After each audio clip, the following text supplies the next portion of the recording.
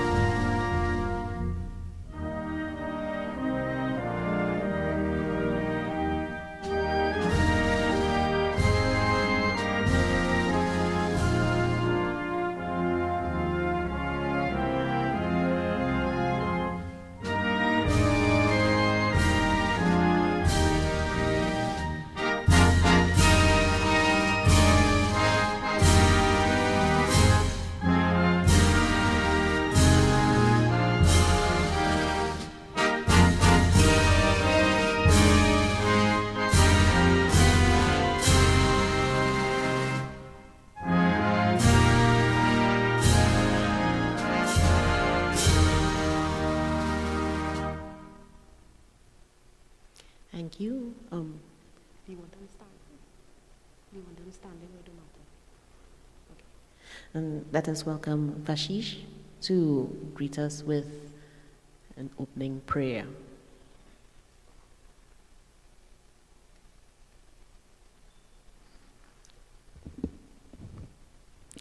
Namaste and good morning.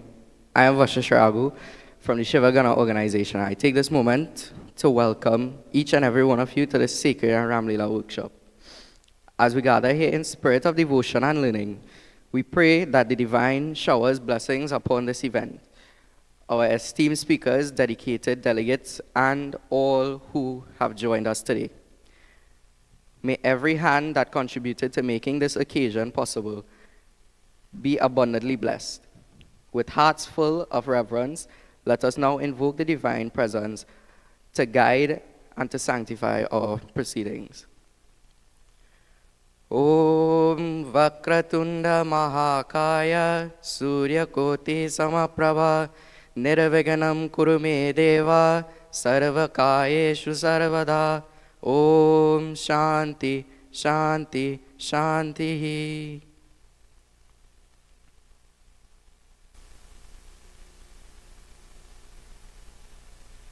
Thank you. It's always important to start these sessions off with a blessing of and invite the divine. You may have your seats. My name is Dr. Kayla Naka Francis. I am the program leader for the Academy of Arts, Letters, Culture, and Public Affairs at the University of Trinidad and Tobago. As a national university, we see as part of our mandate and duty the preservation, promotion, and deeper understanding of the cultural practices and heritage of Trinidad and Tobago. At the Academy of Arts, Letters, Culture, and Public Affairs, we have the Masters of Arts in Carnival Studies.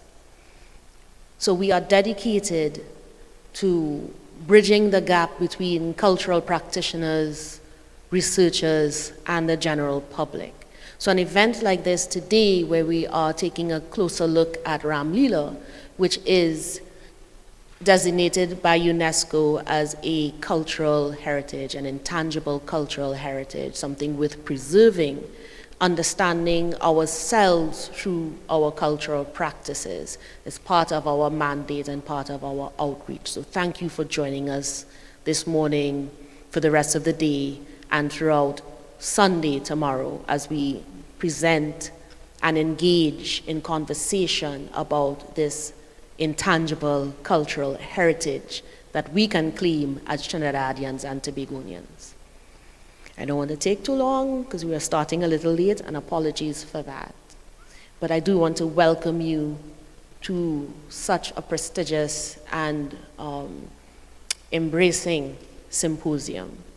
This is not the first time UTT has held a function like this. Hopefully it will not be the last. And I hope you are enriched by the conversations and the presentations and the workshops, so you get a little hands-on experience as well throughout the 2 days that we have the symposium on Ramlila.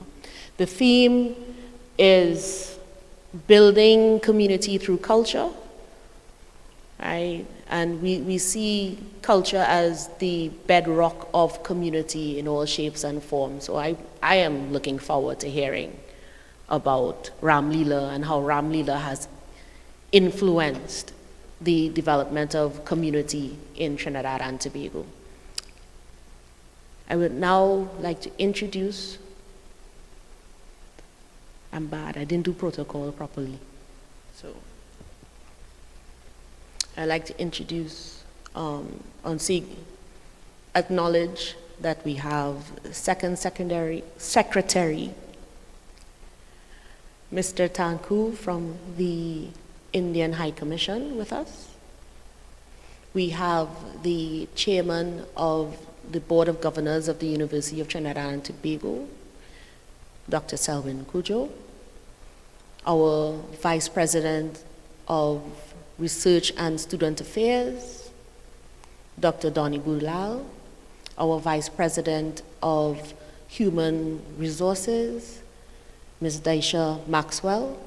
Thank you for joining us. Thank you to all our speakers for joining us. And I would like to turn it over now to our chairman to bring greetings on behalf of the university.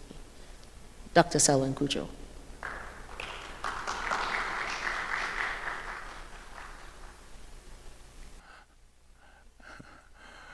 Good morning, brothers and sisters.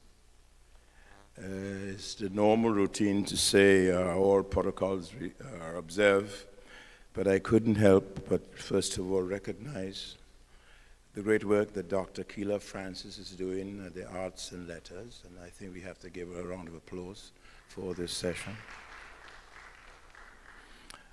Then we have with us our leader in terms of the question of our academic programs, our VP Rasa, who's here. Could you give him a round of applause also? They get a little lively, kind of late and so on, but let's make up for the enthusiasm where we don't have any numbers.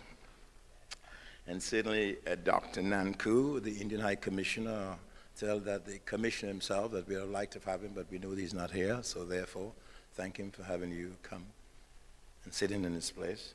And then, of course, we have Daisha Maxwell again, who's again in the person in charge of our HR at of the college or the university. It gives me great pleasure this morning to bring greetings to everyone here on behalf of the Board of Governors of the University of Trinidad and Tobago, particularly at this very important University Ramlila Heritage Symposium. This event, rooted in faith and artistry and scholarship, represents the kind of meaningful intellectual and academic engagements that the University of Trinidad and Tobago seeks to cultivate. It started a long time ago when the Indians arrived here in Trinidad and Tobago in 1845. They brought with them, as every people does, their culture. We are people, we are defined by our culture.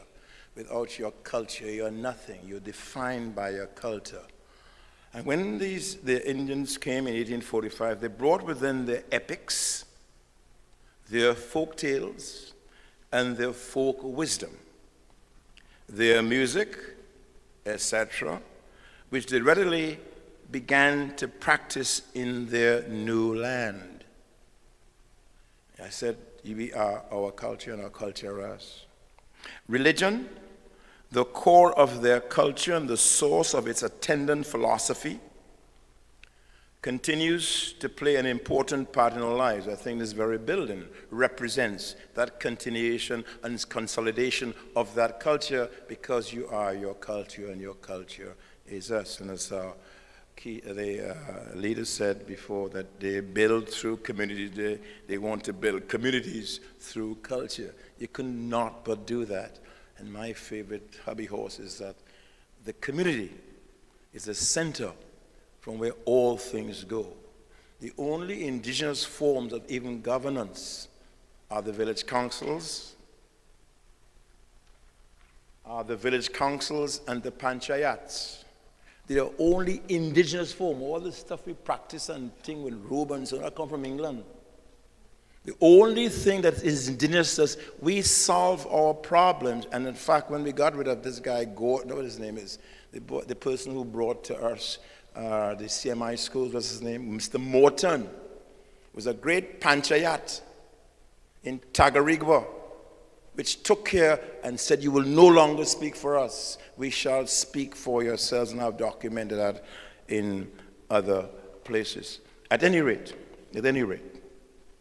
so the question of culture and community is very important, but I'm saying that when in fact the Indians came here, like the Africans and like the Chinese, we all brought our cultures here.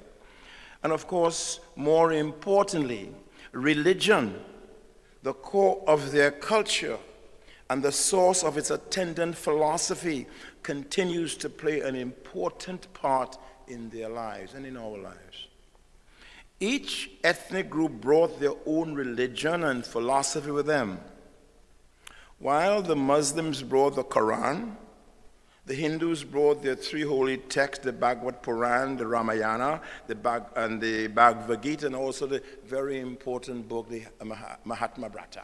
In fact, they brought those books, and of course, the early stories where I have it documented in my other book, where these people in the fields, why this thing is dropping off, in their fields were reciting the Ramayana, in their fields, and this has been documented. They only gave me a few minutes. I don't know why they think what I didn't have to say was important. So, of these texts that they brought with them, the Ramayana had the greatest impact in shaping the literal and social consciousness of these people. In its original form, the narrative was told over 40 days and covered the period from Rama's birth to his coronation, and would be addressed to an audience from a couple of 100 people to a few thousands, each installment of the narrative occupying no less than 3 hours. Needless to say, Indians throughout India performed and read this work, and those who came to Trinidad, of the Indian population, I think 85% were in fact Hindus. The rest would be Muslims and others. Even though the original people, the original Muslims came from Africa. As you perhaps remember, there are very great texts where they're appealing to the government. But at any rate, in terms of those who first came of the Fatal Razak, we know that 85% of whom were Hindus, that the Ramayana, they were intimately aware of and were connected to the precepts of Rama that they practiced in their daily lives. Interestingly enough, the Ramayana was also recited and sung in its varied forms, which I think we'll find here today. Adapted to Australian environment, the Ramlila, a sacred drama depicting the life of Lord Rama, was performed over a period of 10 to 12 days and lasted about 4 hours each evening. Interestingly enough, and I think Derek Walker picked it up in his speech to the Nobel Prize, performed by amateur actors, the story involved the entire community. That's why this emphasis on culture as being central to the community. Community's culture, etc. And the great thing about the Ramayana, it was practiced in all of the villages. But the important thing I'll talk about it just in terms of open air theater. One of the reasons why African culture, carnival, calypso, I'll come to that, these are open air forms, performed in the open air. You go to London, you listen to symphonies, anybody? Or you go to, but we are people who are in the open air. I'll come to that. But at any rate, that it provided, most importantly, a sense of continuity, solidarity, and solace in a strange land. Over the years, This drama was adapted to its local setting, although both its tone and language changed over the years. In fact, when it was performed in the early years, it was performed in Hindi. It's only in the 1880s, the 1980s, it was transformed into English. But generally, the Ramayans and the Ramlilas were in fact performed in Hindi. Most importantly, in V.S. Naipaul's book, A House of Mr. Biswas, I've argued, this is a book that was written by me in 1988, which was, I think, to some degree responsible for Naipaul's Nobel Prize. It's called A Materialist Reading. 1988. How much years is that, boy? 20-something years? So I did it a long time. And of course, in this book, I argued that V.S. Naipaul, A House of Mr. Biswas, a modern literary classic, is nothing more than a creative transformation of the Ramayana in a strange land in the wilderness. You remember the story of Ramlila and going out. Yes, sir? I see you shaking your head. In fact, if you read A House of Mr. Biswas, which I call a modern-day classic, is really a retelling of the story of his people in a strange land, trying to find a foundation. This is what this is. This is what I argued. In point of fact, Mr. Naipaul called me some years ago when I was doing my book at 8 o'clock at night on a Saturday night and said, Professor Cutcher, I hear you trying to speak with me. My wife tells me that you want to speak. What do you want to speak with me about? So I go down to Trini. I said, well, Mr. Naipaul, you know, I'm writing a book about you and so on and so forth. But in point of fact, he was very much aware of what he was doing. The Indians of Trinidad and Tobago took to performing the Ramlilas an open-air reenactment of the Ramayana, and I think it's important for the performing arts and so on, that they brought mainly from the United Province. It was the greatest festival in the late 19th century and the early 20th century, as Professor J.C. Jha explained in his book, Indian Heritage in the West Indies. I'm sure scholars of UWI would be aware of Dr. Jha's work. Very important. For Indo-Trinbagonians, the performance of the Ramlila constituted a vital intellectual and cultural sustenance upon which their existence in Trinidad depended.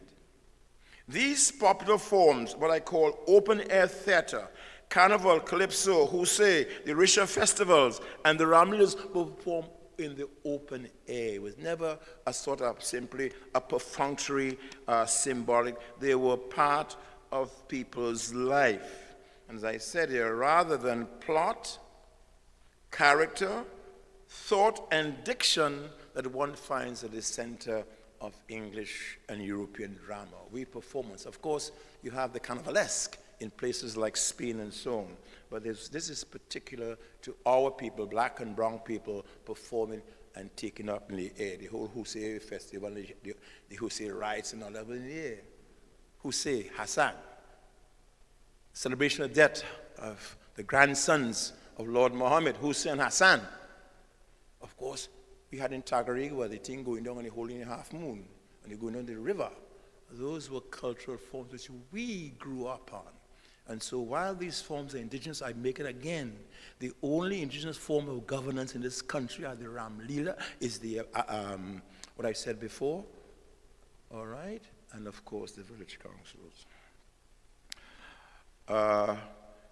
So through these practices, Africans and Indians constructed a way of life that evaded white surveillance.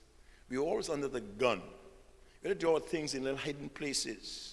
You know, they even banned Shouter Baptist and all that kind of stuff. Because what we do was quote-unquote hedonistic and vile. So, in fact, our culture was practiced as a way to evade white surveillance.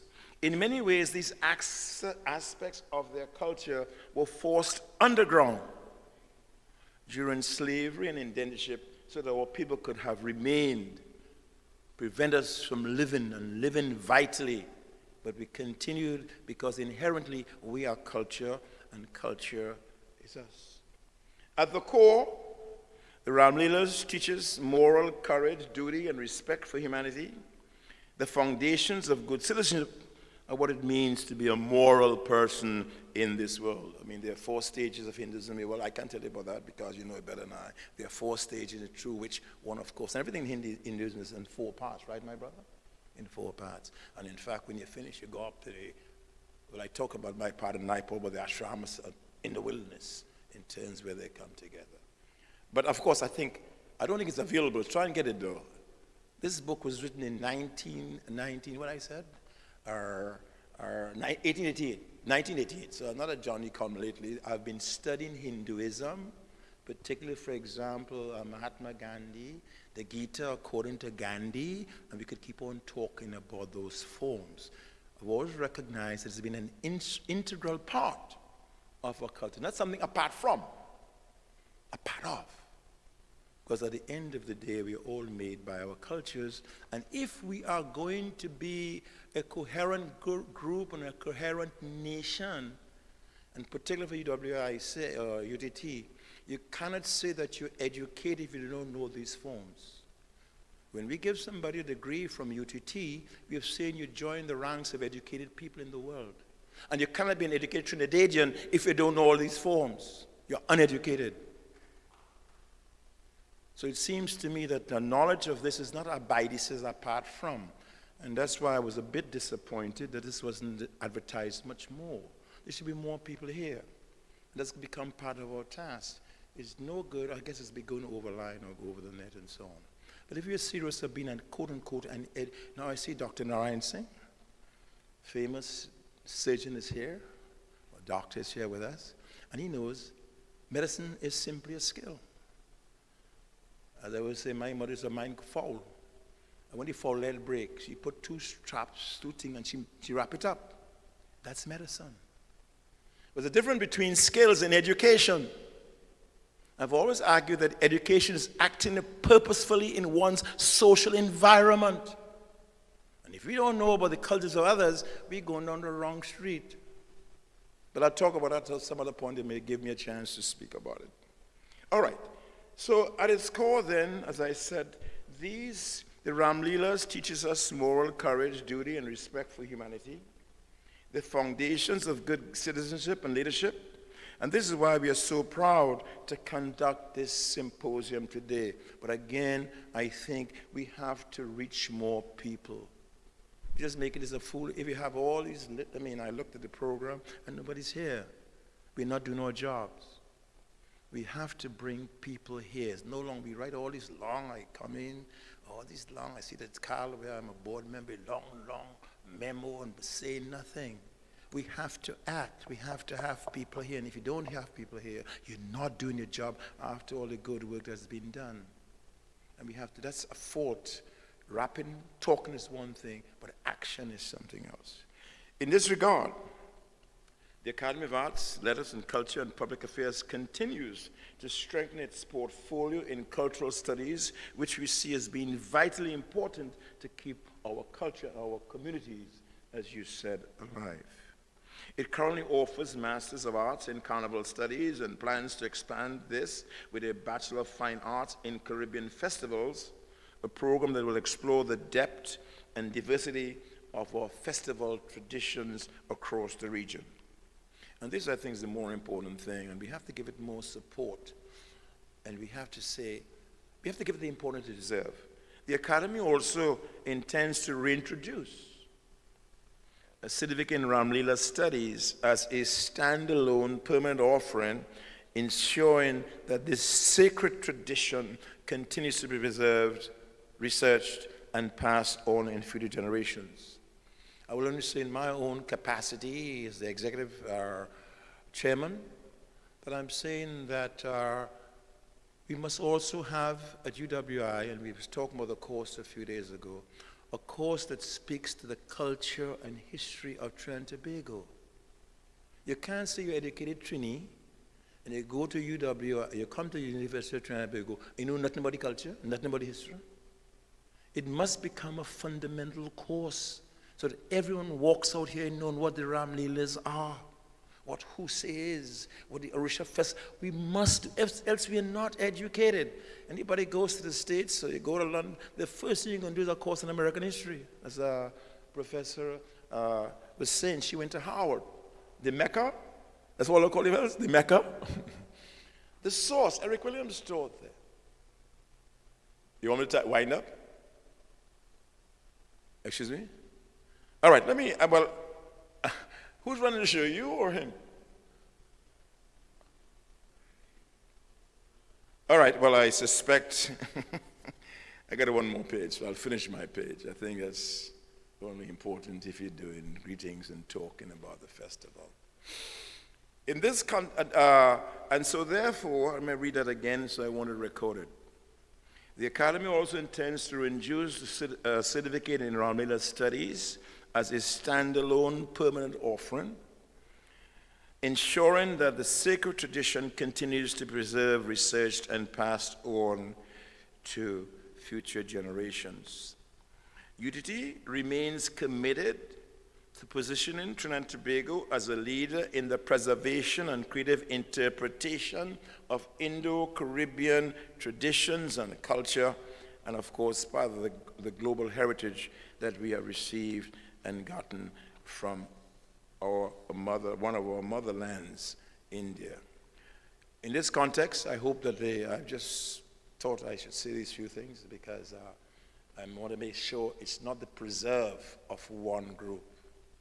Hinduism is not the preserve of one group. It's the preserve of all of us. And so in this context, a conference like this is very important to begin to sensitize us. It should be a much more mixed audience. We've got to go out and get the audience. We can't simply speak to ourselves. So in this context, welcome. I hope you enjoy the conference, and may all the speakers have the guidance and wisdom to guide us through trying to understand this very vital part of our culture of Trinidad and Tobago, which I think is both multicultural, but we must know one another. If I don't know your culture, I don't know you. And when Sat and I got together, we didn't know much about Hinduism, we didn't know about we fight, but became friends because you understand one another and others understand you. Welcome, enjoy your conference. I hope to share some of the seminars with you. Thank you so much.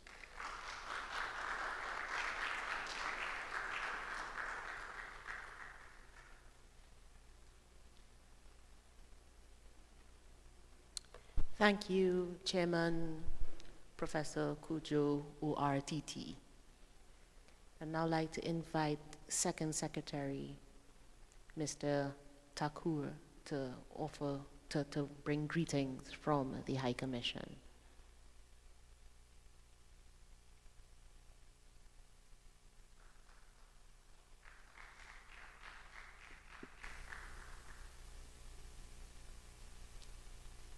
Distinguished all guests and all dear friends, Namaste and Sitaram. Last month, I attended one event conducted by UTT in San Fernando campus, the Diwali function, which is quite popular here. I saw certain things that I find common between India and Trinidad and Tobago. Excitement in celebration of Diwali and deep faith in Ram, Lord Ram. Ramayana, the story of Ram. Now, why I mentioned Diwali, I see the influence of Ram. Diwali also owes its origin to Lord Ram. It is believed that when Lord Ram returned after defeating Ravana to his motherland, his birthplace Ayodhya, people were so happy, people loved him. People were so happy that they lit diyas, the lamps, on his return. And it is believed that it is the starting point, the origin of that festival, Diwali. I remember one thing, when I was a child, in school, television had just started entering our homes in small cities, I'm saying. So the government and these producers, the filmmakers, they thought which story they should show to people. We should not only entertain them, but which should also inspire them, which should teach them certain values. And they thought of this story of Ram, that is Ramayana. This Ramayana was the first story that was telecast on television for people. And I remember roads became desolate when this serial was being telecast. People just got glued to TV and just watched it. Such is the influence of this story. Ramlila, as we know, is a dramatic presentation of the story of Lord Ram. Friends, when we talk of culture and cultural values, celebration of a festival is also part of cultural value.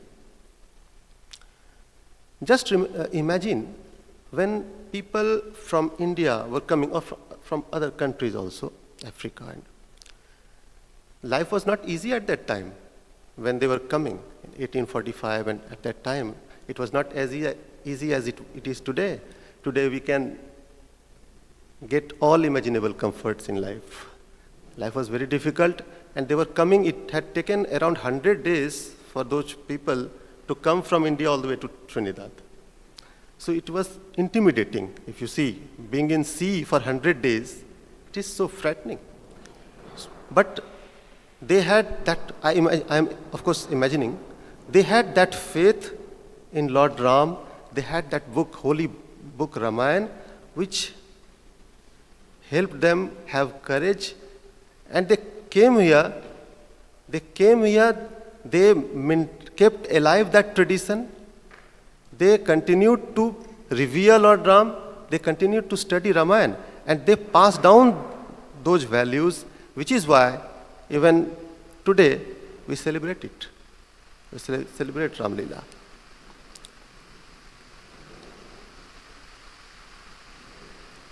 Seems it's raining. So I wish this symposium on Ramayana a grand success. May the best ideas emerge from this symposium and benefit our society at large. Thank you. Thank you very much.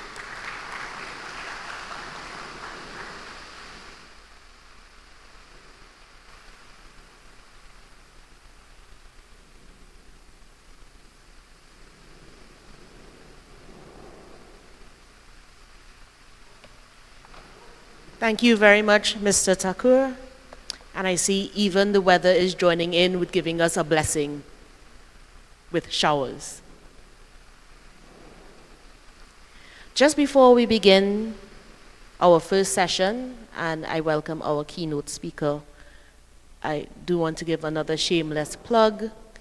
Let you know, part of the reason we're having this symposium, apart from the very important preservation and dissemination of information about Ramlila as our intangible cultural heritage, we're also gathering information leading up to us putting this out as a certificate program at the Academy. So please, before you leave today, please, please, please fill out the survey so we can collect information, so we can have the kind of quantitative backing for launching a certificate like this. Today we have the honor of starting our proceedings with a keynote speech from Dr. Sharian Singh. Dr. Sharian Singh is a lecturer of Indian Diaspora Studies and Indian History in the Department of History in the University of the West Indies, St. Augustine. She specializes in the social, religious, and cultural transformation among Indians in Trinidad and in the Caribbean, in Hinduism and the Ramayana tradition in the Indian diaspora, and on the Indian indenture system. She has held fellowships at the Center of the Study of Culture and Society in Bangalore, India, and in the University of Warwick in the UK. She has earned the Young Caribbean Scholar of the Year Award from the George Bell Institute of Queen's College, Birmingham, in UK in 2004. In addition to many published articles, her monograph, The Ramayana Tradition and Socio-Religious Change in Trinidad, 1917 to 1990, was published in 2012. She is currently head of the Department of History. Today, she will be presenting Crafting Community and Culture Under Contract, the Ramlila under the System of Indian Indenture. Please give a round, warm of applause and welcome to Dr. Singh.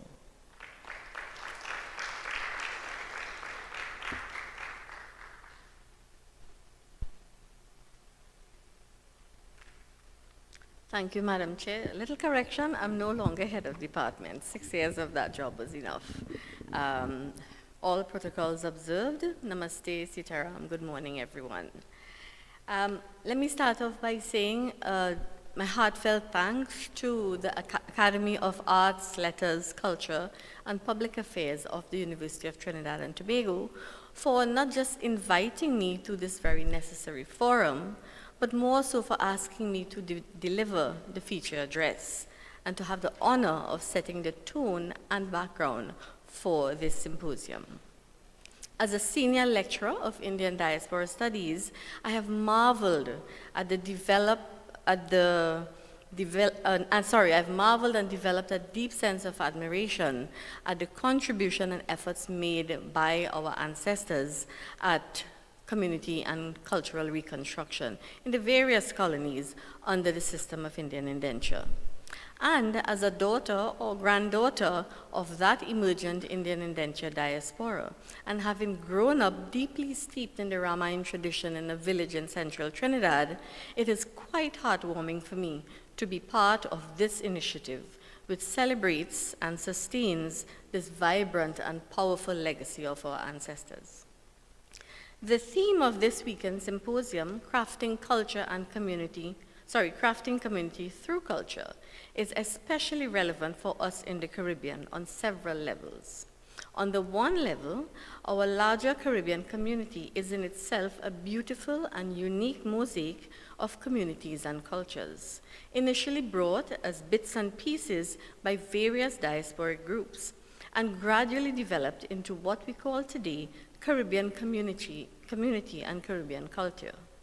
By the same process, each country of the Caribbean also boasts its own unique brand and flavors of community and culture, and carries its own specific narrative of the crafting of those communities and those cultures. Within Trinidad and Tobago's multicultural society, we can definitely identify certain agents which have, over the years and even over decades, facilitated this process of community crafting. Therein, however, the Ramlila towers as a most deep-rooted and long-standing Hindu cultural phenomenon that facilitated community development within the Hindu community in Trinidad and Tobago and the wider Caribbean. Today, we have a lot of presentations, and they will collectively deal with many aspects of the Ramlila and community crafting. However, my paper will deal with the Ramlila specifically under the system of Indian indenture. Transported in the memories and hearts of our forefathers from the Bhojpuri belt, which was soaked in the Ramayana and Ramlila traditions, it was almost inevitable that the Ramlila would be the very first and most visible Hindu cultural tradition and religious tradition to emerge in several of the British West Indian colonies, which had employed the system of Indian indenture. There were several reasons for this. Firstly, most of the indentured laborers came from the heartland of Ramlila in India, the Bhojpuri belt of the Uttar Pradesh and Bihar regions, with a substantial number coming directly from Sri Ram's actual birthplace, Ayodhya, and neighboring districts such as Basti, Faizabad, Lucknow, Ramnagar, and Gond. So they were essentially already living and breathing the Ramlila. Secondly, on the estates, Sri Ram's Leela, or life story, would become most crucial to the survival of the indentured laborers. since they very quickly began to see their own experience of indenture as a parallel to Sri Ram's experience of exile. He had to leave his home of Ayodhya, and they had to leave their motherland, India. He was exiled for 14 years. They were contracted for 5 or 10 years. He was bound by his father's word. They were bound to the contract that they had supposedly agreed to. He suffered tremendous hardship, as they did also. And it is this parallel that will provide the much-needed solace, comfort, and moral support in their darkest times on the estates. The integrity, dignity, and strength with which Sri Ram dealt with his exile served as probably the strongest blueprint for the indentured laborers to deal with their own exile of indenture in a like manner. Thirdly, the memories of Sri Ram's Leela were kept alive on many plantations on almost a daily basis, when after a hard day's work, many would come together and chant verses and narrate stories from the Ramayana from memory. And fourthly, by the 1880s, the bulk of the indentured laborers had made the choice to stay in the colonies, which would then initiate the process of active community and cultural reconstruction, especially since many were opting to leave the plantations to start life afresh on the lands which had been granted, they had purchased, or had leased. And although the Ramlila was already being staged on several of the estates, it would really flourish as a community celebration in these early communities in a more sustained manner, developing simultaneously with the emergent communities and as a fundamental part of Hindu cultural reconstruction. It must be noted that life on the estates did not facilitate the crafting of community or culture.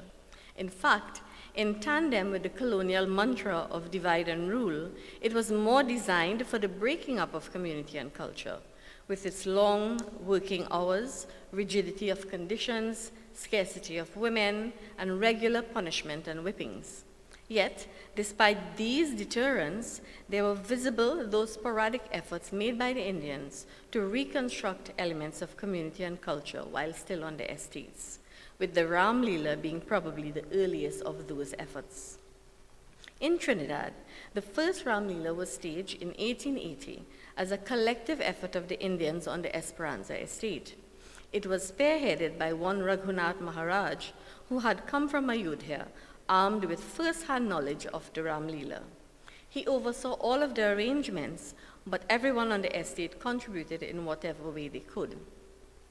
This first Ramlila could have only materialized as a collective effort because of the very nature of Ramlila as a dramatic performance that requires a group, and because no one person had the resources, skill, or time to stage the performance on his or her own. In this way, the very first Ramlila facilitated the crafting of community by bringing everyone on the estate together and feeding off a collection of their skills and resources. The thought of charging fees for any service to the Ramlila never crossed anyone's mind. Individuals would walk around the estates and later on the villages and communities with a thali or tariya to collect donations. But even pooled together, financial resources were scarce. What actually made the Ramlila a reality were the various non-financial contributions and efforts of the community.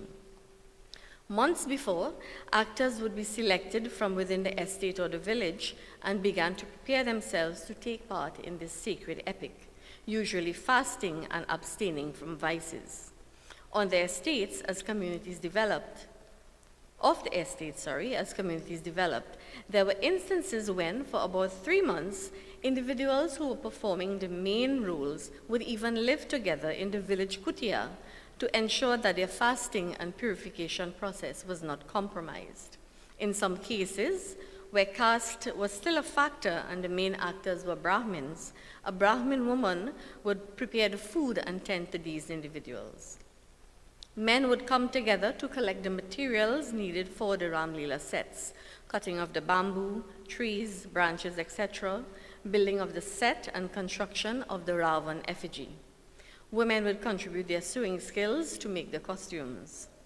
An important point to note is that in many of the communities, non-Hindus also assisted in the organizing of the event, and some even took part in the performances, a direct reflection of how deeply steeped the Bhojpuri belt was in the Ramlila tradition, and of the pre-partition consciousness that defined Hindu-Muslim relationship during the period of indenture. Reflective of the dire economic conditions of the Indians on both the estates and early communities, all of the physical trappings of these early Ramlilas were simple, modest, and often quite sparse. On the estates, a portion of ground, usually not being used for cultivation, would be cordoned off, cleaned, and consecrated with puja or prayers some days before the Ramlila began. The set and props were all made of naturally occurring materials such as dirt, branches, leaves, stones, and sticks, and were decorated with leaves, fruits, flowers, and coconuts. It was only much later, as the villages grew and prospered, that more fancy decorations incurring a cost, such as those made with crepe and kite paper, would be used. Both on the estates and the villages, the atmosphere during the actual performance of the Ramlila would be a very charged one.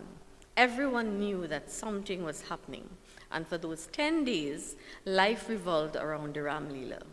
Since there were no days off on the estates, men and women would hustle to finish their day's work on the field. Women would also hurry with domestic chores. The few children who were attending schools would sometimes be let off early, all to ensure that they attended the performance every day from beginning to end. Ramlila was truly the nucleus of life during those days, generating a degree of social cohesion within communities that would endure beyond generations and would further the process of community crafting. But this social cohesion went beyond the boundaries of a specific estate or village. Since not every estate or village would host its own Ramlila, it became the norm for people to travel to those villages which were having Ramlilas. Many couldn't travel to the estates because they were not allowed off the estates without written permission, and that was only granted twice per year. So this movement of people from village to village to Ramlilas happened when they moved off the estates. And since getting from village to village then was a long, arduous journey, it was common for these visitors to the Ramlila villages to stay there for either the entire duration or part of the Ramlila. And the host villages and villagers welcomed them with the wholehearted warmth of their Jahaji Bhai bonds. In this way, the Ramlila became the earliest agent of interaction and cohesion between and among communities, transforming the process of community and cultural crafting from one that occurred earlier in isolation within the village to one that would be defined by a growing, wider network of villages and communities, paving the way for a Hindu community and cultural identity in a much, much broader sense. The sanctified cordoned-off ground was where the Ramlila would unfold. No stages as we know them now would be constructed. The only constructions would be the very small sheds or huts representing the main locations in the story: Ayodhya, Lanka, Chitrakoot, Janakpuri, and many times these would be used interchangeably.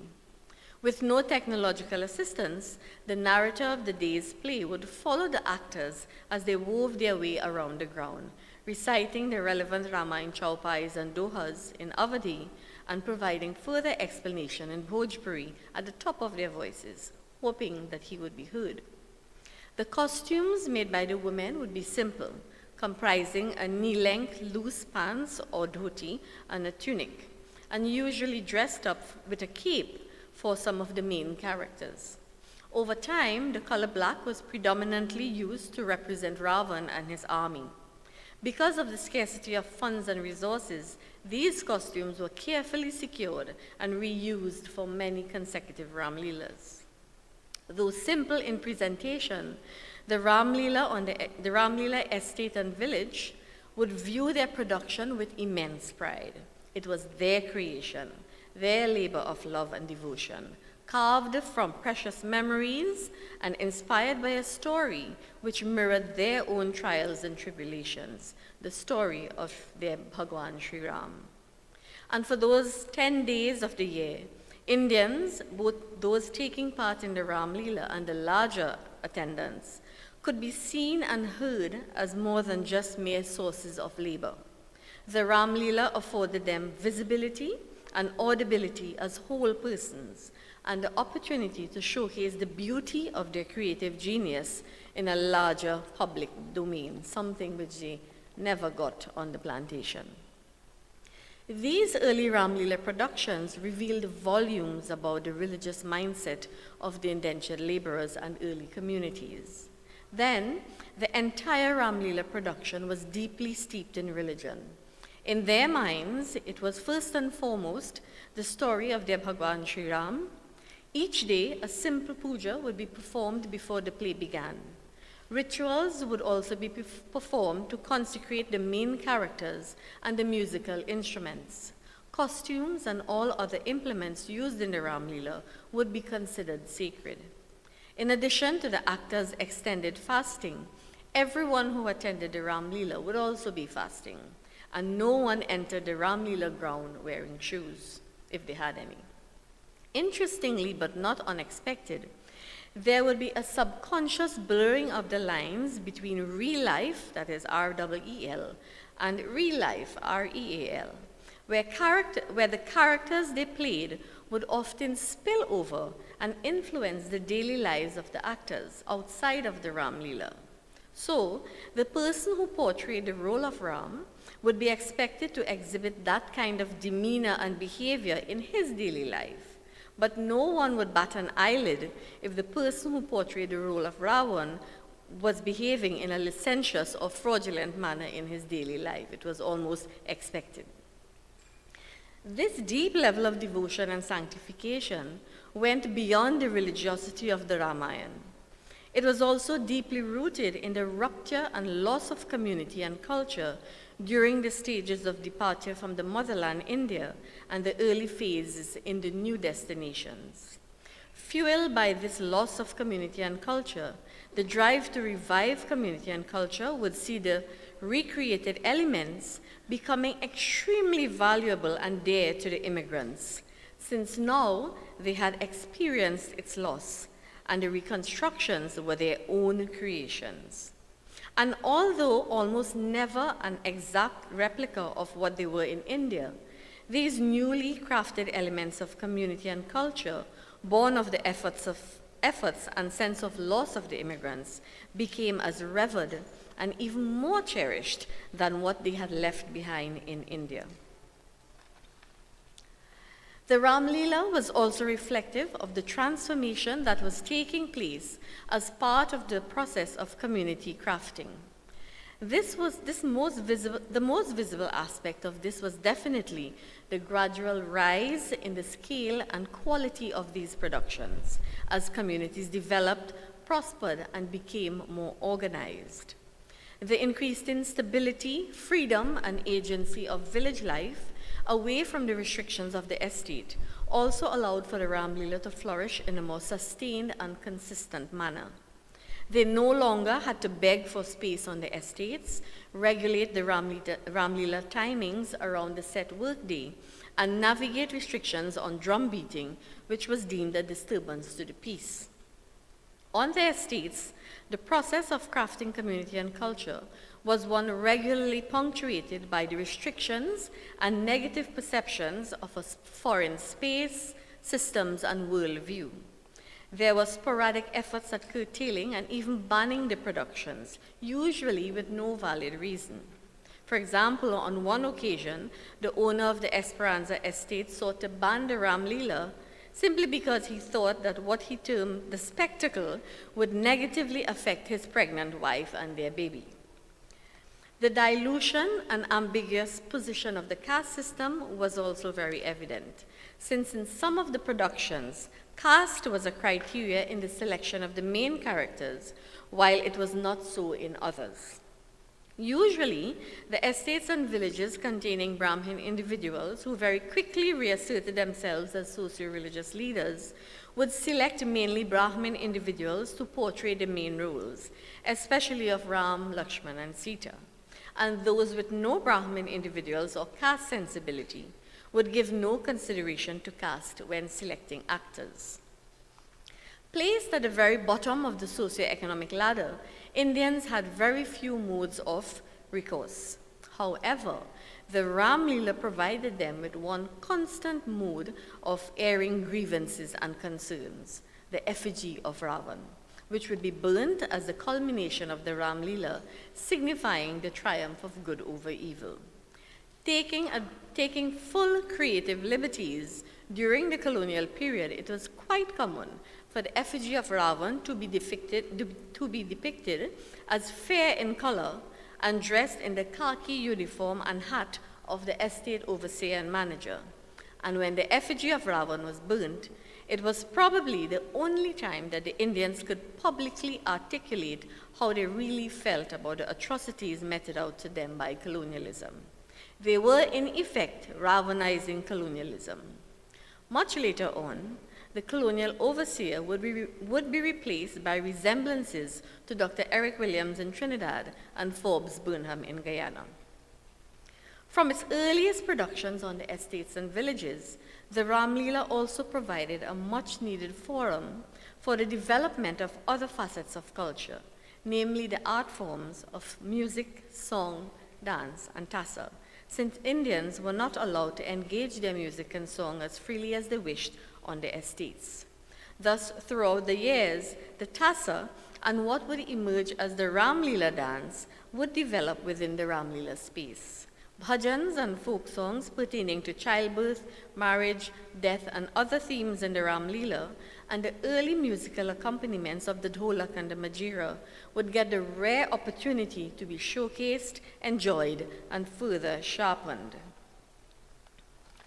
Nobel laureate Derek Walcott referred in his Nobel acceptance speech to the Ramlila performance as both a metaphor of history and a vital aspect of the Indian attempt at community and cultural reconstruction within the Caribbean diasporic context.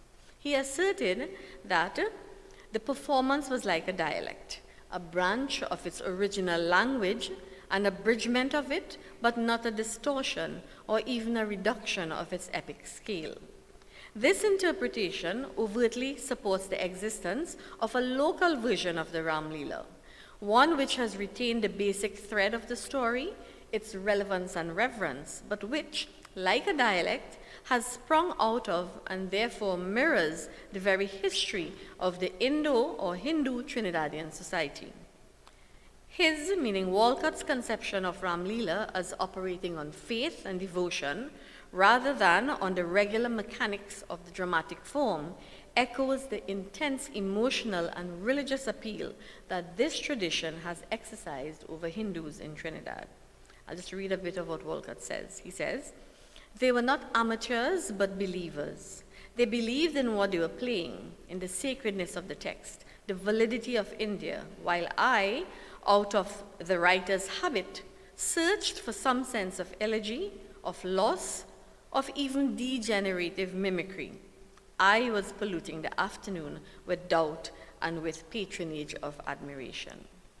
Therefore, drawing from Walcott's analysis and my brief presentation, it is abundantly clear that the Ramlila stands as the earliest cultural agent and manifestation of the crafting of community during the period of Indian indenture, a function that is as outstanding today as it was 145 years ago. Thank you.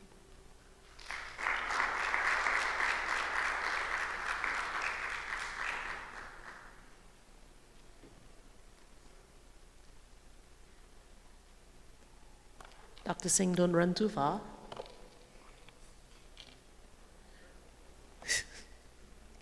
I think we are all appreciative of the opportunity to ask questions based on your speech. So if you would indulge your audience, if you have any questions for Dr. Singh, please, there's a microphone in the middle aisle. You can ask your questions for clarification, further understanding. One of the joys of a symposium is that it's an opportunity to question the researcher and get further information and enlightenment. So please, if you have any questions for Dr. Singh.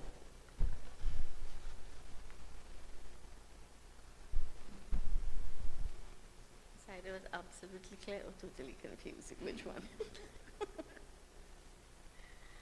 Don't be shy.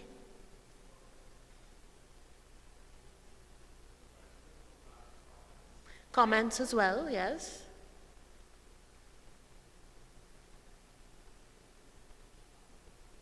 Okay. Thank you so much, Dr. Singh.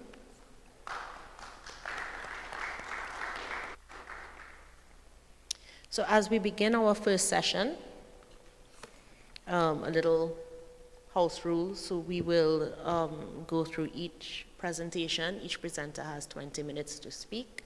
And at the end of all the presentations, we will be open for question and answers. So if you got a packet from the registration table, there's a little notebook. So please feel free to take your notes. Jot down any of your questions. And at the end of the entire presentations, we will open for question and answers. This is just to facilitate time as we started a little late. So I will, with no further ado, let me call up the first presenter, Dr. Darren Dukiram. Has been a physician for the past 20 years, is a specialist in the field of emergency medicine, and is a certified healthcare project manager. He holds a master's in business administration, master's in internal affairs, internal or international? Yeah, thank you.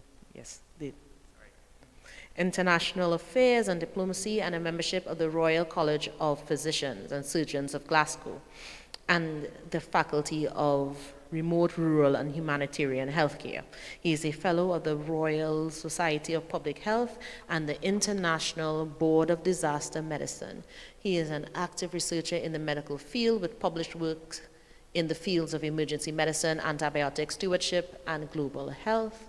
Dr. Dukiram has been head of the Accident and Emergency Department at the Sangre Grande Hospital since August 2022 and has acted as medical director. Foremost, he is a proud resident of the Sangre Grande area in Trinidad and Tobago, where he attended the Hindu primary school at a time when Ramlila was launched. He remains an advocate for social justice through the National Medical Association and various volunteer organizations.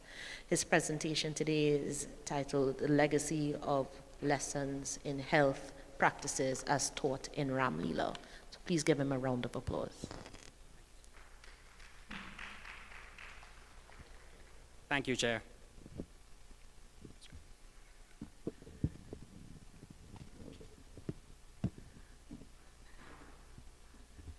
So as I listen to my own bio, the first thing I would like to say is that I really am where I am because of my parents, and I'm thankful that my mother was able to make the journey here today. Thank you, Gancham. Gancham did promise to clap for me at the end of this presentation, so I will hold him to that.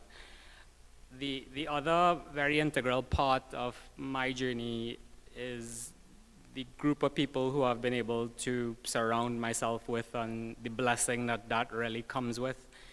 And to see Professor Narayan make the effort to come here to listen to me talk is a very humbling experience. And that is to take nothing away from the two just brilliant people who have just spoken, and to speak after Professor Selwyn Cujo, who deserves a round of applause for his award of the Order of Trinidad and Tobago, and Dr. Singh, who has in one session enlightened me on the importance of this topic, really puts me in a precarious position to speak after them. So I'll do my best to make good work of what we have today. As I speak about good people, I'm really delighted to have done this work with a few of my colleagues who you'll see here. We really sat and put some deep critical thought into our topic, which is what are the health lessons that are taught by Ramlila and Ramayan. And all of us as practicing physicians really, pay homage to the great book and to the things that we have been able to learn that have honed our practice into what it is today. It really speaks to our journey as healthcare providers in different fields. Thanks. Next slide. So what I want to cover today is illustrated here. I don't know if that's projecting very well, but we're going to talk a little bit about the background and then a few of the health-related components that I will speak on as we go along. But really, we think about Ramayana and Ramlila and the lessons that we've been exposed to since we were kids, and it is compassion, it is faith, it is wisdom, it is strength, and those are the things that really drive us as people, drive us as communities. And I could tell you, that's why I put that in, that I attended Sangre Grande Hindu School. I am very proud of that. To today, I am very, very proud of that. It has molded me from a point of childhood to where I am now. And I stand on the greatness of all of those people like Mr. Premnath Gupta, who's in the audience today. So we will speak about each one of these, but you think about those and they're applicable in all aspects of life. And really you think about health and the delivery of healthcare, compassion, faith, wisdom. These are the things that are expected from the healthcare providers. And these are the things that I believe really drive each and every one of these. Next slide, please.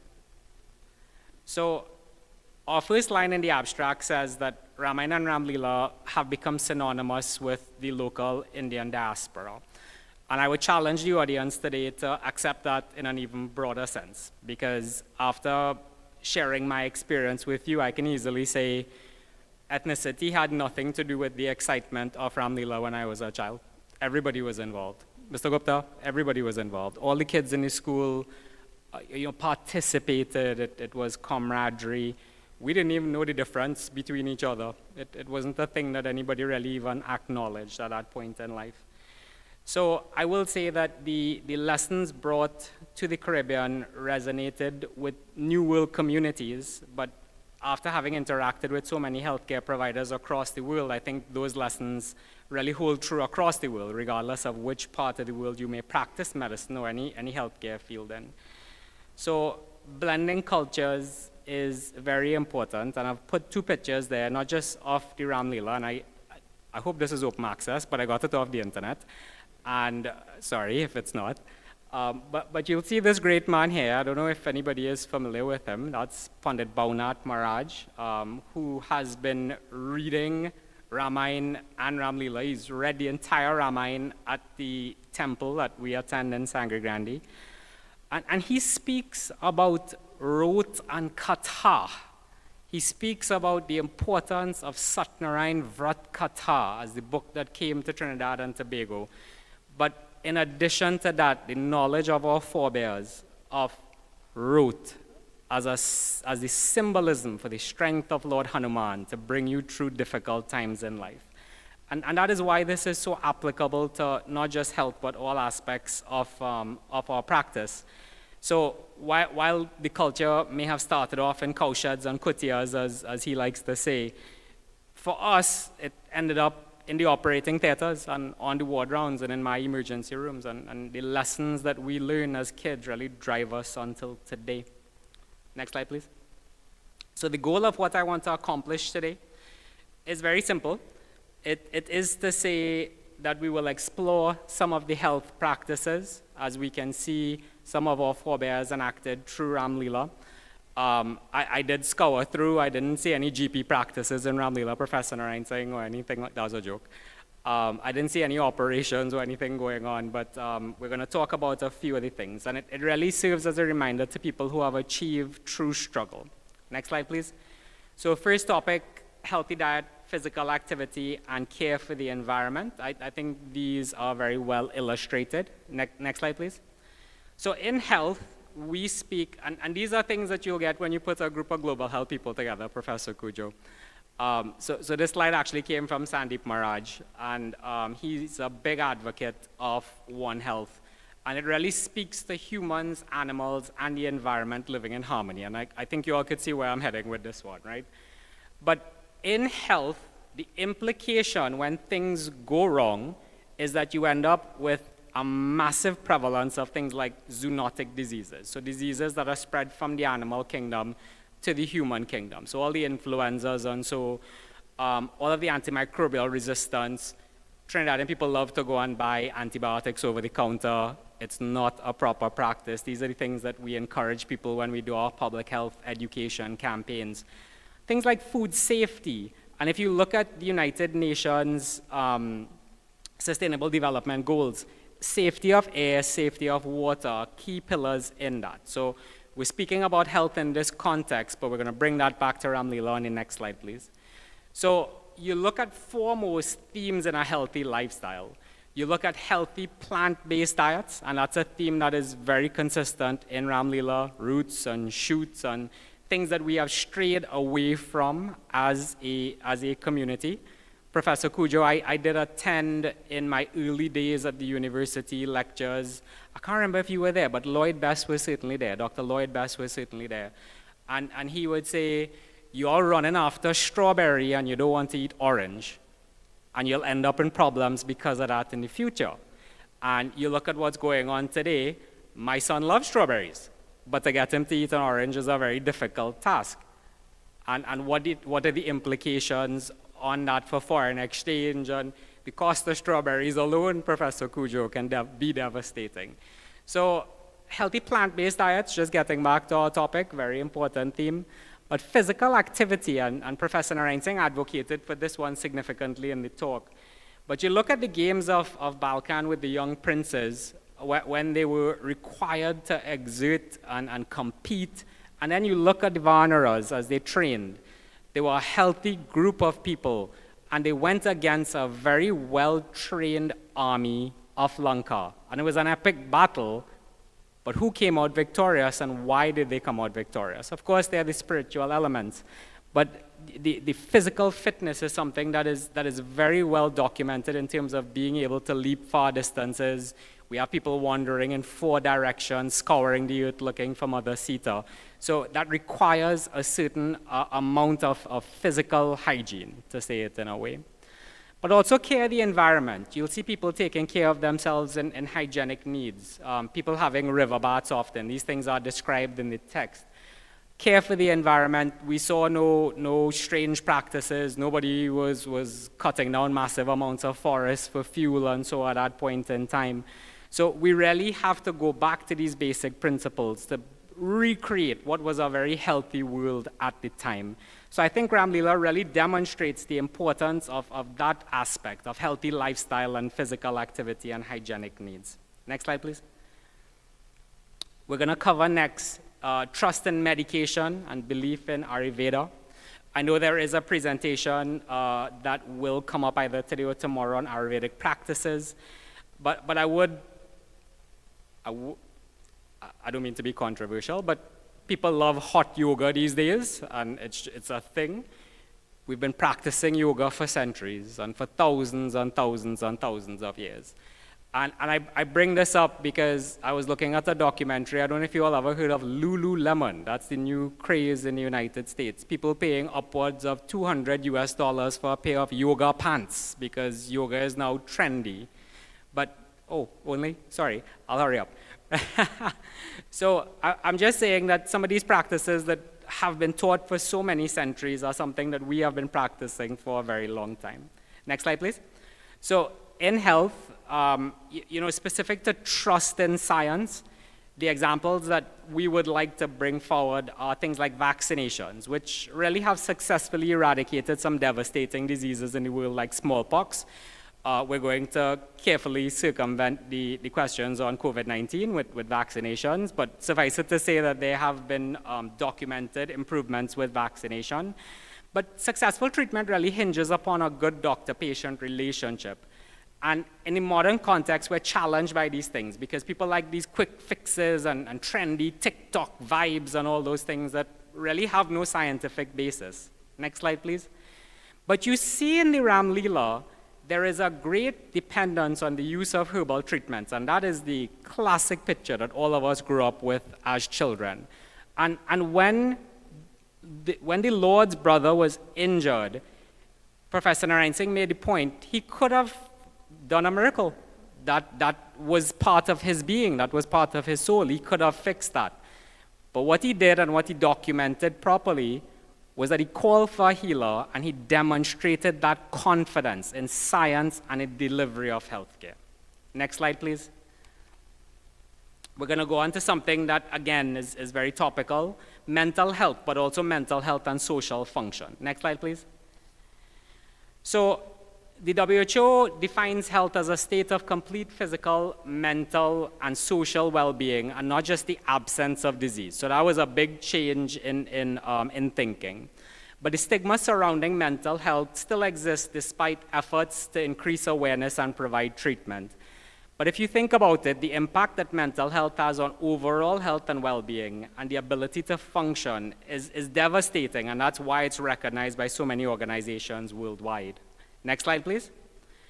So in Ramlila, there are significant explorations into the themes of mental health, and you could see that in ways that, again, just to use the word devastating, there's intolerable grief when the Lord is banished.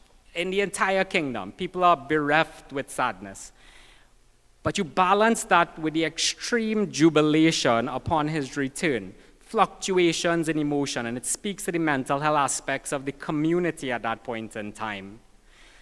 And when you look at the themes of social function, the debilitating impact of the blind couple who lost their son to the king's arrow early on in the text, it says to you that people have a responsibility for their older relatives. And that's something that we've gone away from as a society that certainly must return. And the overall theme of being able to cope with grief and resilience, they're parts of the text that speak to the sadness of the Lord as he's banished and he's wandering when Mata Sita is taken away from him. So certainly a very important point. Next slide, please. This is one of my favorites, ethical principles and equity of care. Next slide. We are driven by these key pillars. So we talk about autonomy, justice, beneficence, and non-malfeasance in healthcare to be able to provide care that is equitable. And if you look at this slide, I love this. Just please give me a minute, even if I cross the extra. But we look at things that block access. And in healthcare, that's the word that we use, the block to access to care. And that exists. So you look at far removed, vulnerable communities, and the reality is that the people who don't really need it have a lot. So the people who live in areas where they have multiple health centers that they could go to, they don't need anything extra, but yet still when things are divided, they get extra. So they end up being able to look at that cricket game well over the fence, well over what they need. But in reality, the people who are vulnerable actually struggle. Equality is giving everybody the same. So if everybody gets one box in that second picture, some will see, some didn't need it in the first place, and some will not see because it's not enough to help them. Equity says that you give people what they need. And if you look at that third picture, it is giving appropriate number of boxes to the people that actually need them. But the justice here is the removal of the access block in the first place. That is tearing down that wall. To use the words of a great man, tear down that wall, so that everybody could see regardless of their state and position. And we have to learn how to combine not just the science, but understand the social function in medicine to allow that to be the art of practice. Next slide, please. So in Ramlila, we looked at some of the ethics, and you look at Dr. Sushain, who actually emanated from that camp in Lanka, in Rawan's army, to willingly deliver his expertise to cure his adversaries with the consent of Rawan. Rawan did not say, no, you can't do that. Rawan said, go heal. Your job as a healer, go heal. And that is what we need to get back to. We spoke about it a short while ago, but care and empathy for the elderly and for parents, and that is demonstrated again consistently throughout the text. So yes, when we look at things, when we are faced with complex scenarios and situations, we speak about autonomy, justice, beneficence, and non-malfeasance, but it really is in the context of equity and the appropriate delivery of that care. Next slide. You all may recognize that handsome gentleman in that slide. I will say that several generations after the arrival of the first immigrants, their descendants are now some of the foremost respected clinicians and academics in all health fields. And my journey that I referred to initially, at the beginning of medicine, these are the great men that we were exposed to. And this is not ethnically biased in any way at all. This was across the board. Professor Narayan Singh taught me, but Professor Bartholomew also taught me. And these are the great men that we were exposed to that led us to this point. And at the end of that journey, these are the people that we still end up respecting that will show up on a Saturday morning because he appears on this paper and he has pushed us to be able to do this and integrate into our society.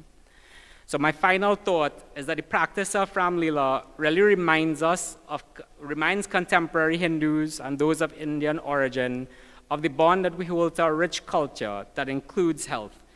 But on that final point, I will say, and I draw reference to my experience at the Sangre Grande Hindu School, that it's certainly an amalgamation, and regardless of ethnicity, just like everybody got along then, we as healthcare providers all get along now, and there is no distinction between anybody. And I thank you all for the opportunity to speak today. Thank you, Gancham. I stand ready for questions. At the end, sure, no problem. Thanks again.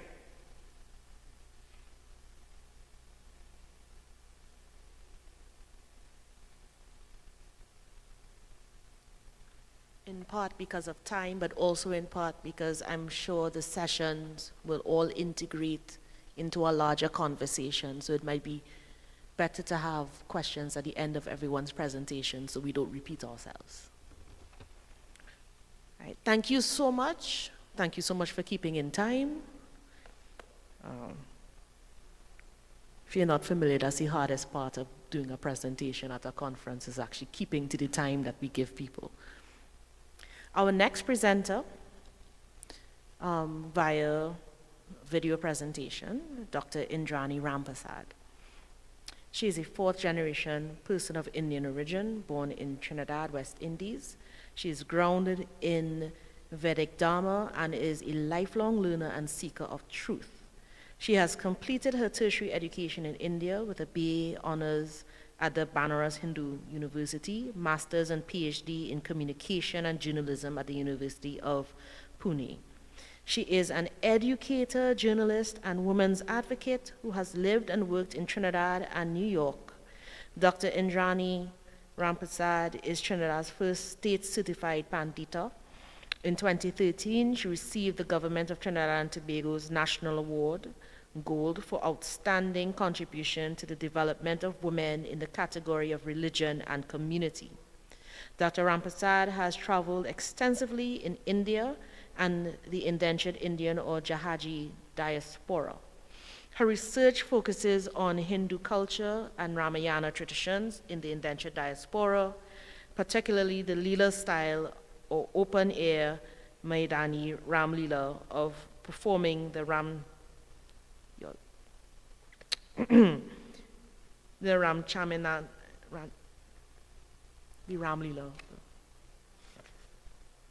Yo, please excuse. I'll blame the glasses. In North India, Trinidad, Guyana, Suriname, Fiji, and Mauritius. She was the Senior Research Fellow in Ramlila Studies at the University of Trinidad and Tobago and has published in encyclopedias, journals, and books. As a member of the Research Education Committee of the Ayodhya Research Institute in India, she has initiated and collaborated on several global training workshops in Ramlila-related skills. Her presentation this morning is entitled Ramlila, the Making of Community in Trinidad, West Indies. Namaste, Ram Ram Sita Ram in the tradition of the ancestors. I'm speaking about Ramlila and space. When indentured Indian laborers were transported to Trinidad between 1845 and 1917, they settled in communities after indentureship ended. As a new diaspora in an alien environment, they did not have their homeland's social structures, temples, ritual, and sacred spaces. They engaged the imagination process, a process that is creative, emotional, and symbolic, to envision a new home, a new identity and community beyond the limits of geography and history. Ramlila was not a nostalgic survival, but an act of cultural invention, a creative reimagining of Indianness in a new world through the embodied art of theatre. In the aesthetics of the open-air Ramlila, the Aharya Abhinay refers to objects used to stimulate the performer and audience for experiencing emotions and for getting meaning. In this case, it would include, for example, the open air, sacred space, costumes, makeup, sacred objects, and other similar properties. The Aharya Abhinay helps to evoke the rasas, or the emotional essence or feeling experienced by the audience, which is the ultimate goal of the performance. When Tulsidas wrote the Ramcharitmanas, the open-air Ras Leela, the performance of Krishna's Leela, was already popular in North India. Late medieval North Indian life was rich in performance traditions of a mainly local and oral character. These arts, including the theatrical, went into eclipse during the period of cultural redefinition and reform that happened in the late 19th and early 20th centuries in Bharat, in India. This suggests that the Trinidad open-air Ramlila, which came in the mid-19th century, would reflect an older village tradition in North India than present-day proscenium-style performances in North India. That is the Leela taking place on the stage. So earlier, before that, it would have been more common in the villages to have the open-air Ramlila, Maidani Ramlila, where the performance takes place on Dharti Mata, on the earth. This traditional style of Leela is a collective ritual performance characterized by devotion, discipline, and dharma, sacred space, sacred time, ritual purity, and community participation. All this happens in the open-air Ramlila. Ritual purity, the space is ritually purified. We do it in a special time, sacred time. The entire performance space on Mother Earth has symbolic meaning. The sacred geography of Bharat is replicated, linking the cosmic and the local landscapes. The Ramlila ground is a map of the India that tells the sacred narrative of the Ramcharit Manas. So this ground is a map of that story being told. The space and setting are not just physical arrangement, but an act of ritual creation, transforming the everyday, the mundane, lifting it to the level of the epic. Unlike the indoor or proscenium-based Ramlilas, the open-air Maidani Ramlila transforms the entire open space into a sacred geography, mirroring the Ramcharit Manas. Now, when this was brought to the Caribbean, coming to the Caribbean, with a deeply ingrained religious worldview, the Jahajis met unconsecrated and therefore uncosmicized space. This space was not consecrated.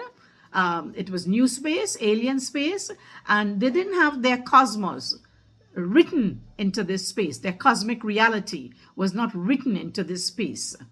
Living in an alien environment and under conditions of neo-slavery, they needed to locate themselves in the sanctuary of their real world. They had a real world, a sanctified cosmos, like that of the Devis and their Devatas, because this religious nostalgia expresses the desire to live in a pure and a holy cosmos, as it was in the beginning, when it came fresh at the time of creation. They want to, relive that. They want to have that space become pure as it was in the beginning. For them, that real world would have been the India, the Bharat, from which they came. Very early, almost immediately, they would have sought to fulfill the ontological need to be. They had to be who they wanted to be, who they are. And to do this, they would cosmicize their space through various sacred rites and rituals. The cosmos that they know, the three lokas and so on, they would reenact that. They will bring that and their sacred rituals into this new space.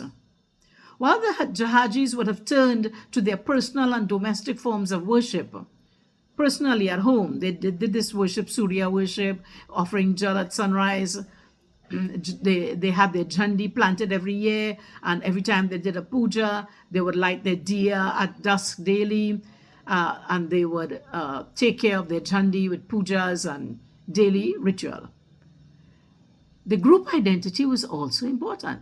So they had their individual identity, their individual expressions of being sacred in their home environment. Their very home was also made sacred. Before you build a home, and when you plant the jhandi, a puja is performed. That whole space becomes sacred space. But they also realized the need for communal gathering. So the Ramlila consolidated this kind of communal ties, community. The Ramlila was a village coming together to reenact this sacred event.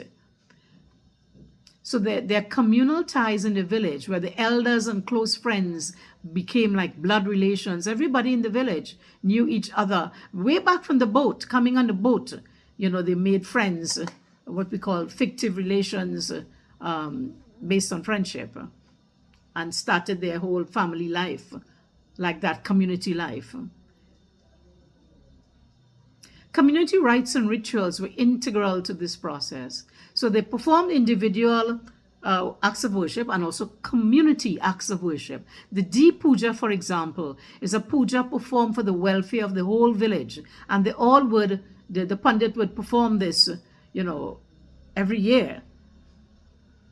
And it's a collective event at establishing themselves. They established their self, their identity, and spiritual protection of their village. And this was more important in the new space, to give protection in the new space. Ramlila space allows for individual and collective response to religious man's ontological thirst, for that thirst to be, and the need for cosmic centering, to center the self in the whole cosmos, in the three world. Where are you located? This Ramlila, all of the rites and rituals that Hindus do, seek to do that, center them in this. The Jhandi does just that. All the rituals seek to center exactly where the cosmos came into existence and began to spread toward the four horizons, and where too there is a possibility of communicating with the Devis and the Devatas. In short, where they are closest to the Devis and the Devatas. They want to create that space where they are closest to their divinities. This kind of centering is made manifest in the Hindu worldview, like I said earlier, when homes are being built. And you have the Jhandi, the northeast, and we have the Jhandi is like the axis mundi. It connects the micro, meso, and the macrocosmos. The Jhandi connects you with the three worlds. A similar cosmicization takes place on the Ramlila ground. Ramlila ground is also that space where we connect and where the whole Hindu worldview comes into play. Both sacred time and space are reactualized. We reactivate it because we perform this in sacred time. And we make the space sacred. And so this has helped to harmonize the diasporic Indian. It helped to give them harmony in this new alien space as part of the larger multi-ethnic puzzle. So in this mixed plural society, they were able to locate themselves in sanctified Ramlila ground. The Jahaji was a religious man. Religious man meaning they observe rites and rituals and consider themselves part of something bigger. And they came from a traditional culture that saw the immanence of the divinity, the immanence of the creator, the immanence of Brahman in nature and in time. Brahman is present in all of nature and in time.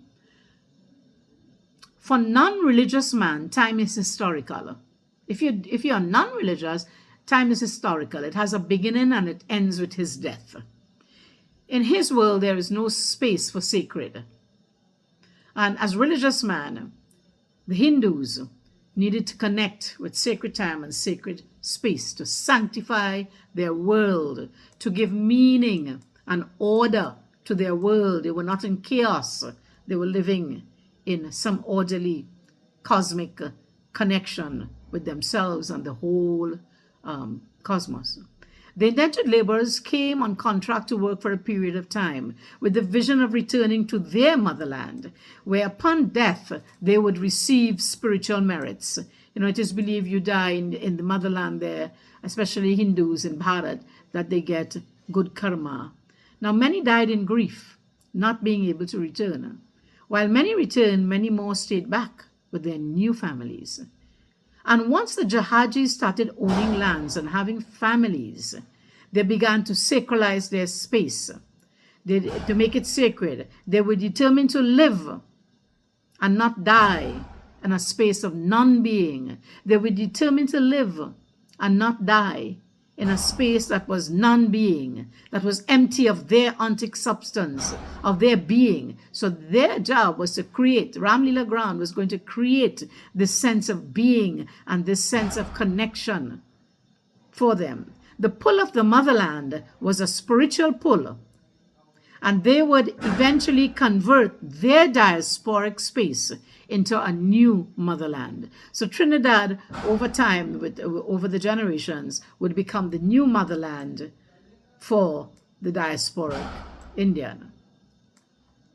Some 180 years after arriving in the Caribbean, the Ramcharitmanas continues to remain a powerful text for activating prior experience, for creating strong text-to-self, text-to-world, and text-to-text connections. The indentured Indians made, and their successive generations continue to make, powerful text-to-self, Ramcharitmanas, what's in the text, to themselves. The connections between Ram's journey and their own journey. Just the way Ram went into exile, left Ayodhya, went into exile, had to make many sacrifices to adapt. Similarly, the Indians, the indentured Indians, also went in a kind of exile. They would consider it. They have come in a kind of exile. And just like Ram making their journey, they also psychologically superimpose that experience. And they made the text a living force in their lives. The narrative's timelessness, it's a timeless narrative, Ramcharitmanas, is derived from the rich themes that parallel those of ordinary people in daily life, transcended time and space. In adapting to new space in Trinidad, the Jahajis drew sustenance from the many connections they could make between their own life experience and that of their hero, Ram of the Ramcharitmanas. And on the spiritual plane, it was the promise of reunion. There was a promise spiritually that their individual Atman would reunite with the universal self, with the Paramatman, would reunite with Rama in the Vaishnava world. Open-air Ramlila is sacred space because it is here that the divinities of the Vaishnava cosmos, where Vishnu is the highest reality. So in this cosmos of Vishnu, the whole narrative, the divinities there will manifest themselves in the Ramlila ground. They are ritually summoned to the Ramlila ground and they are worshipped for the period of the Ramlila. And after ritual consecration, this open air space becomes liminal space. This is not ordinary space anymore. It's liminal space where the earthly realm and the cosmic interact, they intersect. We are not of the earth and we are not of the other region. We are in between, we intersect.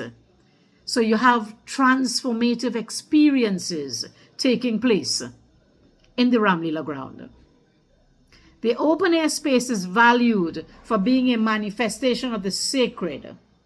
This space is where the highest reality has taken avatar as well. Ramlila space is imago mundi. It maps and represents the cosmic order.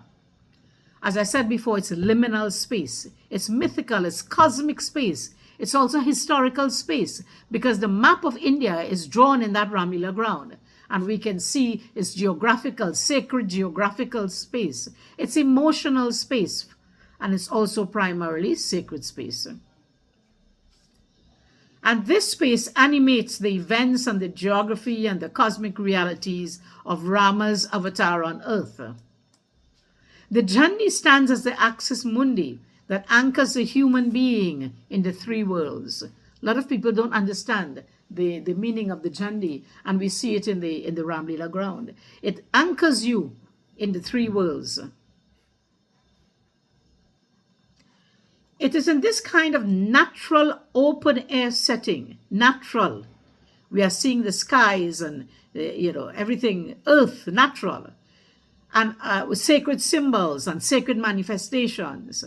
And here's where the performers immerse themselves in their art. The Rama becomes the village boy who is performing Ramlila, and these days the village girl who is performing Rama. They will change and become something different. They will become that personality in this liminal space. And this helps the audience to experience the full range of rasa enjoyment. The end of art is rasa enjoyment, the different sentiments, the different emotions. And in Indian aesthetics, rasa is very important. That's why long ago, when you look at an Indian movie, you saw all kinds of things happening, dancing, music, song. They were all part of theater. You had to experience all the rasas. In Trinidad, Ramlila was first performed in open-air spaces like recreation grounds and found spaces, like, where on the plantations, they will find an opening and they can make that found space, make it a Ramlila ground. The Cedar Hill Ramlila was reportedly first held in open community ground. And today, Trinidad can boast of having a natural amphitheater of beauty. This Cedar Hill Ramlila space is very beautiful and historical space. It resembles the amphitheater, of ancient Greek theater. The Dow Village Ramlila was held in open space next to a mandir. They found that open air space next to a mandir. These two groups claim to be the oldest in the country. Where Ramlilas in Trinidad were annexed to mandirs, then the performance ground became an extension of the sacred mandir space. So when you put the Ramlila ground next to the mandir, that was considered mandir space also. It became sacred as the mandir.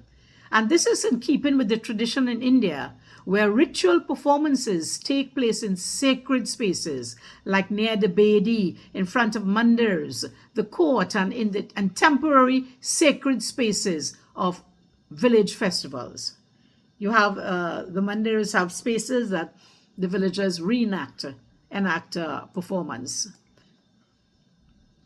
So they continued that tradition in the Caribbean. Up to the 1960s in Trinidad, the main performers lived in the mandir. Those who were performing, they lived in the mandir where the Vyas or the Pandit, the one who would be reciting Ramcharitmanas. Ramcharitmanas in the open was a mimetic performance. The Vyas would sing, would recite the Ramcharitmanas, and the performers would mime the story that was being told.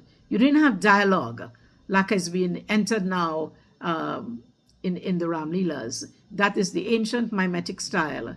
It's a pity that we are losing that, and we have kept, the ancestors brought this, and we have kept a part of heritage, a part of India's heritage, where they have lost a lot of it too. But they do have spaces still. But we have, I believe, a richer kind of mimetic experience in the open air, which really we should not lose. So the performers would live in the mandir, and the Vyas would teach them. They would have spiritual sadhana every day, daily puja, and he would, teach the ancient art of dramaturgy.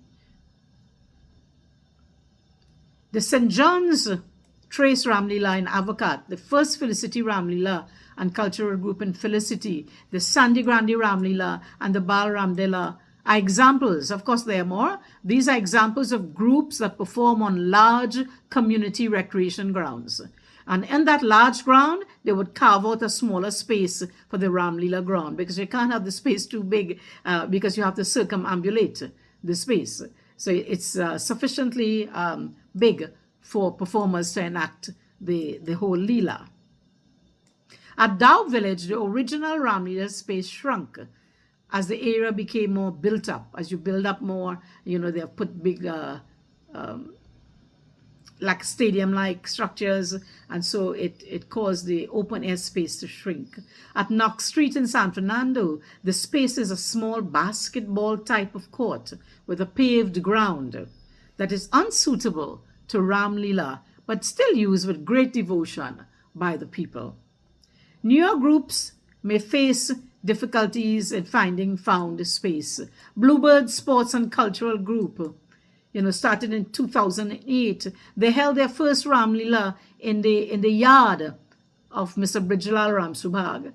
So they used that yard as the found space to start their Ramlila, and then they expanded to nearby spaces, and they would enact parts of the Leela in different spaces in the village. That also we see in India, moving. So they make the whole village sacred when they move to different parts of it. The open air setting incorporates a naturalistic element. It facilitates communion with nature. And when you are performing in the open air, you are open, and you are one with the ultimate reality of Vishnu. I always make the comparison. Can you imagine Carnival being performed on Queen's Hall stage, inside Queen's Hall? Carnival is not carnival if it's not out there in the open air, in the street, where people have a different experience. And we are losing that with the Ramlila when we bring it inside inside buildings, in theaters. Now, I'm not saying that's a bad thing. We do need theater and this proscenium stage kind of representation also. We do need that because you have different communities and different needs. But the open air Ramlila is a community event. Everybody performs in that. Whether you're Hindu, Muslim, African, Indian, Chinese, whatever, if you were in that community, or you could come from outside too, and you would find a place in the Ramlila. I know places where Muslims are performers, and they observe all the protocols of the Ramlila. I know where Africans are taking roles as well and performing with great respect, mutual respect in the community, and this is great community bonding. Now, I know I want to wrap up now because it's coming to the end of my time. Mother Earth is very important to the Hindu.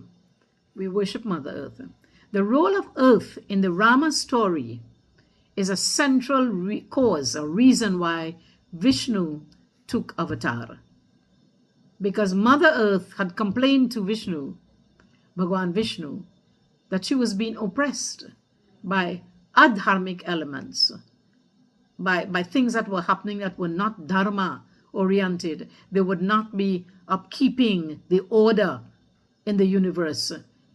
There was violence, there was, that kind of hate, violence, killing each other, not respecting others' views.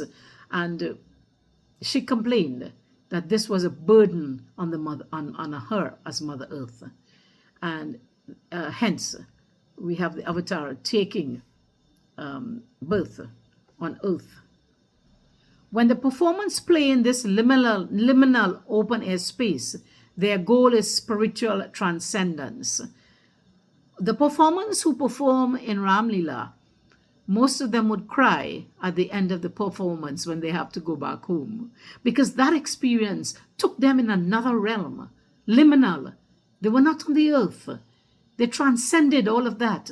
They became something different. And today, as we notice, we are becoming more urbanized. As I said, there's a need for that indoor theater. But our community, the community is still largely rural. You want to still appreciate that open air Ramlila in the community. It is performed by the community. It is performed for the community. It's for them. It's not something put on as a play on a stage to pay money and come to see. Now, over the rural in India and the rural performer, the rural person, we're beginning to lose the beauty of the earth being muddy and squishy between your toes and open air Ramlila. They don't want that. They want to be clean, and not have that kind of experience when the rain falls. But it's two different kind of experiences. So the community is coming towards more urban, kind of urbane tastes, and that kind of people will be attracted by the Natya style performance, the Natya where it's stylized performance for the stage. But our Ramlila, open air Ramlila, is Loka Dharma style. It is natural style. You don't have to learn it. It is natural performance. But nowadays we in the need to be in the need for spectacle, people are ramping up their open air Ramlila performance from just naturalistic style to include a little bit of the Natya, a little bit of dramatic movements. Now, nature is a great revivifier, and the mere calling of masses of people away from the roofed-in places has an effect. When you call people out of these enclosed spaces into open air, into nature, you revivify yourself. You revivify your cosmic vision, your cosmic connection. And the open air Ramlila is a subjective way of seeing reality. You experience it yourself. Annually, it gives people the opportunity to renew and sanctify their world. So it's a renewal and a sacredness again they're giving to their world. It reinforces the self, the Atman. Who are you? Your identity. And it is a space for psychic healing. At the end of it, you have a different experience. There's healing. And it's a space where you resolve conflicts, where in integrating Indianness with a creolized Caribbean space. So in this Ramlila space, you can integrate your Indianness with the creolized Caribbean space. The two can be in harmony with each other. That's the objective. Ramlila is a model of the complexities between tradition and interpretation, as Jahajis transplanted their traditions from India to Caribbean soil. The performance has been recreating itself annually, changing to suit new circumstances. So there's creativity. In adapting, as a diaspora people, there has been creativity to fit into the new space. Desh Kal or Paristiti is a formula we use, or Hindus use, according to your country, according to the times and particular circumstances. You can creatively change and manage your business.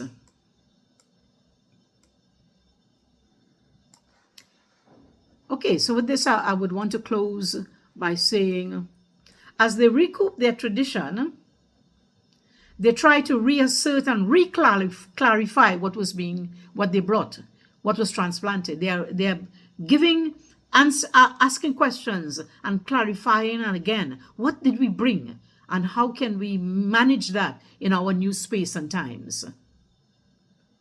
So the recreation is very important. as they recoup their traditions, as what they brought from India, as they started doing it new again in the Caribbean, in their new diasporic space, the Jahajis and their descendants constantly tried to creatively reassert and reclarify what was transplanted. This would have started with the very first Ramlila, as the practitioners tried to recreate from their memories using properties, costuming, makeup, and so on that came from their immediate environment. Thank you very much. I hope with these words you get an idea of how important space is in the open air Ramlila and why we really need to protect this. It is my prayer that those who are performing in the open air Ramlila, if we can educate and if we can educate the entire community, the whole nation, as to the beauty and the importance of open air Ramlila, we can help people to more appreciate the ancestral wealth, the heritage. Thank you. Namaste. Ram Ram Sitaram, the tradition of the ancestors. Our next speaker is Jamir Nazir, a distinguished leader with extensive experience spanning both the public and private sectors. He has served at the highest level of government in Trinidad and Tobago, including as the former head of policy and strategy and Director of Strategic Services in the Office of the Prime Minister, where he has led key national initiatives. Complementing his public service, Mr. Nazir has held significant leadership positions in the private sector, driving strategy and organizational growth. His expertise in leadership has also been shared in an academic context, where he has served as a lecturer for specialized leadership workshops at the University of the West Indies, bridging the gap between theoretical principles and practical application. The title of his presentation today is The Echo of Ayoda in Arima, Ramlila as a Catalyst for Community Resilience and Identity in Trinidad and Tobago. So, Mr. Nazir.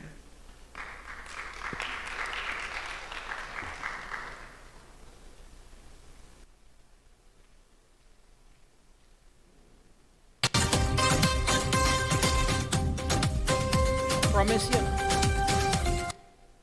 Hi. Let me start here. Chairman Dr. Kojo ORTT, Chair of UTT, the organizers. I think Dr. Narayan Singh was here earlier, Dr. Ramsaran from UWI, and I think the High Commissioner representative left. But the most important people are here, regular folks, right? I must say I'm a little bit, and I was having some discussions here, disappointed as to our gathering today, because to me it reflects something that is very chronic and ailing in our society. We talk about having the program at UTT, specializing in Ramlila, etc. But I'm wondering if you guys should look at that again, because not that it is not important, but I feel that, and I've been observing it from time to time over the years, that our soul of our people, our very operating system as Microsoft, you know how you have the operating system Windows, and I think culture is the operating system of a people. So I'm really saddened that we have not been making efforts, not making efforts because this is an effort, but the response to our population at large in terms of supporting these things. But anyway, hopefully these things will improve. All right. Sitaram, namaste, and good morning to all. As we had the previous sign and we saw the effigy of Ravana burn before us, we are reminded that every flame in this land carries an ancient echo. the story of Ram and Ravana, who we call Ravan, did not die in exile, and we heard it earlier from the other presentations. It arrived here, was planted here, and continued to bloom. Today we begin not with destruction, but with renewal, the fire that refuses to die. This phrase, first spoken in our parliament by Prime Minister Sri Narendra Modi on his recent visit, where he says, it binds the two worlds that form us, the land of origin, which is India, and the land of rebirth. Our purpose today is to explore how Ramlila is not just a performance, but a philosophy of belonging. A catalyst for unity, creativity, and moral imagination in Trinidad and Tobago. Yeah. The ships that cross the Kalapani, the Black Water, carried over 140,000 souls. I don't know how much died because I know there were a few that went overboard. And one great story, the Ramayana.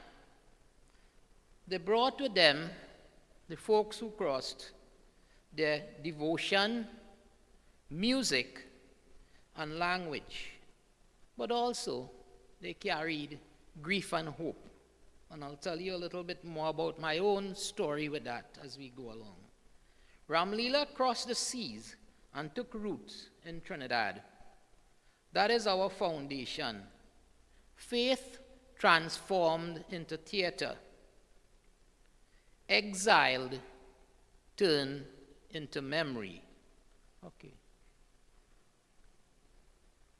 This is why I talked about my personal relationship with Ramlila. I did not first learn of this festival from a book or from the fields, the open air fields, but from my grandfather's voice. And this is the sad part. He was a child when he left India with his mother, right? His father had gone to look for work, and his mother, after a while, not seeing him, went and looked for him, and she took the youngest of her children, my grandfather. And while they were traveling, they were told that they would meet him on board a ship. One of the recruiters told them that, right? And as you all know, as I know, sadly, that was not true. They were sort of shanghaied and came, they were brought to Trinidad and Tobago. And they never saw the husband and father again, none of their relatives, etc. So they were severed from their ties from India. But he carried with him, and I remember this as a child, images, painted masks, the drum rolls, and the 10-headed Ravana falling to fire. I remember the descriptive stories. When he spoke, I saw India through his eyes and through this festival. That is how culture survives. Through love, retold as stories.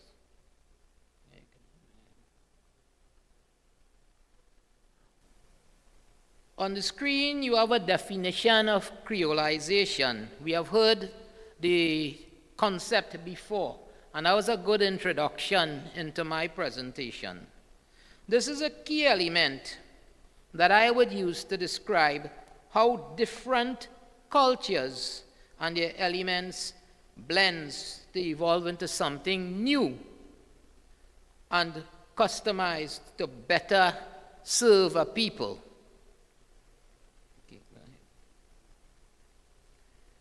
Creolization in Ramlila, and you'll find my speaking is not exactly what is on these slides, but that is the work for you to do. Read those while you're listening. Right? Creolization of Ramlila in Trinidad and Tobago, according to Brathwaite, a distinguished author, poet, historian, philosopher. I think he's from Barbados, right? He says, Creolization is the poetics of contact, right? Let me say that again. Creolization is the poetics of contact, the birth of something new from encounter and necessity. So it needed to evolve. Then we have Gossin. I think he's Martinican. He called it relations, identity forged in meeting rather than purity. Ramlila, for me, therefore, is our living example. It arrived as Hindu devotion, as you have heard before, and even, I think Dr. Dukran mentioned that coming in here. And then it became Caribbean folk theater law, which we have heard from some of the other, the presentations here. It kept its soul, which is important, but found a new voice. I trust you would have had, as I said, read the information on the slide, and we'll continue on the next slide. Continuing of creolization of Ramlila. The language shifted from Hindi to English and Creole, showing the transformation again as a result of creolization. The Vyas, the narrator, became translator of morality for all communities. Accessibility is not compromised, but it is continued. Through translation, Ram speaks every tongue of this nation. Universal message. This slide speaks to the sandscape of transformation and continued evolution of the festival. We transformed India's Ravana into Rawan, which is more familiar to us, right? We moved it from faith-based and ritual to national faith theater. Okay. There's also some development, musical hybridity. The sound changed. Bhajans remained in its spiritual spine actually, but Tassa, born of Indian and African rhythm, it evolved as a result of the influence of the island. And this now drives its heartbeat. When India had basically the tabla and the drums, I think the dholak, we have given a prominent note or position to Tassa's thunder. Our Ramlila sings in Calypso Cardinals. I think we have a Calypso performer there, which I've seen on a stage, and dances to Chutney's Joy, which again has evolved as a musical art form.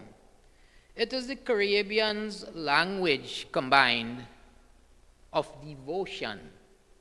That's our representation. Okay. In India, Ravana, the original character, bears 10 heads, a theater of vice.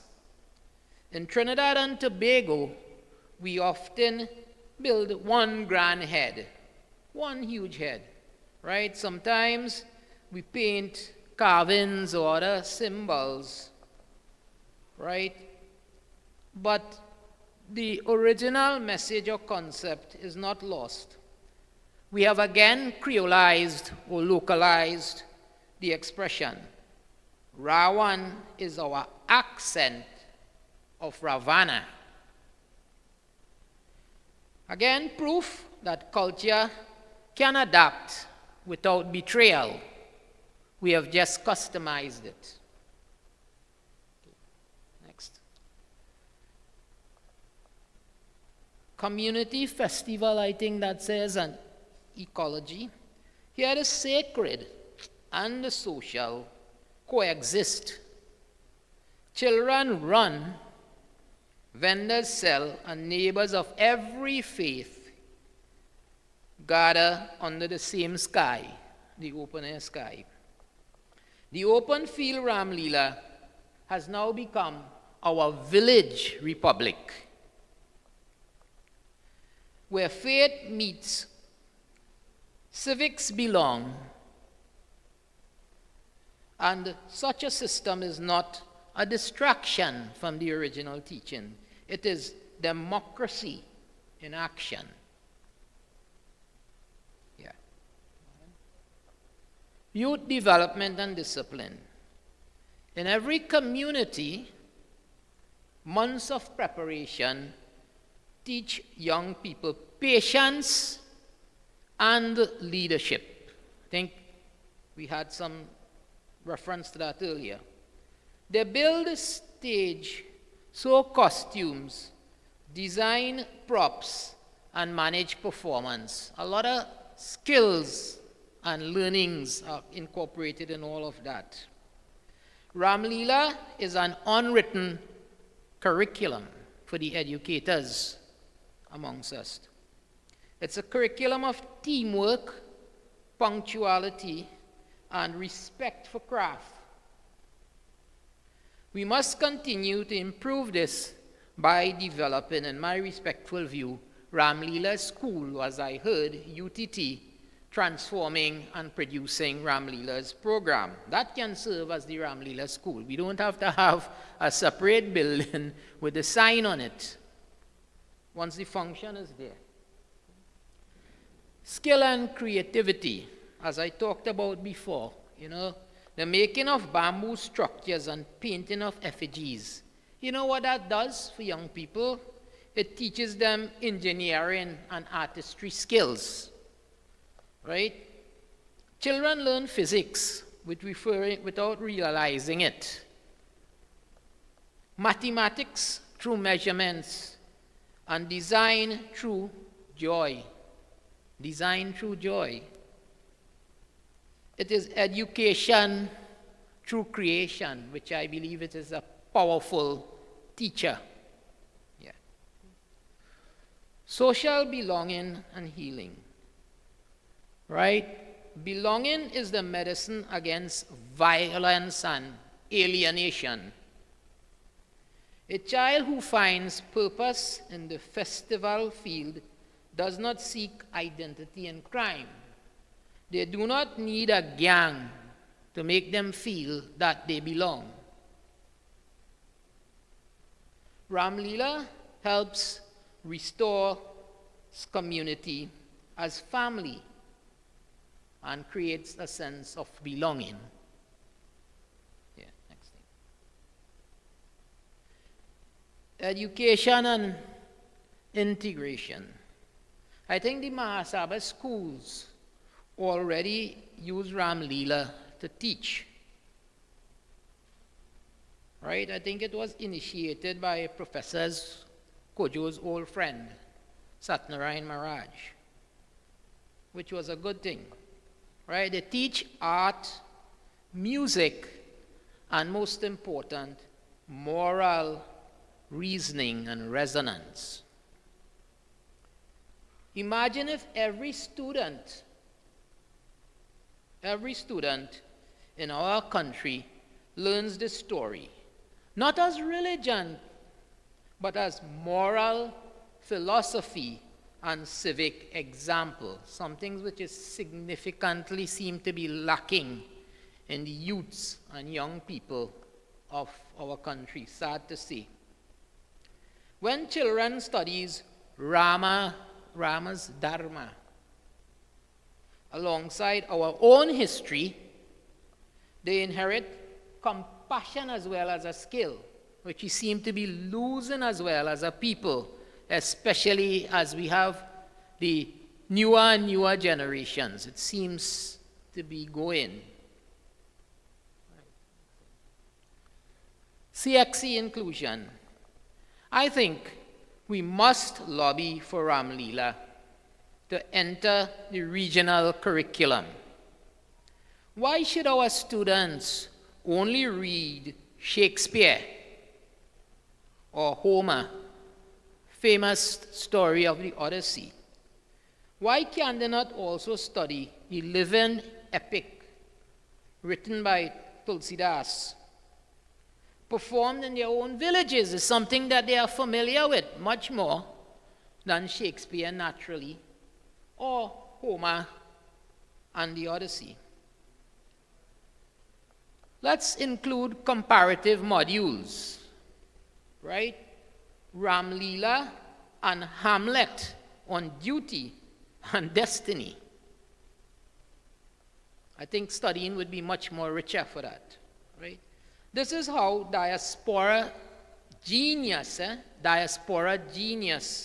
takes its rightful place in Caribbean literature. I really believe in that strongly. Institutional support. To sustain this living art, we must move beyond sentiments to structure a Ramlila Cultural Center. I think the Ramlila Foundation is doing work towards this already, right? And we should provide much more, as I said, training and youth programs. We need to reach the young. The UNESCO nomination for this particular effort would recognize its global significance. Such support, that's what I was in charge of policy at the Prime Minister's office, and I see it as turning devotion into national policy. Okay, let me talk quickly about National Ramlila Trail. Imagine us really utilizing this, right? And we have a corridor, a heritage corridor. So for example, linking Arima, Felicity, Dow Village, right? Avocat, St. John, Caparo, and other Ramlila celebrations. Each site marked like with QR, our barcodes, where you can go scan on it and you get information, archives, and interpretative signs. Such a trail would educate, preserve, and generate cultural tourism as well, which I'd speak a little bit more about, for rural communities in particular. The flame of Rawan burning then would become, a national light. Yeah. Go ahead. Digital innovation and holographic future. I think if we can partner with state and other media, we can produce and televise holographic Ramlilas, transforming villages into immersive digital spaces. We need to move with the digital times as well, right? You see those things, what they call them, America Got Talent and Britain Got Talent, and they have all these wonderful theatrical effects in the stage, right? Imagine we can change the backdrops of players on stage and also introduce holographic projections, characters to act with them, greatly enriching the experience to the public. Okay. Ravana, your reign of terror ends today. Truth and justice shall prevail across the land.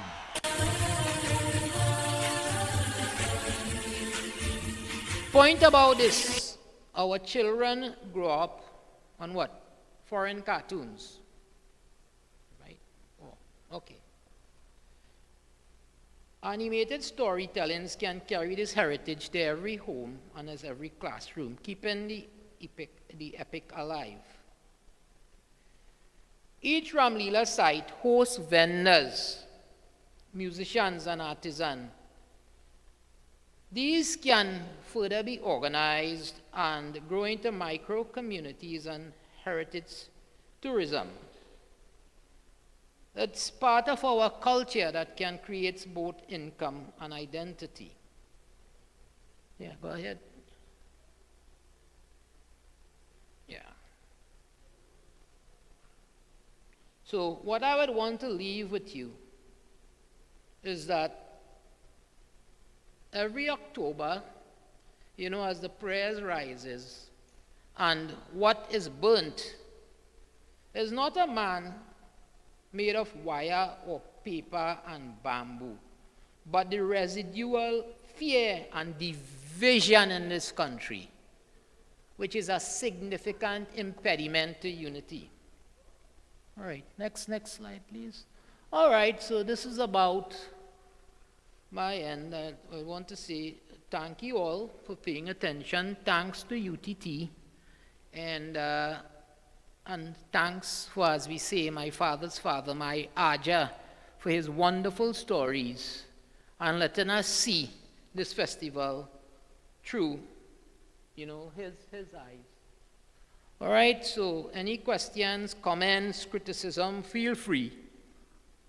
Anybody, anything? Yeah, that's it? All right, you can just click. We'll end as we begin. As you're coming up, last.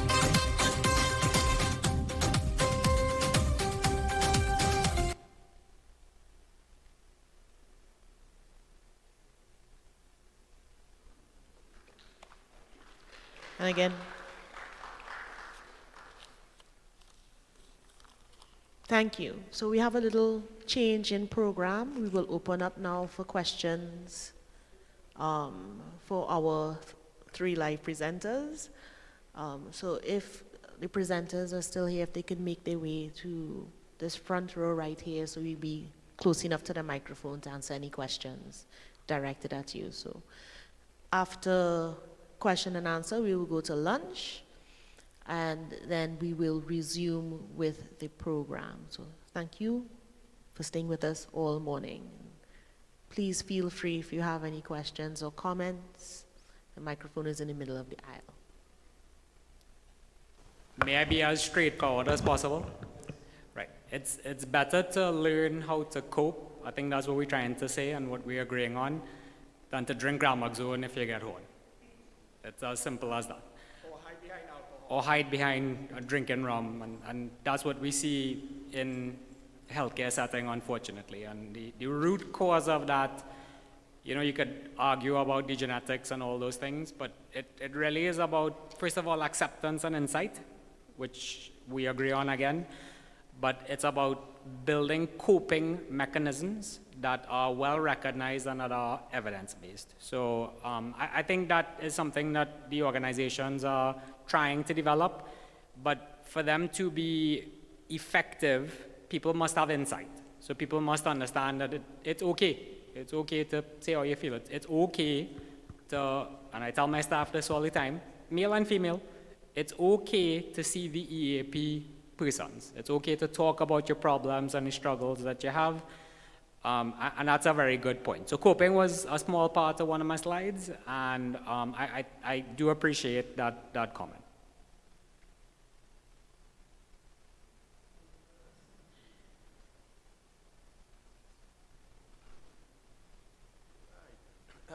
My name is Dul Hanuman Singh. This is a general question, but I think I jotted down when Dr. Sherry Ann Singh was talking. What are some contemporary issues affecting the Ramlila, and how are they being addressed? Like, for example, funding from the state, media coverage. How can it be part of our tourism trust? Because I think history is good, but sometimes we need to move forward and deal with contemporary issues. And I think when Indrani ji was talking, Dr. Indrani Ramprasad, she was talking about sacred species and so on, which is good, but are we expanding our sacred species, or are they decreasing? because when you look at the East-West corridor, I think the only prominent venue, Ramlila, is Grandy, and Grandy is way northeast. But you look at like Barataria, Tunapuna, and so on. Tunapuna is where Badi Sagan Maharaj reigned, and Ramlila was quite prominent there in the 50s and so on. And like the guy, this Dr. Darren Dukiran, my question to him is, caring for the elderly, I see he said that. And I was talking to a friend who is in his 80s, and he was telling me stories about old people in the community living alone. Remember, you are 88, all right, and you live alone. Your daughter came, took the mother to Canada, and there you are 88 living alone, and you have all the, and I think that it's time we take our knowledge, and, it's good to have this presentation here. But it must bring some relief to the problems that the community is faced with. Sarwan Kumar, let us not just go into Singhasan and talk about Sarwan Kumar, but let us try and see how we can make it an effective tool to alleviate sufferings in the community. Thank you very much.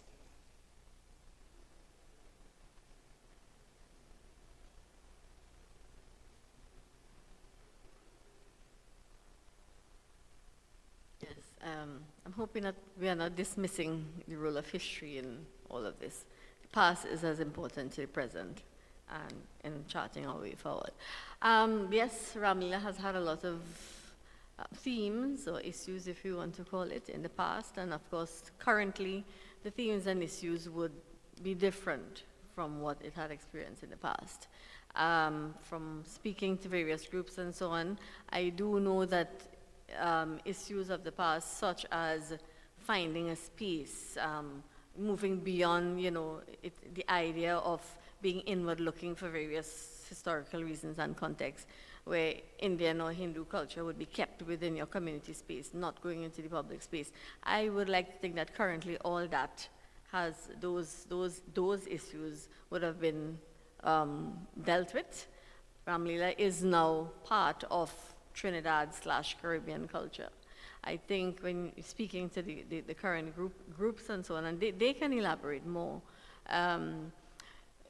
You ask them what are the issues, it's like cohesion, getting the various groups together, the idea of standardization. I don't know if that's the best way to go, but I'm just telling you the feedback of getting the Ramlilas to the many Ramlilas to present the story, their various productions in a standardized manner. So if you go to Felicity tonight, you can go to Doll Village tomorrow and you can follow the story still. It's not quite possible, but that's what they've been getting. And also, I think the common thing would be the idea of funding to take Ramlila ahead, to expand it even further. Funding actually is the thing that you would get first, but I deliberately kept it, because I do think that there are other more intrinsic matters to deal with currently. So funding would take it far, but I am quite happy with where Ramlila is today, looking at where it came from and where it is today. As I said, it's become part of our larger society.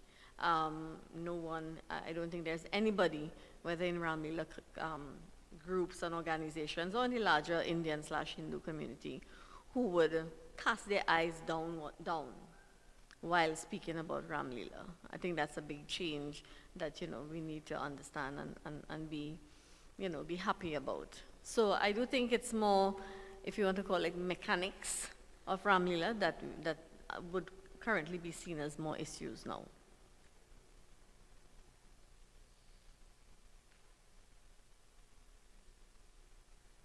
Thanks as well for your comments on the elderly population. So geriatric medicine is something that's developing worldwide because as the populations age, people are living longer. So it's a more complex scenario to deal with people who may have multiple comorbidities. So it's not just people who are younger, diabetic, but it's all the complications that go along with that. So it requires a certain level of specialization. I would say we do tend to lag behind a little bit some of the more developed countries where just as an example, you'll have specialized geriatric emergency rooms. So you don't have elderly people in the crowd being disoriented by loud noises and bright lights in an emergency room, just as an example. But healthcare planning requires staffing, the clinical understanding and the clinical protocols, but also the operational needs. And to do all of that, you have to finance it. So it does require a lot of buy-in from policymakers, to be able to achieve that. On a more community level is actually where I think it is important as well. So it's people taking care of their elderly relatives and not just abandoning them, which is what we see. And the unfortunate thing is the health system does bear the burden of a lot of the inefficiencies or inadequacies of social care and social function. So somebody who's, and I've had this experience, people who have dementia and they're wandering around the town, nobody knows what to do, nobody knows how to deal with it, they end up in the hospital. We're at square one trying to deal with these things. So if you build out a proper social system that is designed to take care of these vulnerable groups, the elderly being one, children, the pediatric population, pregnant women, you do better as a society. And like I said, it is all hinged upon the finances and the planning that goes into it.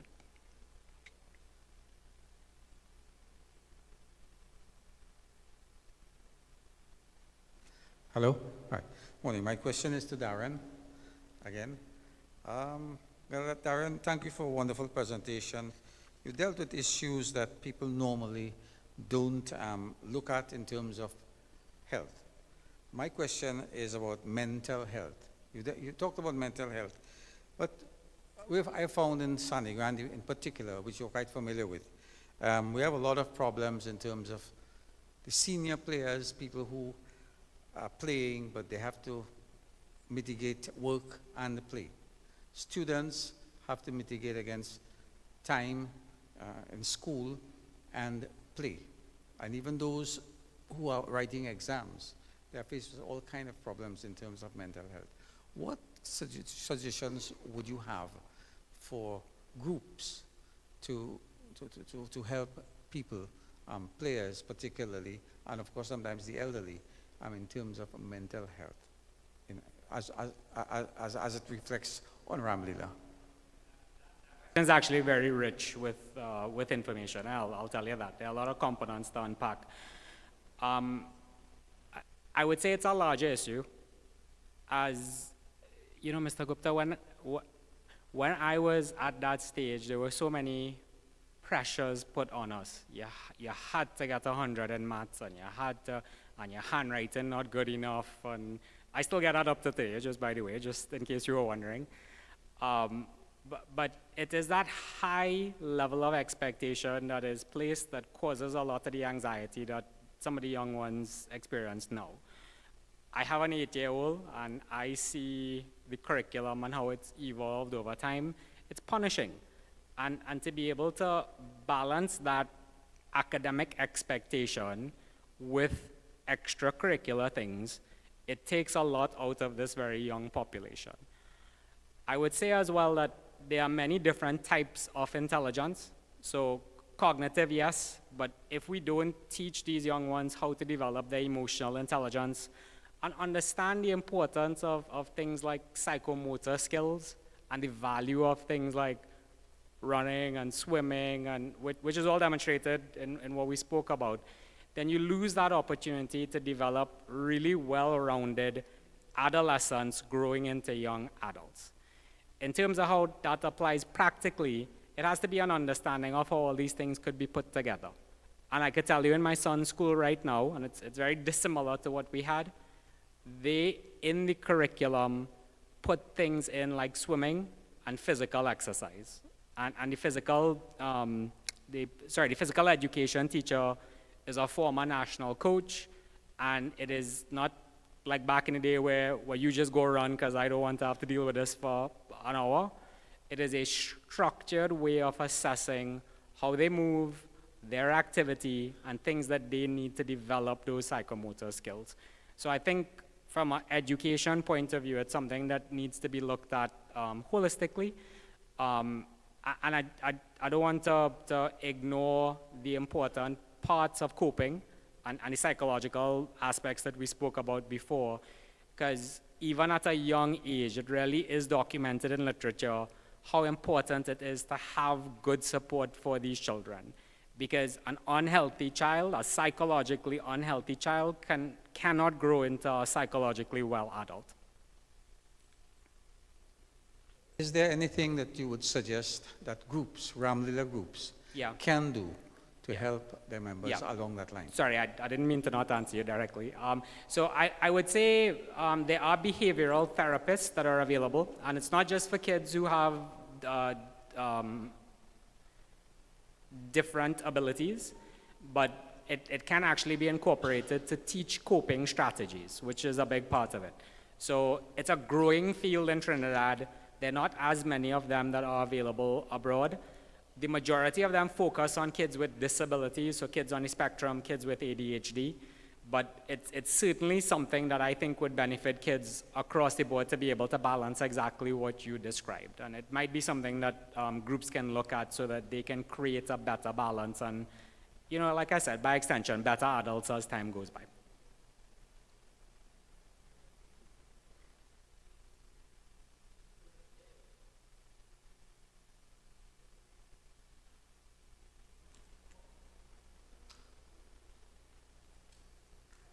So good morning and namaste Sitaram to each and everyone. My name is Alvin and I'm a Ramlila practitioner with one of the oldest Ramlila groups, Cedar Hill, for over 19 years. So to Dr. Darren, I want to say hats off on your presentation. You touched on some really good key points, Ayurveda and mental health mainly, which was a plus.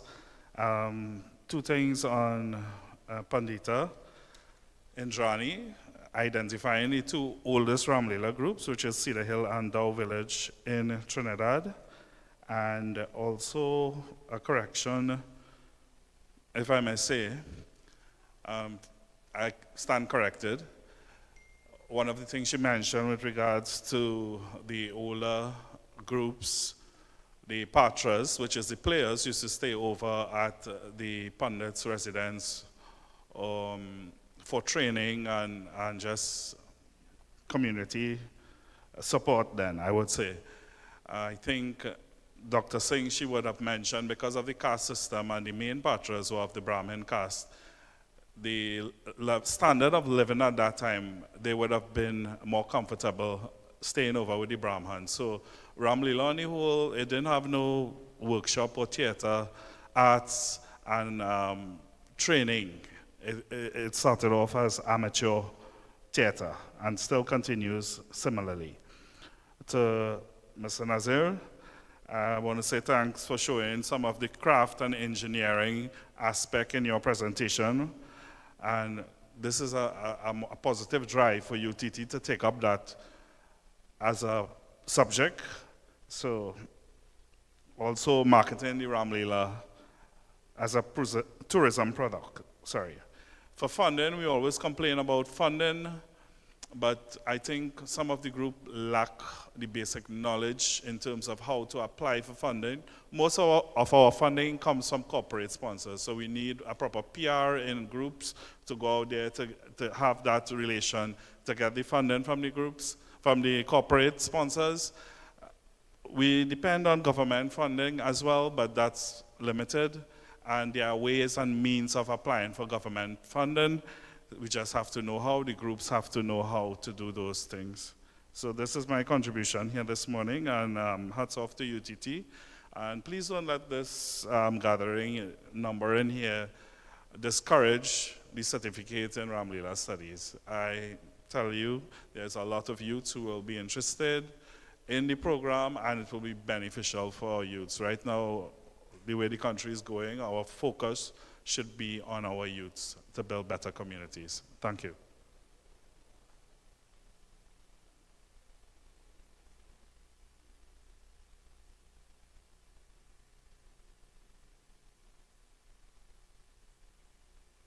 And thank you for the encouragement. We do consider it our duty to look after the youth, at least do our part through education um, and ensuring that rich cultural heritage not only survives but thrives. I think everyone here in this room is dedicated to ensuring that our intangible culture passes from generation to generation. And the comment earlier about a little bit to do with education and our role is to facilitate this passage. And the Academy is dedicated to creating that space where we can. If there are no more questions, yes?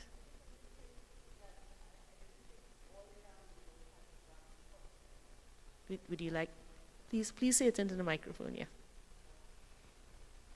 I just wanted to make it clear that I didn't say that all the Ramlila had this caste or Brahmin component. There was some. Yeah, some. Even in the older times, you had those who had maybe that caste component, but you had those who didn't. And Mr. Nazir, lovely presentation, but just maybe a tiny correction. The pronunciation Ravana is not Indian. That is a European or whatever corruption of the term. Ravan and Ravan, that is Indian. Yeah, so it's not Ravana. Ravana is a corruption of the whole term. Yeah.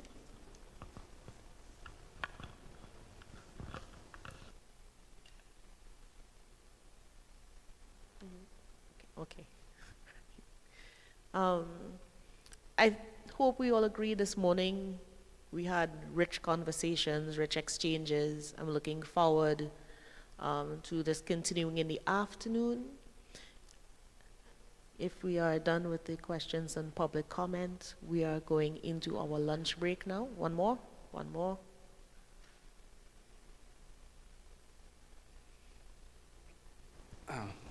Thank you. I just want to make an important contribution here, which I think a lot of mention is made of many, like Cedar Hill, Dow Village, and so on. But there's a fantastic Ramlila presentation. And this gentleman who's sitting quietly here has been doing yeoman service to the MacBean Ramlila celebration. And I've been attending that celebration year after year since 2019. And that celebration, the eldest person who organized it is 35 years old, Karishma Ramutar. And it's a hall held by young people. And it's fantastic to see the young people carrying on this Ramlila in MacBean. And this is the pundit who narrates. And he's sitting there quietly. And it's because of him that I'm here today. Because Karishma had invited me to this.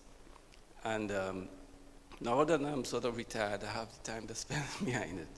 And I want people, because they need, I mean, it's fantastic. The final night was so crowded, I couldn't walk. Fortunately, I know the people next door, so I went in their house upstairs to look at it. And most people are not aware of this. The youths are very enthusiastic about it. However, as Professor Kojo might know, my first, because I'm from Five Rivers, my first, not too far from Professor Kojo in Tagariwa, my first exposure to Ramlila was in El Dorado. You remember? Yeah.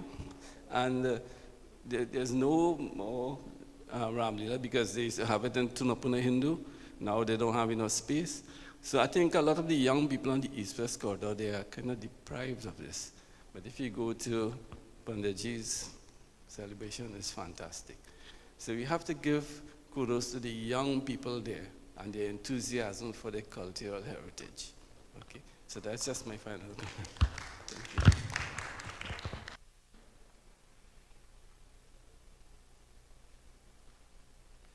We do have yes, we have time.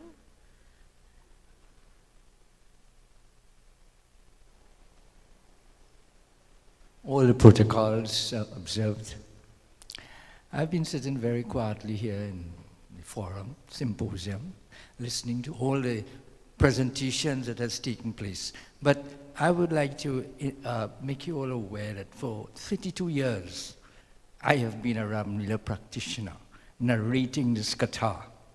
I would like to refer it to as Ram Katha, more so than Ramlila, because it is the katha, the life of the God Sri Ram. And what the most salient point I would like to make you all aware of this Ramlila, this great Ramlila, is that it has made a transformation in the personal lives of those who participate. I have seen it, except for the 2 years of the COVID we did. I was not involved into it because of the circumstances. But all through my years in this Ramlila, I see the life of the participants change. Even if though it was for a short period, we see that they gravitate towards being good citizens, being loving and kind, respectful, and coming to perform this great Leela, this great divine acts of the Lord and the gods and goddesses. So and today I see all these academics, Dr. Kojo, all these great presenters. I feel so happy that years, all my work in it, I feel as though has brought fruits. Thank you so much. Thank you.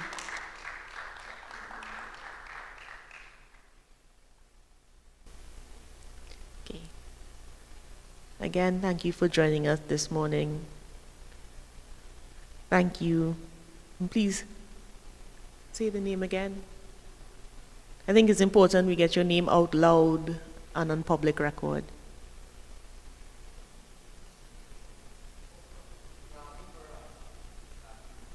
Ravi Maharaj. Pandit Ravi Maharaj. Right. My natural inclination is to say Ashe, which means the power to make things happen. And there you go, technology is telling me, shut up.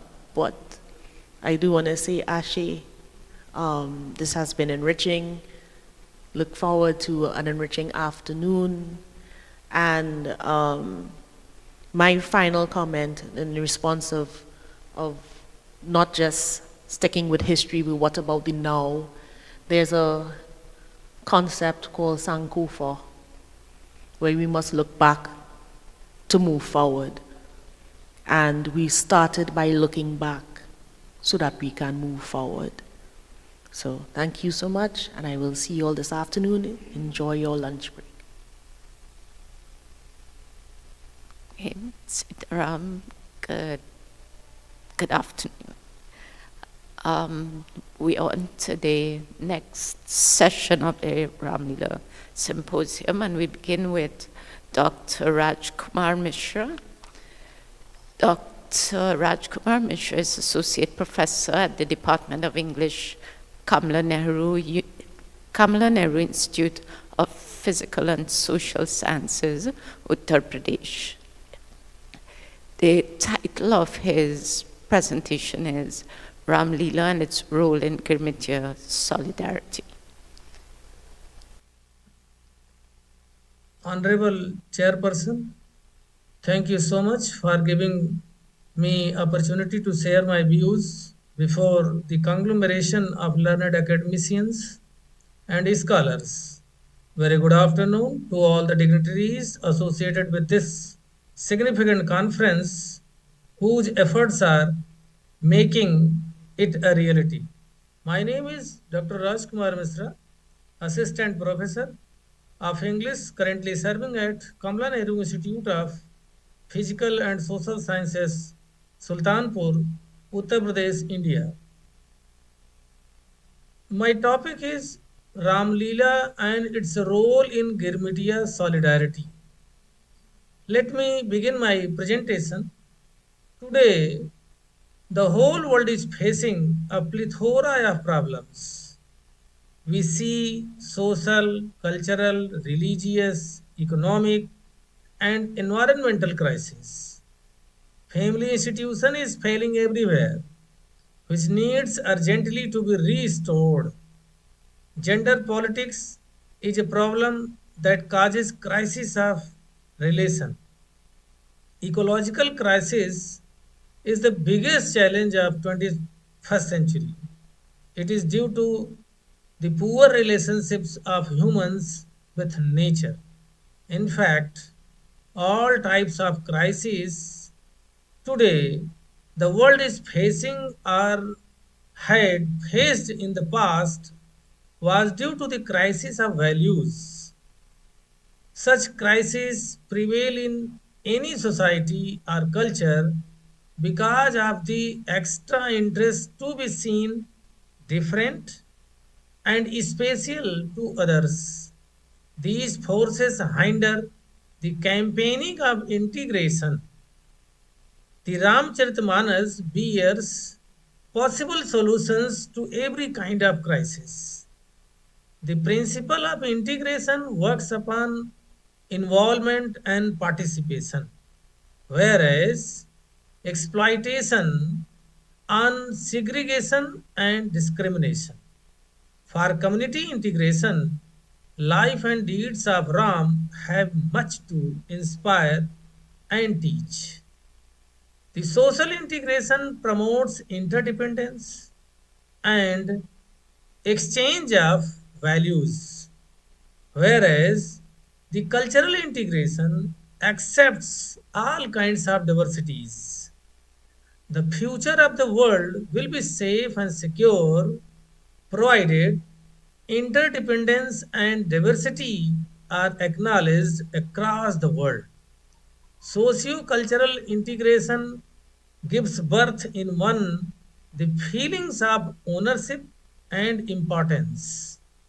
The life of Ram teaches the art of inclusivity, discipline, and acceptance of joys and sorrows with equilibrium. The regular performances of Ramlila can teach lessons to the concerned and interested communities easily and effectively. The Ramlila not only can connect Girmitiyas but also teach lessons of peace, love, resilience, understanding, and harmony. Divergences and differences will never stop arising in human world. But learning of these lessons will help significantly either to overcome or put them in control. In this way, not only Girmitiyas will be benefited, but the whole humanity in general. During the Mughal hegemony in Indian subcontinent, Islam was promoted and consequent upon it was that the Hindu religion suffered slight decrease in public notice and an ardent need to fill such vacuum was felt at that time. The Ramayana is one among the oldest texts of Hindus written in Sanskrit. Most public of the continent was not Sanskrit knowing, but a few scholars of every part of the country had equipped an insight into Sanskrit and thereby the knowledge of the Ramayana like other texts. Actually, the Ramayana and the Mahabharata were circulated and translated into regional dialects across the continent, and the hidden motto was to save the religion and keep Indians together. Tulsidas, a great saint poet of Awadhi dialect, wrote the Ramcharitmanas, and it later on became one of the most read texts. It was based on Valmiki's Ramayana, basically, but Tulsidas in his Ramcharitmanas compiled all sacred knowledges contained in Vedas, Puranas, and Upanishads in easily understood form and style. This text at once got public notice, leading to the emergence of Ramlila. Every village evolved its own troupe to perform Ramlila and the whole society participated, and therefrom the prevailing challenges of social integration and religious integrity were successfully meted out. Ramlila became part and parcel of every individual of Indian subcontinent. Girmitiya passages began in 19th century. Whosoever transported into far-flung British locations under certain conditions, they migrated with their religious consciousness. All indentured laborers had been committed not to forsake this consciousness at any expense. They knew very well that it was something to connect and comfort them. They left everything behind but kept with themselves their cultural artifacts, which they passed on to their succeeding generations through performativity. In this way, I propose to examine and evaluate significance and relevance of Ramlila in Girmitiya consciousness and society. When Goswami Tulsidas wrote the Ramcharitmanas, the Hindu society was disintegrating into various sects and groups. The Hindu society was divided into two major factions, Saivism and Vaishnavism. Tulsidas was well conscious of the dividing forces. He successfully overcame the problem by bringing about the synthesis of both warring factions. Henceforth, the chanting of the Ramcharitmanas began to mark the success and solidarity. Acts and deeds of Ram teach lessons of struggle, patience, resilience, and never give in before evil forces. In the formation and reformation of Hindu society, the Ramcharitmanas still impacts and inspires. Its lessons entered into the consciousness of Indians. In fact, the Indian mindset is made of Ram consciousness. It is believed that listening to Ram chant can give deliverance from the material life to the creature. Ram Leela purports social solidarity and personal purification. The Ramcharitmanas is the most read and loved work of Indian society. Its popularity is so much far reaching that people from all religions take interest in reading it out. It is above religious insularity. It has brought in religious solidarity.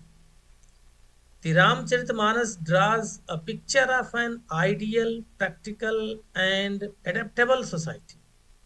During the medieval period in India, it brought Saivites and Vaishnavites together, and during the British period, it brought the whole of Indian society together. Actually, Ram is in the consciousness of Indian mindset. When colonials were engaged in the exploitation and oppression of Indians, it was the Ram Katha that helped them to face the situation. And they prayed to God to let the colonials realize their wrongdoings. The Ram Leela brought all Indian communities together and pitched them against colonial brutal forces. Any socio-cultural performance requires the participation of the community it belongs to. The Ram Leela is such an activity. By the time of the enforcement of indentured labor system in India, the Ram consciousness had entered into the mind of each and every Indians. At the time of the passage to unknown lands under indentured labor policy, poor Indians went along with life and history of Ram in their minds. But a few of them migrated with texts to continue chanting every day. It was, in fact, their faith that their Ram will help in the situations of hardships. The colonial officials deported people, men, women, and children belonging to different societies and religions to various far flung islands such as Trinidad, Tobago, Fiji, Suriname, Guyana, Mauritius, etc., under the control of Britain. Then what happened to them is horrific and tear jerking. Colonials subjected them to all kinds of tortures, mental and physical. Perhaps it was their wrong ideology which kept them patient and emboldened. These people were not actually poor. Instead, they were made poor by various colonial exploitative strategies. They had colonized life in India, and after passage, it was recolonized. In this way, they were doubly or triply colonized. In order to comfort their aching hearts, occasionally they used to organize Ram Katha or its performance in evening hours. This socio-cultural religious performativity helped Girmitias to come together and form unity since the Ramlila performance was communitarian. It made sure the participation and it provided instruction and delight as well. As Ram won over evil forces, so Girmitias dreamt and they got the same. Since the Ramcharitmanas bears all noble insights of universal significance, the performance of Ramlila leaves positive instructions towards building and maintaining a stable society. It teaches lessons of mutual understanding, love, honor, and respect. There is no as such that could excite oppression and exploitation in any society. Hopefully, in Trinidad and Tobago, the frequent chanting of Ramcharitmanas and the performance of Ramlila will be leading towards the solidarity and communal harmony. Simultaneously, it provides them personal and social aggrandizement. The life and deeds of Lord Ram have always appealed to all who has listened or read about him even if for once, and must have developed Ram consciousness.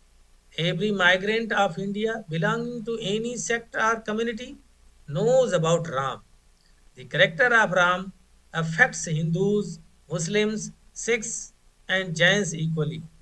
For peace, love, understanding, and personal enlightenment, Ramlila performance could be used as milestone in the societies of Trinidad and Tobago.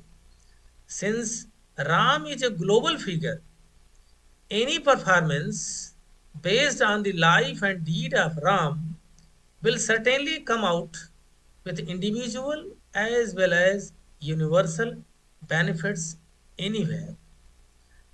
With respect to postmodern changes, so many social, cultural, economic, and environmental discrepancies too have crept into our life and society. Such discrepancies could be removed by revisiting Ram narratives or performing Ram Leela with positive mindset. The Ram Leela will help in saving family structures from breaking it down and thereby the whole of the community. For harmony, peace, love, and understanding, the Ram Leela is relevant and topical, especially when the whole world is either Europeanizing or Americanizing itself. It's a fact that there is nothing as such in Ramcharitmanas where anybody could be inspired to exploit others in the exploitation of any kind. That is to say, even non-human world, animal life, nature, mountains, rivers, everything, whatever we see through our material eyes are safe if we go by the principles of Ram. Now, in the final remark, I can say in grammatic solidarity as well as identity, the Ram Leela is a great move. Thank you very much for listening me patiently. Have a good day. Thank you very much. Thank you to Dr. Rajkumar Mishra for his presentation. We now go to Dr. Avnish Anand-Narayan. Dr. Avnish Anand-Narayan, hailing from the Caribbean, twin island nation of Trinidad and Tobago, is the first Ayurvedic practitioner from his country, marking a historic milestone in the integration of traditional Indian medicine into the Caribbean healthcare landscape. Before answering his deeper calling to Ayurveda, Dr. Narayan cultivated a strong foundation in technology, earning a diploma in telecommunications technology and a BEng in network management from the University of Trinidad and Tobago. His journey from technology to Ayurveda reflects a rare synthesis of analytical precision and a holistic insight, a bridge between science and consciousness. The title of his presentation is Ramlila in Trinidad and Tobago as Performative Healing Through the Lens of Ayurveda. Thank you.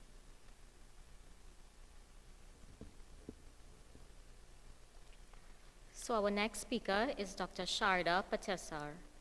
Dr. Sharda Patesar is a multidisciplinary artist and scholar based in Trinidad and Tobago. Primarily trained as a classical Indian sitarist, she also holds a PhD in cultural studies. She is currently a grantee of the inaugural Caribbean Cultural Fund. For her project, Sounding the Caribbean Ecosystem, Women in Music, which draws from the philosophy of music from classical Indian position. The project focuses on women musicians and aims to foster critical and creative thinking through music while also encouraging and building a network for greater Caribbean collaboration among those in the creative industries. Her other grants include a selection as one of the 18 international writers on Babel Between Us in 2020, a collaborative fiction writing project funded by a Swedish arts company, and one of a cohort of 12 Caribbean writers for the Royal Cohort Theatre in the UK, Writing for Performance in 2022, funded by the British Council, where she explored the boundaries of sound, music, and text for storytelling. As Master Artist in Residence at the University of Trinidad and Tobago, and informed by her own creative practice, Dr. Patesar delves into one of the key theoretical principles of the Indian performing arts, rasa, and its connection and ideas of arrival, home, and belonging. The title of her presentation is Let's Talk About Feelings, Ramlila's Rasa.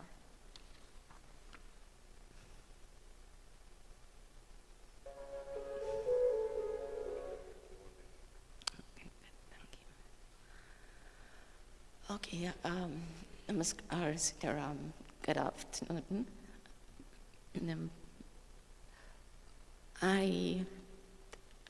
This is what we call the third prayer of the day, and it's usually a time of low energy, so I'm not going to make this a paper that I'm going to read, but rather I'm going to explore this idea of rasa but I also changed it a bit. Let me just, right, there we go. So I essentially began this paper because I've been doing some work on this concept of rasa for about a year now, so it's still being fleshed out. I started with it as a music concept, but now I'm looking at it more as a creative concept, what it means to us here in the Caribbean to understand what that term means, right? So when I started thinking about rasa, rasa is a portal for Caribbean creativity.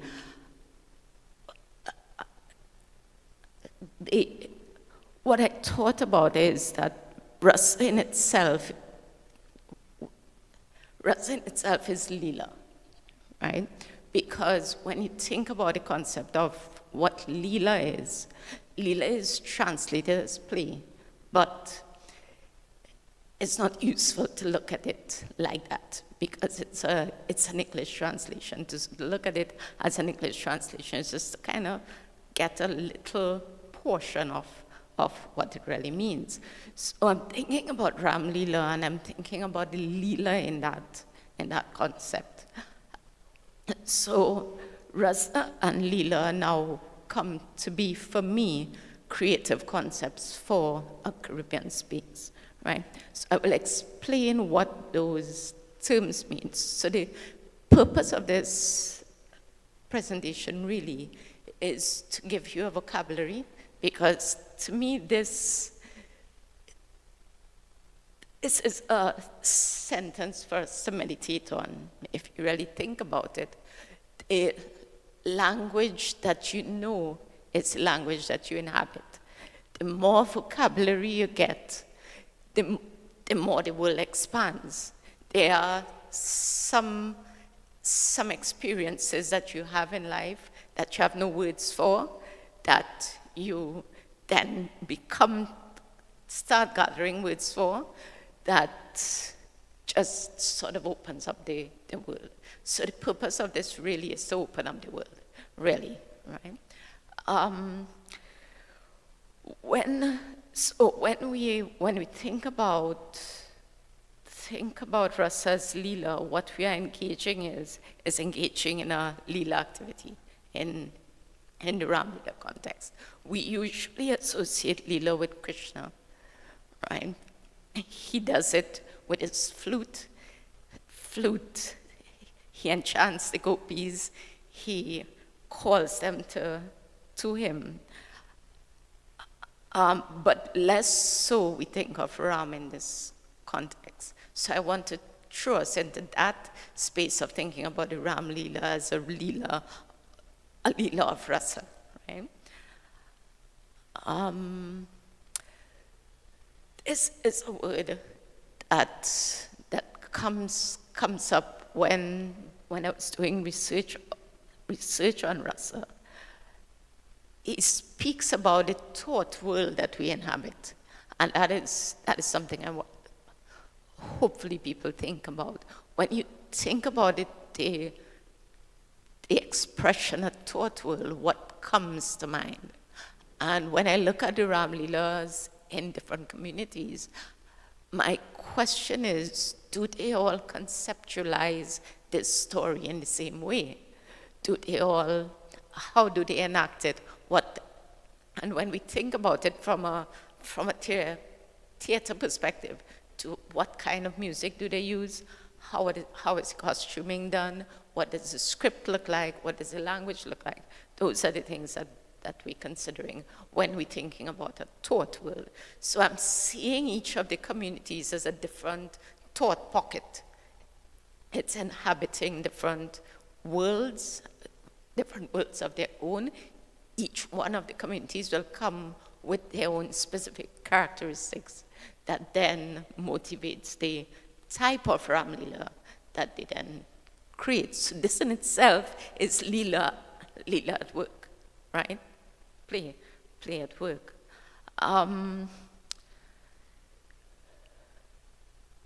This is another thing to consider when I think about it. It's a simple sentence, but to think about the Ramayana, the Ramcharitmanas,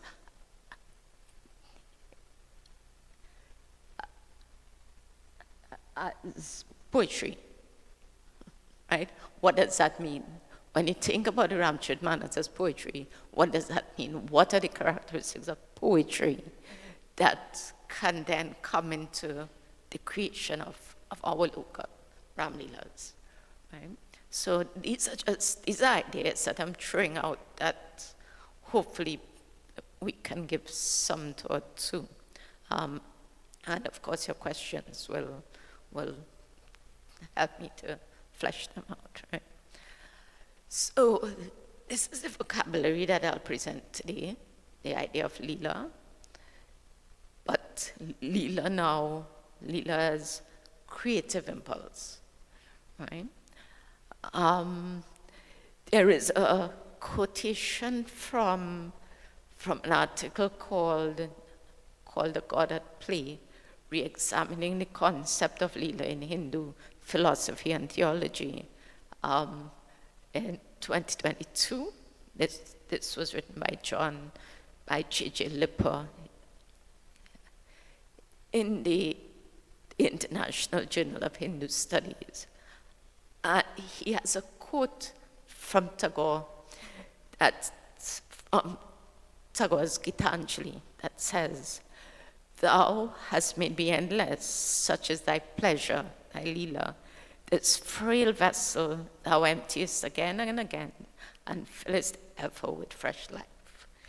So, to me, what that quote points to is that idea of reincarnation, which, to me, year after year, when we perform the Ramlila, that is what we're doing, bringing back to life this story year after year, perhaps in different forms. So it becomes, and that concept of reincarnation becomes an idea for creative work. That doesn't have to be the same thing year after year, right? That it basically opens space, because when we reincarnate as well, we come in different forms with different qualities, right? So it's a symbolic bringing back to life in a material way, a consciousness that remains with the community like an undercurrent. So that brings us to that concept of rasa. So when I look at the Ramlila, to me it is a bringing back alive of a consciousness that we have running underneath constantly within the communities, but get masked by the practice of daily living, the stresses of daily living. So that Ramlila focused period brings back that consciousness alive. So I like to think of it as, when people describe it as a Ramlila fever, I like to think of it as a Ramlila tattva, like how we describe Shiva tattva. Tattva is that essence, that consciousness, right? To look at it also as faith is also to delve into that concept of rasa, because faith in itself is a feeling, right? So to explain a little what rasa is described as a flavor, it's described as essence, but it is more than that. It's distinct from emotion, because emotion is the impetus. So yeah, you get angry, but the anger is just the emotion. What is the essence of that anger is where we want to take our minds. What does anger comprise of? Where is that anger coming from? Is it from a sense of fear? Is it from a sense of injustice? Those are the kinds of questions. So what was interesting about that whole concept of Rasa is when we were talking earlier about mental health, this Rasa box is used for training our theater practitioners, right? The concept of Rasa, before I go on, comes from the Natya Shastra. The Natya Shastra is written around the 3rd century BC, right? But it was written over a period of 1500 years. So it's ascribed to one author, but that one author is really a compilation of several others. So to me, what the Natya Shastra also symbolizes is the opportunity for us now to revise concepts, because the fact that it's given 1500 years to be written means that it was debated for centuries before it becomes its text. But now we in the Caribbean can now take it and reinvent or revision how we see those concepts. So when we were talking about mental health, this is an exercise that I did with the girls. And this is my Rasa box. I use it as the girls were asked to step into a box.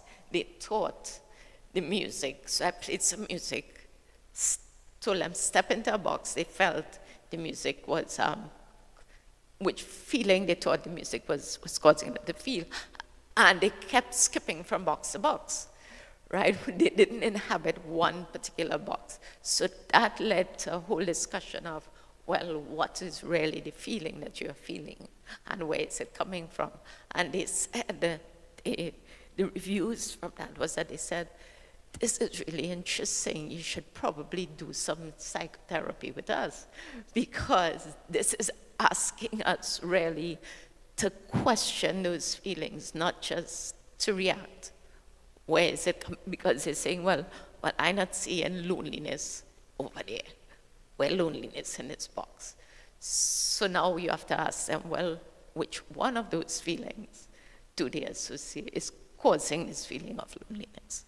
Right? So it's questions like that are very interesting for me. So these are the 9 rasas here.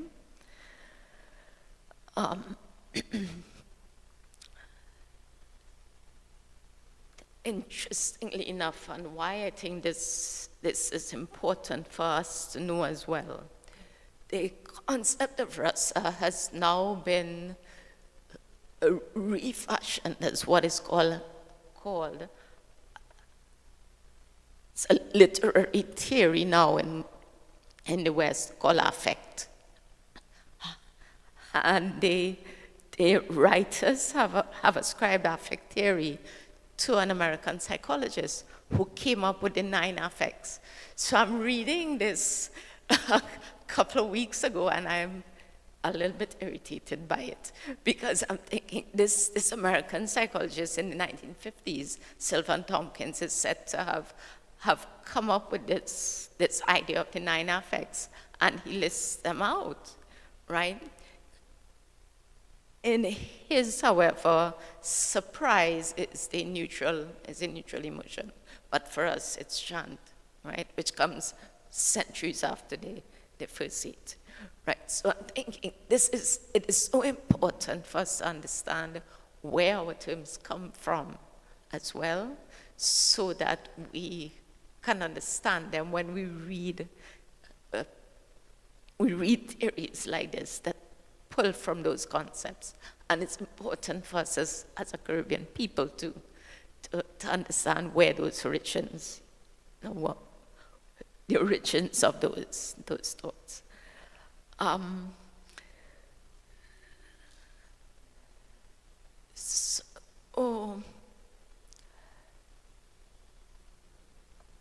This idea of Rus, right, is important to us as a diasporic people, therefore, because it talks to us about feeling. And when I think about feeling is not just theatrical, because when we think about things like citizenship, citizenship is a feeling. Your sense of identity is a feeling. Basically everything that we know as an intellectual concept is a feeling. Tradition is a feeling. So to understand that feeling, and last week Dr. Francis and I were doing an interview for this symposium, and we spoke about the need for rooting. So I was saying to her, the reason that I can create and I don't feel any less of an Indian or a Hindu or a Trinidadian is because I feel rooted in the tradition that I know, so that I can now dialogue with you, knowing that there are also places where we integrate. So where we have meeting point, because when you think about it philosophically, we have a lot of areas where we come on common ground, right, culturally. So it's important for us as a diasporic people who have been cut off from a land that is not quite our own, but is still our own, right? Here, that is our own as well, for us to create a space that we can call home.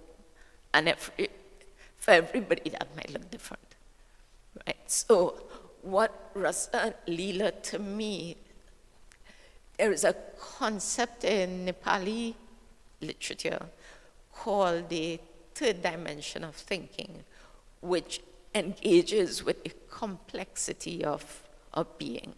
It's not a binary. It is you're neither this nor that, but you're a complexity of all these things. So to me, that to understand what Leela is, to understand what Ras is to root ourselves and to give ourselves that space to expand when we write something like the Ramlila. For now, so I'm also careful to say that the Ramlila, as we would have heard early on, is the theater of the people. I see it as coming from the belly of the people. It's a sort of organic thing, but we are moving towards now really consciously trying to produce something that is a Ramlila as well. Not that we weren't conscious before, but there's a different kind of movement of consciousness that is taking place now. So to me, to understand these allows us to make that move, right? So what I will do now is show you through my own work how I use the concepts and my training to produce the work that I produce. So this first one, Panchavati, was done for the Hindu Prakachar Kendra in 2015.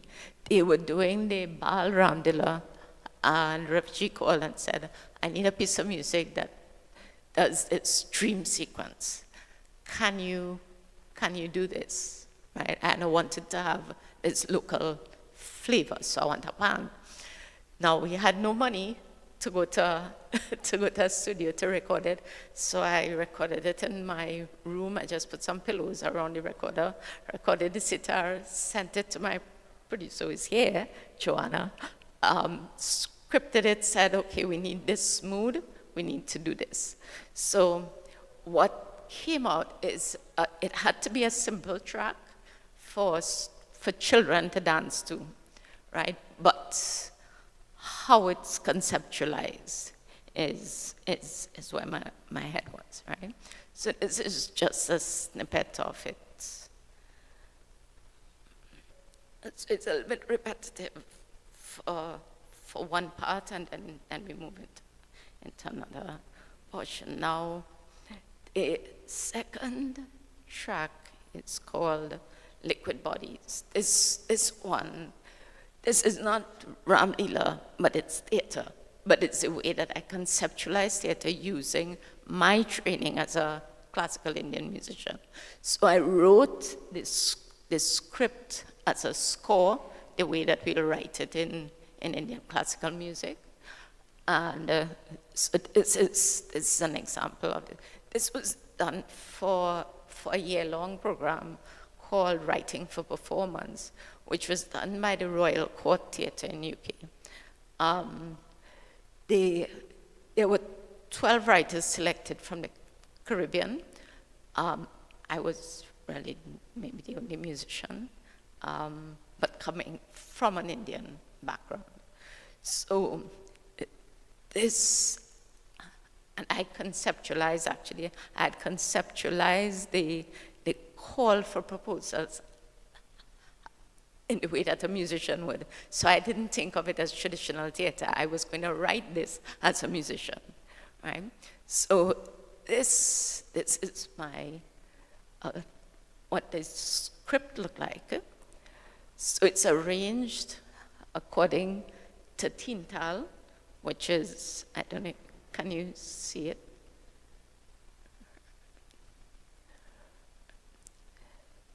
So it's arranged. Basically, everything is scripted. The instructions for the actors as well.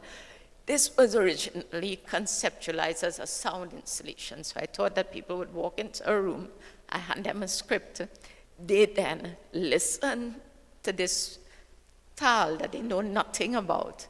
How are they going to read this and listen to this? Right?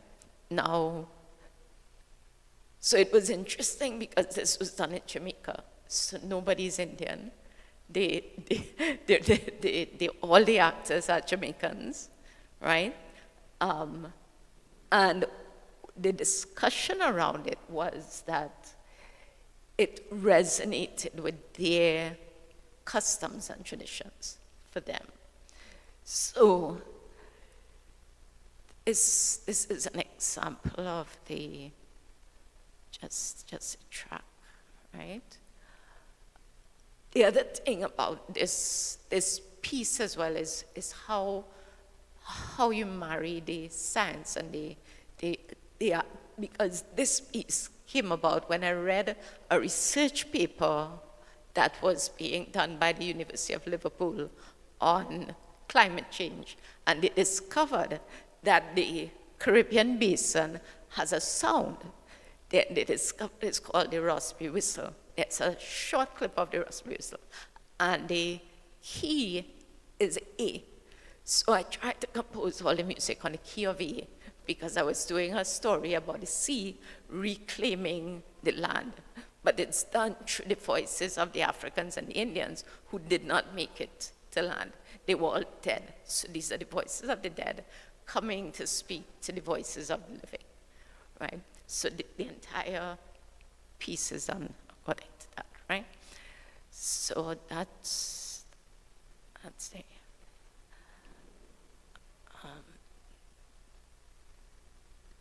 so this is a part of the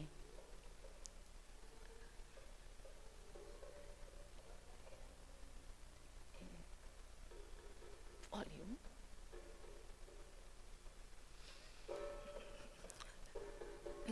So all of this is scripted, right?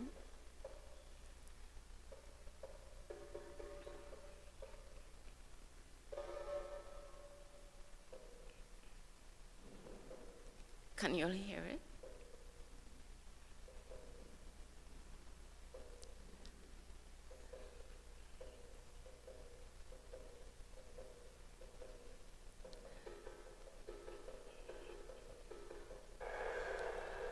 So this is supposed to be the city sound, right?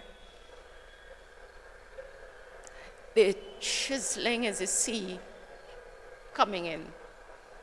Right, so it's denoted by the sound of chisel.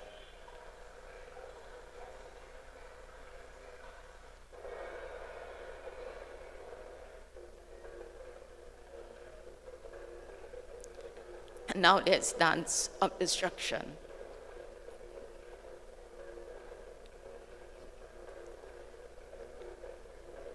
that's supposed to be a Damaru. Shiva's dance of destruction. So the sea basically comes back to claim the land through the music.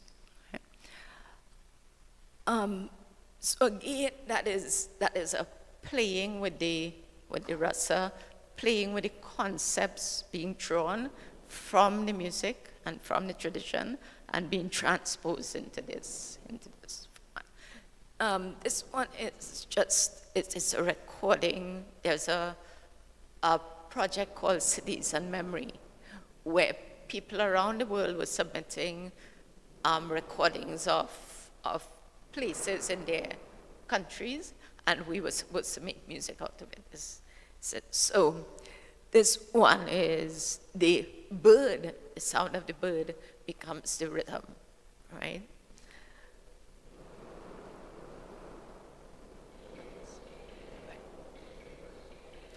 That's all about it.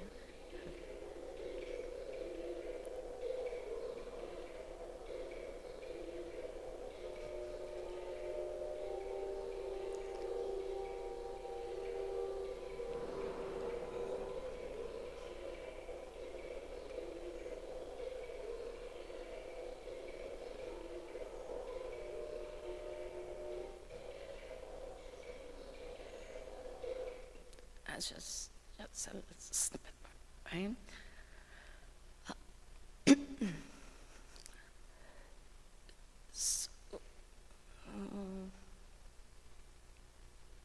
Right.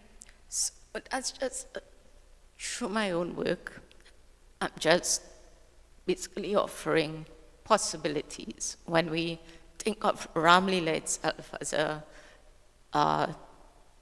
theater, as ritual, how are we thinking about it through the utilizing these concepts of Lila and Ras? Okay? And with that, I end my presentation. So we now open for I think questions.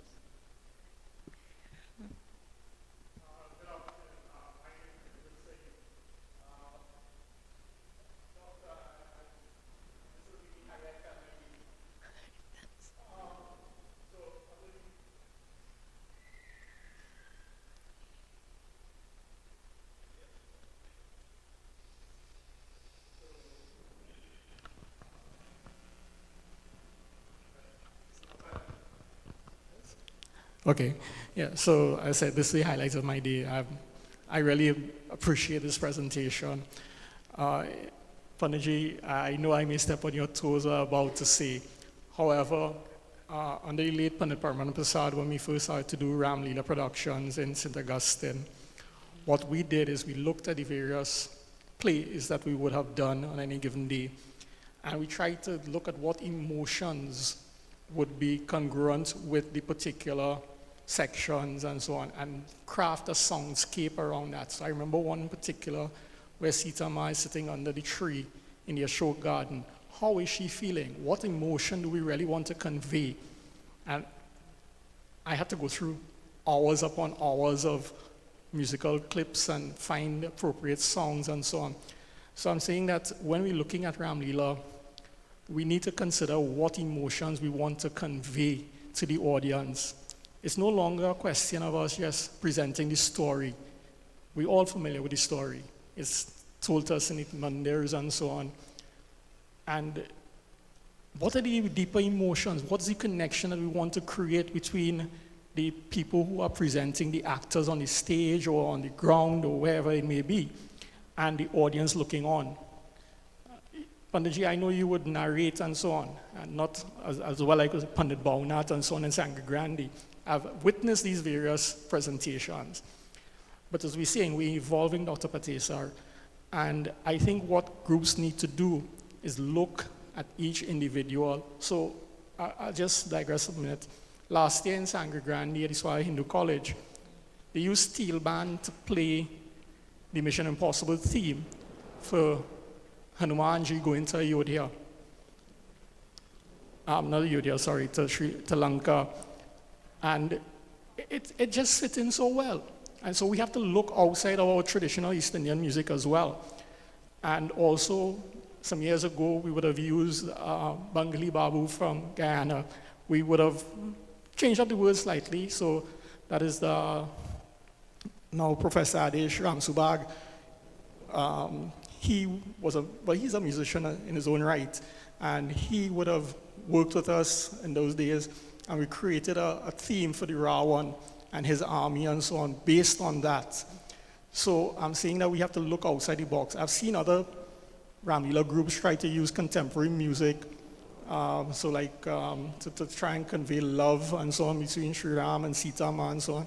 Sometimes it works, sometimes it doesn't. And I'm saying that we need to look and see exactly what. And sometimes I say the contemporary music, the Bollywood film songs, sometimes it's going a bit too far, but I think we need to start, as you're saying, we need to create the score to go along with the play. And we really have to start looking at Ramlila in that respect. Yes, we're still telling the overall story of Sri Ram and so on, but we need to look at breaking it down scene by scene and the emotions that we're trying to create. And I'm very, very glad to see this presentation. I hope, that we can incorporate this, because through the National Ramlila Council, I've always told people that music is going to play a very, very important part in getting the message across. And I hope that in crafting the course going forward, that this becomes an integral part. And I hope you will have some input into, because some things, so Dr. Singh earlier was thinking about standardization. Now, yes, each group has their own unique flair, but there are certain things I think you can create a theme that can be used in multiple groups in multiple settings. So I'm hoping that, the conversation will go towards that. Again, this was very, very much an eye-opening presentation, and I very, very much appreciate it. Thank you. Okay. Thank you. Thank you. It was really a pleasure to do this paper, because it allows me also to, hearing your feedback as well, it allows me also to flesh out the concepts that I've been playing with, because one of the larger considerations is this whole issue of diaspora. And to me, what I see this region as is an open playing field. It's in a way, a blank canvas where we can create and recreate, because we have inherited not only one tradition. And then the presence also of the many Ramayans gives you ample scope for study. So thank you for your comments.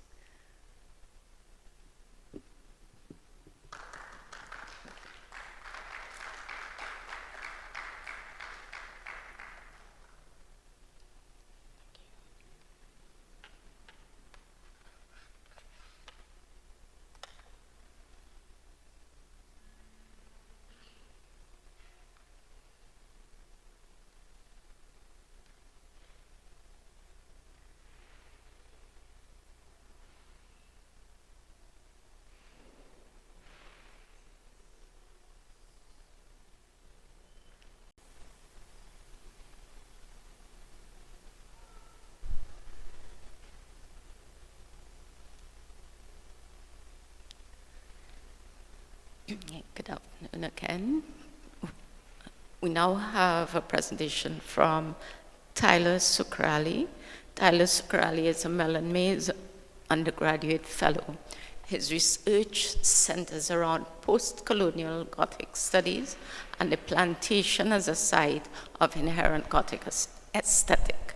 The title of his presentation is The Soundtrack of Ramlila from Bhojpuri to Bollywood.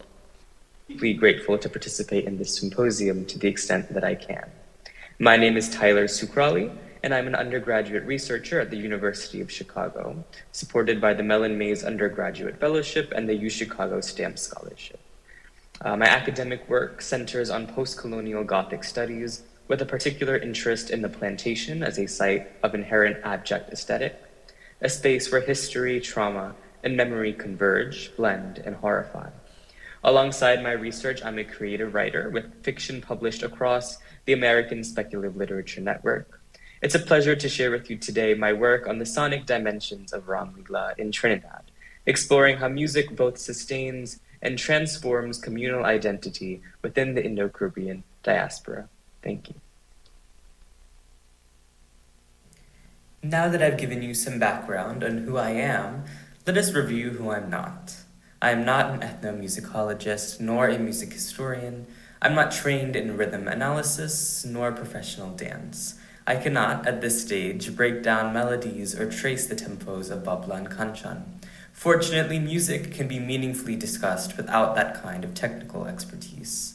In his book, Music as Social Life, The Politics of Participation, published by the University of Chicago Press, Thomas Torino writes, "Music and dance are key to identity formation because they are often public perceptions of the deepest feelings and qualities that make a group unique."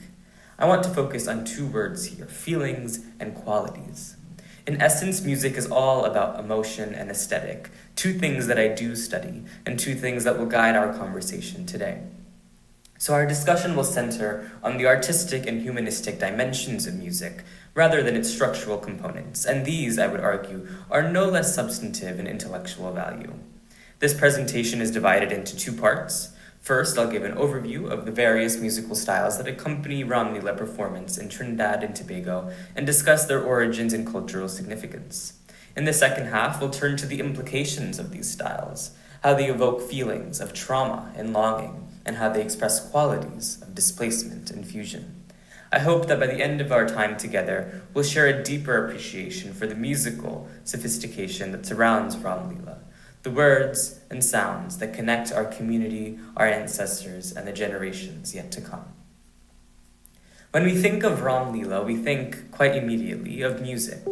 We hear the dolak or tabla, the metallic ring of the dantal, the manjiras, the harmonium, the rhythmic clapping of the spectators, and so much more. It's important that we pause and unpack what we mean when we say Ramlila music. The term encompasses a blend of styles and traditions, each carrying its own history. As Paula Richmond explains in We Don't Change It, We Make It Applicable, Ramlila in Trinidad, early Ramlila performances were accompanied not by singers but by chanters. The Ramcharit Manas was spoken, not sung. Over time, this evolved, particularly within the Indo-Caribbean context, where Bhojpuri folk singing became the backbone of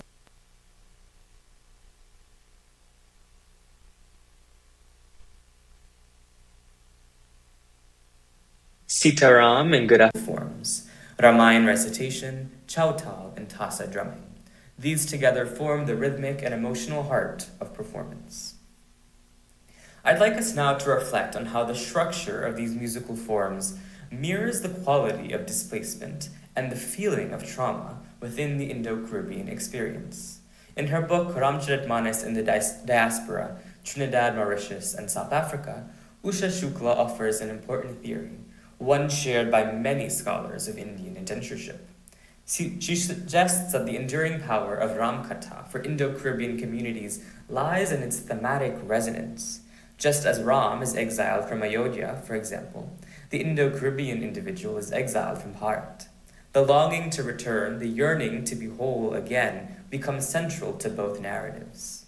While many ethnographic studiers frame the Ramcharit Manas' importance in purely historical terms, Shukla's argument reminds us of its emotional and existential dimensions. If we accept that the text's themes speak directly to the conditions of exile and migration, then Ramlila's music can be understood as an extension of this emotional logic. Consider the call and response structure of both Chautal and Ramayan singing. This musical format does more than entertain, it creates connection. Devotion in this sense is never solitary. The structure itself, chorus, verse, chorus, seems almost self-aware of its communal function. It insists that faith must be shared, that every voice complements the other. Here we might recall Freud's idea of oceanic feeling, that boundless sense of unity that dissolves the self into something larger. Ramlila's music brings this to life, recognizes it. Through collective rhythm and repetition, it transforms individual faith into communal transcendence. And how does this relate to displacement and trauma? The answer is remedy. Through unity, through shared song and rhythm, the community finds protection against the psychic injuries of exile and indenture. The music of Ramlila becomes both a sanctuary and a strategy, a means of coping, remembering, and surviving. In this way, the musical composition of Ramlila does not merely accompany the narrative of Ram's exile, it heals it. Ramlila music is protection. Across Indo-Caribbean media, folklore, literature, visual art, and perhaps most potently music, there runs a persistent aesthetic undercurrent, and this is horror. Indian indentureship itself is one of history's most visceral manifestations of horror, not only for its brutality, but for its erasure in the Western zeitgeist. Its terror lies as much in the violence enacted on plantations as in the silence that followed. As H.P. Lovecraft once famously wrote, the oldest and strongest kind of fear is fear of the unknown. Indian indentureship, unknown, unspoken, omitted from the Western imaginary, thus becomes the very embodiment of that fear, a real-world horror the world has refused to see. Philosopher Noel Carroll, in his analysis of art horror, argues that the effectiveness of horror depends on a recognition of abnormality, that the world of the story must perceive its monster as monstrous. Within the plantation system, the overseer, often white, wielding unchecked power over the enslaved and indentured, fits this definition precisely. The plantation is the stage on which horror becomes structural. To call indentureship horrific is not in itself revolutionary. What is crucial is to ask, how does this horror endure in cultural memory? How does it surface in art, in performance, in sound? As Brandon S. Callender observes, when oppressed peoples create horror art, the supernatural merely amplifies what is already terrifying in daily life. The ghosts, demons, and witches are not the horror. They are conduits for it. The real terror lives in the everyday and the residue of survival. By this definition, we can trace horror as an organizing force within the Indo-Caribbean aesthetic tradition. One of its key mechanisms is abjection. Julia Kristeva defines the abject as that which is opposed to I. It unsettles the border between self and other, between what is within us and what we expel. She describes vomit as its perfect metaphor, something that originates in the body but must be cast out. The crossing of the Kalapani, the black water, functions similarly. It is both a literal and psychic expulsion, a forced passage that ruptures identity. To leave India, willingly or coerced, was to become estranged from the self, to inhabit a permanent state of in-betweenness. The plantation system, with its constant degradations and violences, only deepened that estrangement. Indo-Caribbean existence thus becomes a living form of abjection, a haunting that is historical, bodily, and ongoing. But how does this abjection translate into music, specifically into the soundscape of Ramlila?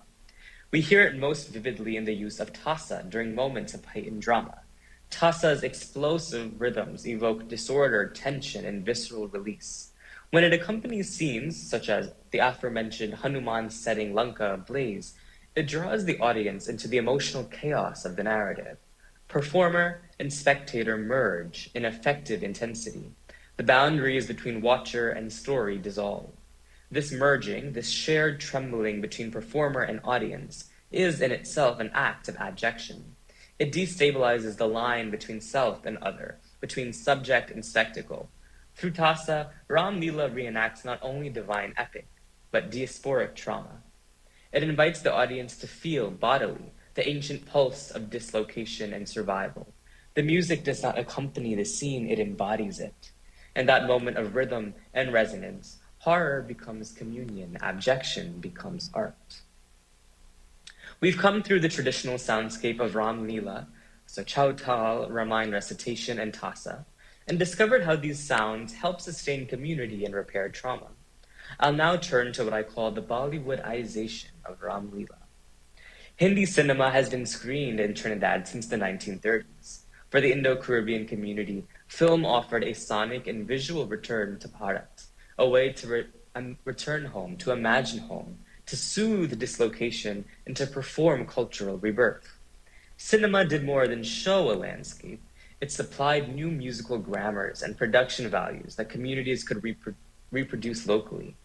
Those changes are audible in contemporary Ramlila, so orchestral strings, cinematic melody phrasings, pre-recorded playback, and filmic structures increasingly appear alongside, sometimes in place of, the old Bhojpuri call and response and percussion-driven practices.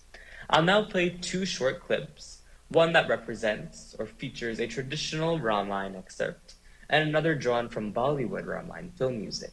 Listen for differences in melody, arrangement, texture, and the relationship between performer and audience.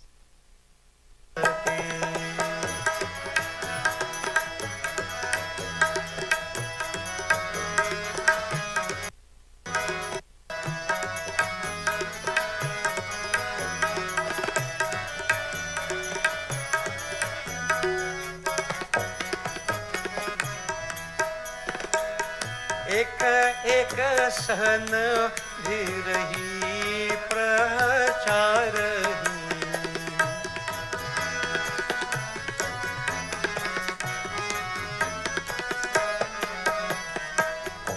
एक एक सन धीरही प्रचारही एक अंध एक मर्दमय परही मर्दमय परही मर्दमय परही ए मर्दम.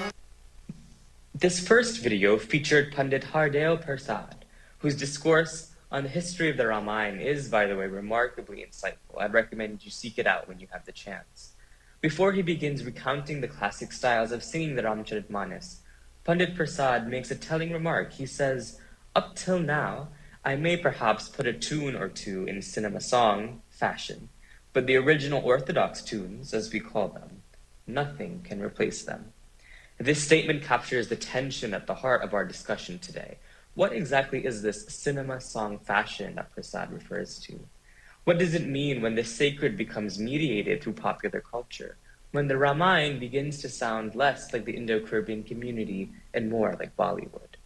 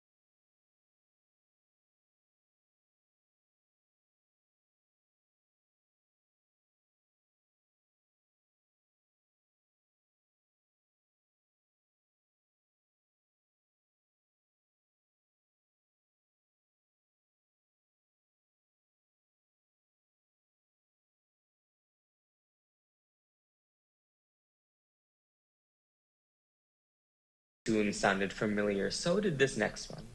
It's the melody popularized by Ramanand Sagar's Ramayana television series of 1987, an absolute cultural phenomenon. To give a sense of its magnitude, on April 16th, 2020, during the pandemic era rerun of the show, the Ramayana series set the world record for most watched television program globally, surpassing even the finales of The Big Bang Theory and Game of Thrones. Sagar's Ramayana is in many ways a Ramlila of its own, a dramatized, filmed retelling that merges epic devotion with the cinematic spectacle of the late 20th century. Its reach is truly transnational. The series' soundscape, its orchestration, its melodic motifs, its emotional tone, has become inseparable from the way many across the diaspora imagine the Ramayana itself. In Trinidad, this influence is unmistakable. The music of Ramlila today often bears echoes of Sagar's compositions. It's the same sweeping melodies, the same devotional crescendos, the same sensibilities that bridge across sacred tradition and popular culture. Ramlila and Ramayana lectures often mix traditional Bhojpuri singing with cinematic melodies, such as those from the 1987 Ramayana series. Ramlila performances are no different. As actors narrate Ram's story, you'll likely hear Bhojpuri-style live singing, tasa, chautal, and Bollywood songs blended together. Peter Manuel explains this trend by remarking, the decline of Hindi/Bhojpuri comprehension, as might be expected, has irreversibly eroded the vitality of much of Indo-Caribbean Bhojpuri song, especially since so much of that repertoire is text-driven. In this context, Hindi film songs supplement Indo-Caribbean musicality in ways that are less constrained by language barriers. Historically, the Bollywoodization of Indo-Caribbean music has not been without criticism. Hannah Klein-Thomas documents that Prime Minister Eric Williams, responding to rising quote-unquote motherland affinity among Indo-Trinbagonians, urged citizens to identify primarily with Mother Trinidad and Tobago, not Mother India. Such incidents show that the intersection of politics and a cultural expression has been under discussion since at least 1962. On a more personal level, some older Indo-Caribbean community members have expressed concern about the increasing prominence of South Asian film culture. Peter Manuel again cites a letter to a Guyanese newspaper. It says, "The present Indian singing is nothing more than a crass commercial imitation of the already westernized Indian film industry. In other words, the Caribbean Hindu is being twice colonized." These perspectives remind us that the curation of cultural forms, including Ramlila music, carries weight. It raises questions such as, should we strive to replicate the perceived standards of India, which is in itself so incredibly diverse? Or should we preserve a unique Indo-Caribbean aesthetic, one such as that imagined by Professor Kanisha Prasad of the University of Chicago? There is no single answer, but these conversations are essential for shaping the culture that will be passed down to future inheritors. I want to close with a personal note of gratitude.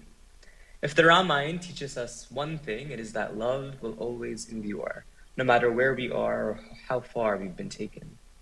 Our history is one of displacement, but also of resilience and care. Let us live Ramlila. Let's not be content with just watching it. Let's embody the courage of Sri Ram, the devotion of Mother Sita, the loyalty and strength of Hanuman, and the power of love. Thank you. Jai Sitaram.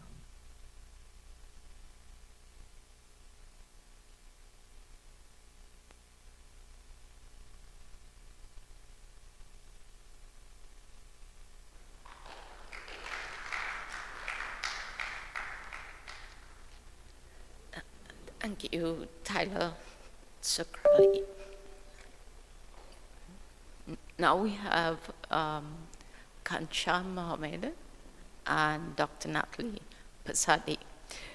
Ghanshyam Mohammed is a public outreach and cultural programs professional whose work bridges education, research, and heritage advocacy in Trinidad and Tobago. He currently serves at the Academy of Arts, Culture, and Public Affairs, University of Trinidad and Tobago, where he has engaged public outreach and academic events that spotlight the country's creative and intellectual life. Over the past 15 years, his work has combined higher education, cultural management, and community engagement to advance equity and access in the arts. He holds a Master of Science in Innovation, Manufacturing Management, and Entrepreneurship from UTT and is currently pursuing a Doctor of Philosophy in Equity, Diversity, and Inclusion. His research examines inclusive practices in higher education and cultural policy. Dr. Natalie Pasadi is Associate Professor at the University of Trinidad and Tobago. She recently joined the Center for Maritime and Ocean Studies. With over 26 years of experience in the area of international relations, Natalie is an academic who holds a PhD in International Studies from the University of Birmingham, UK, and who has completed extensive research, analysis, and writing on law and policy in various areas. All postgraduate work, research, and qualifications have been in the area of international relations, law, and policy, particularly as they relate to gender, human rights, the environment, and EDI. This experience was bolstered by working with a law firm upon graduation, where she gained lots of practical experience in environmental law and policy. So we welcome now Ghanshyam and Dr. Pasadi.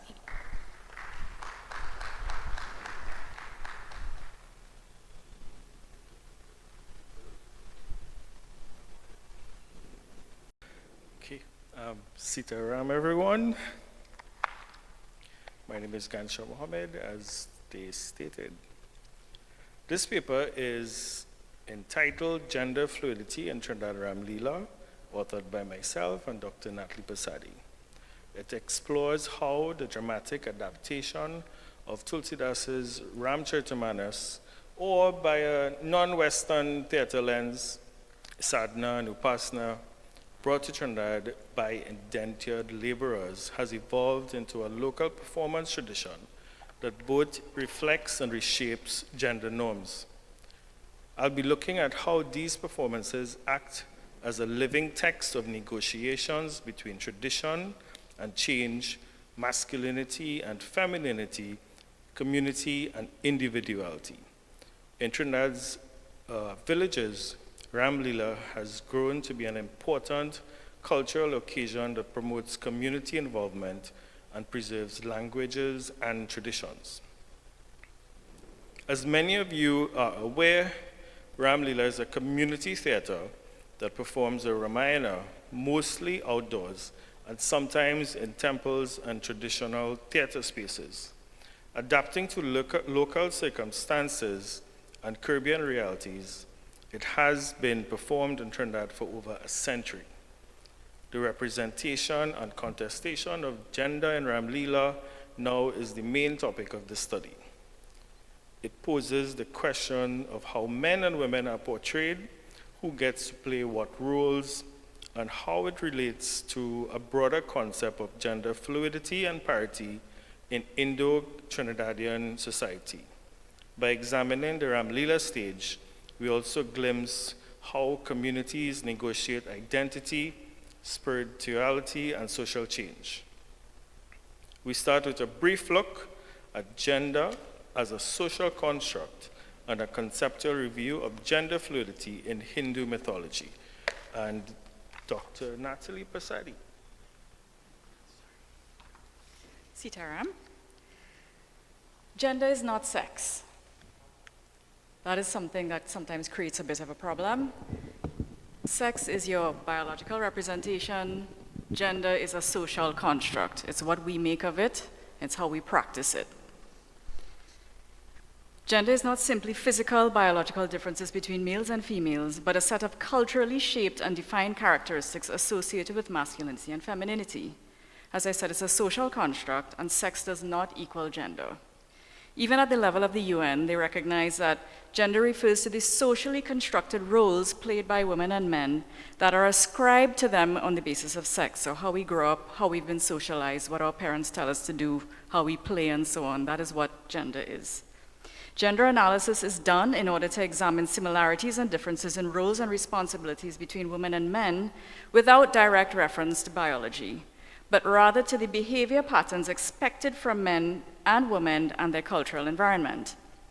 These roles are usually specific to a given area and time. That is, since gender roles are contingent on the social and economic context, they can vary according to the specific context and can change over time. In terms of the use of language, the word sex is used to refer to physical and biological characteristics of women and men, while gender is used to refer to the explanations for observed differences between men and women based on socially assigned roles. So you have a number of academics who have written on this topic. Millet has said that Sex is biological, gender psychological, and therefore cultural. Butler noted that the original distinction between sex and gender was conceptualized with a view to disputing Freud's biology is destiny formulation, and that the distinction serves the argument that whatever biological intractability sex appears to have, gender is culturally constructed. Sociocultural constructions of gender are reinforced by both sexes as they tend to deliver what they perceive as expected of them. Simone de Beauvoir noted that one is not born, but rather becomes a woman. And she suggests, therefore, that the concept of gender is not stable, but is a reflection of stylized repetition of acts. How we behave on a daily basis determines what our gender becomes. This, according to Butler, is also known as gender performativity. Saleh explains that gender is not something one is, but rather it is that something one does, an act, or more precisely, a sequence of acts. So we're looking at doing rather than being. Critics claim, however, that gender is simply synonymous with woman/femininity, but that is not what gender is. Gender is looking at everything and everyone. This is a simplistic and uninformed viewpoint, as gender examines the social construction of gendered identities, which includes both men and women. Gender, then, is the result of a process of cultural socialization and therefore varies across cultures. It refers to the asymmetrical social constructs of masculinity and femininity, as opposed to ostensibly biological male-female differences. So now that we've established that gender is a social construct, I want to share this with you. We're going to look at gender fluidity in Hindu mythology. So the concept of gender fluidity has existed for millennia. And the Hindu mythology is replete with references to this gender fluidity. You find it in the ancient Hindu texts, such as the Vedas, the Ramayana, the Mahabharata, for example. And they contain many references to gender variance within and among individuals. Authors Singh and Kumar actually claim that gender fluidity is one of the best characteristic features of the Indian religions. They also note that there were more than 50 words for non-heterosexual genders and sexualities in Sanskrit, Prakrit, and Tamil. And again, we find these references in the various religious texts, such as the Veda, the Purana, Kama Shastra, Natya Shastra, and the Ayurveda of the Hindus, as well as in Jain Agamas and Buddhist Pitakas. This is one of 3 manifestations I'm going to show you of the concept of gender fluidity within Hindu mythology. I cannot say that I can pronounce that name properly, but I will try. So this is Ardhanarishwara, the composite androgynous form of Shiva and his consort Parvati. So you see to the left is Parvati, to the right is Shiva, right? So this form is shown as a fusion of half male and half female forms, split down the center. This particular depiction represents the perfect synthesis of male and female forms. It also embodies the Prakriti and Purusha, the feminine and masculine energies of the cosmos, and also illustrates how Shakti, the sacred feminine, is inseparable from Shiva, the male principle of God.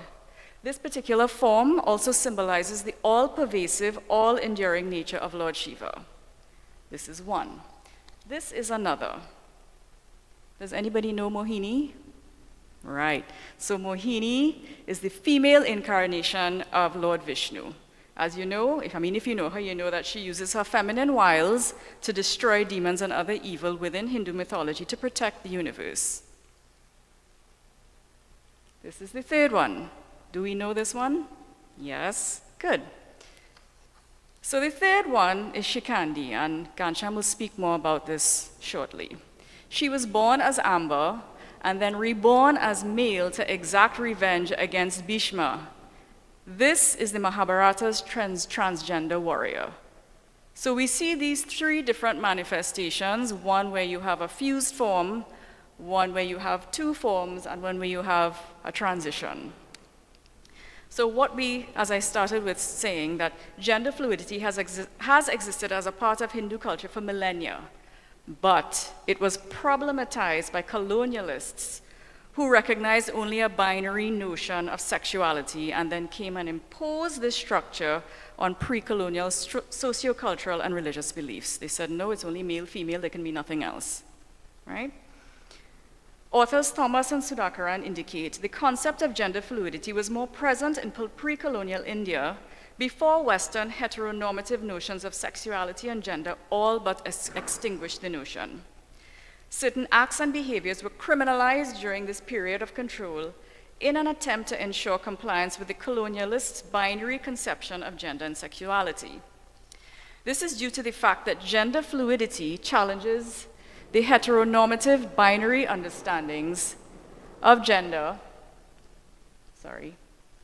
which accepts that one's identity can be dynamic rather than fixed. And of course, this is something that's engaging psychologists and anthropologists and religious persons, many people today. It's become something that's very, very au courant.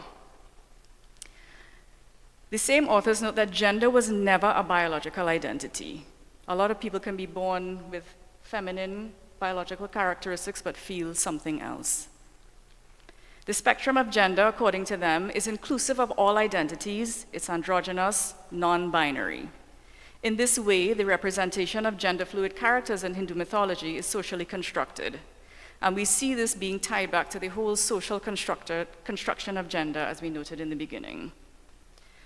So one more thing I just want to highlight is this concept of what gender fluid is. Within Hindu mythology, this can be used to describe mythological characters whose identity is fluid, in that they do not always remain in one gender identity, but may travel across gender identities or combine them. And we saw this with the 3 manifestations that I showed you. Uttam Chandani notes that an analysis of the ideal man and woman in Hinduism and some primary deities has revealed no distinction between the characteristics a man or woman ought to have. So it's not that I need to be soft and kind and docile, and Gancham has to be all alpha and in your face, right? I've actually been accused of being alpha myself. This analysis is further supported by multiple facets of Hinduism expressing parity and identity between men and women. Moreover, he indicates that Hinduism dismisses the very concept of gender through identification with the genderless soul, part and parcel of Brahman, the eternal, unchanging, and genderless ultimate reality. So I have set the scene for what Gancham is going to talk about now, what he has found within actual Ramlila practices.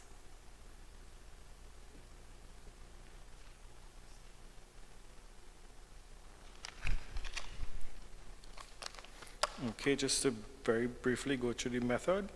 A qualitative method was employed in this investigation. I saw live Ramlila events in South and Central Trinidad, conducted participant and director interviews, performance analysis. I focused on audience reactions as well as character representations, including who plays whom, how are they dressed, and how are they discussed.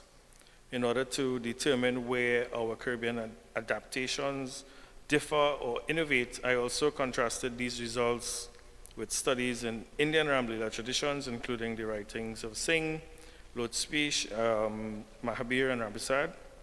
The result was a nuanced depiction of gender dynamics on and off stage. Traditionally, male characters like Hanuman and Sri Ram represented the values of moral rectitude, bravery, and leadership. Sita in particular is a symbol of sacrifice, devotion, and purity among female heroines. This dynamic has historically strengthened the patriarchal standards, as Mahabir and Chand pointed out. However, that has changed in the last 20 years. In addition to playing both male and female characters, women play important parts and participate in script writing, direction, narration, and production. Even Sita was portrayed by a young guys in early productions. For instance, in his early pre-pubescent years, well-known author Balkrishna Naipaul portrayed Sita.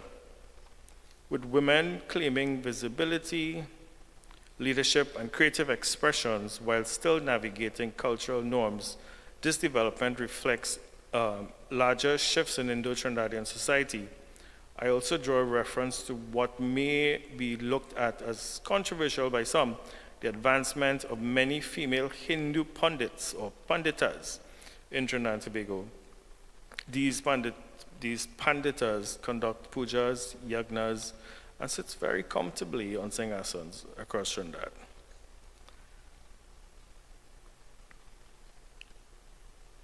Costume design, speech, and staging all have gendered connotations. Directors purposefully reimagined the relationship between Rama and Sita in certain contemporary productions. In one performance I saw, for instance, Sita's captivity was depicted as both physical and symbolic, illustrating how social standards limit women's agency. Instead of a heroic detachment, Rama's suffering was shown with sensitivity, evoking sympathy rather than awe. The audience response were telling, although some younger viewers welcome it as more approachable and real. Older viewers thought it to be a little bit too modern. This conflict demonstrates that Ramlila is dynamic and involves a conversation between customs and the community's changing ideals. Gender fluidity in performance. One of the most fascinating aspects of Ramlila is its space for fluidity. Characters like Hanuman, though male, embodies qualities of devotion and emotional intensity that transcend rigid masculinity. Similarly, Sita's quiet endurance often conceals immense strength and moral authority. Cross-gendering casting, still practiced in some Ramlila groups, also blurs the boundaries of gender. When a man plays Sita or a woman takes up the warrior role, it invites the audience to reflect on the performative nature of gender itself. Performance becomes a means of questioning what it means to be masculine, feminine, or something in between. In that sense, Ramlila, both conservative and radical, it preserves cultural continuity while quietly destabilizing gender binaries. To make my point further, I am going to look at a case study that was done on Shikandi and the fluidity of gender in the Ramayana tradition. Gender is rarely a constant category in the study of the South Asian epic performance. The pantheon of characters in the Ramayana and its sister classic, the Mahabharata, have bodies and identities that change with time, morality, and cosmology. One of the most potent lenses through which to examine gender fluidity in ancient narrative and its connection with modern conceptions of non-binary identity is Shikandi, a figure who was born a female but later lives and fights as a man. By linking this reading to the representation and lives of the Hijra and Londia communities in India, as well as to gendered performance practices in diasporic spaces like Trinidad Ramlila, this case study explores Shikandi's story as a framework for rethinking the binary gender logic frequently imposed on Hindu epic traditions. Despite Shikandi's most notable appearance in the Mahabharata, the figure's liminality directly addresses interpretive possibilities in the Ramayana's world, where gender crossing, disguise, and transformation are recurrent themes. Hanuman's devotional effeminacy, Sita's purity, trials, and Rama's aesthetic detachment all function within the same moral and symbolic field. Shikandi's story is written in a cycle of reincarnation and revenge, both as Amba, a princess humiliated by Bhishma.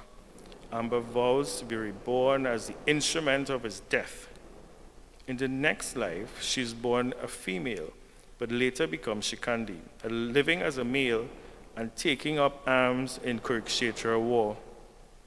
What makes Shikandi remarkable is not the transition itself, but how the epic treats it, not as a moral failure or divine punishment, but as a legitimate transformation enabling cosmic justice. Shikandi's dual embodiment, shifting between, I'm going to get these words wrong, Sri and Pums, becomes a form of spiritual weaponry. The narrative suggests that gender is not essence but karma, a mutual expression of purpose and circumstance. This subverts the heteronormative reading of Dharma and positions the epic as an early philosophical space for gender multiplicity. This Hijras and Londia as cultural echoes. This age-old ambiguity is alive and well in the Hijra community, which is acknowledged in India as a third gender.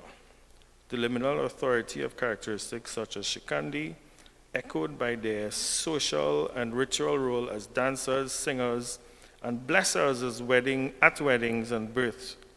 The Hijra stance, which is an institutional gender variant in Hindu society, defies colonial binary distinctions of male, female, sacred and profane, as demonstrated by Surya Nanda and Gayatri Reddy 2005.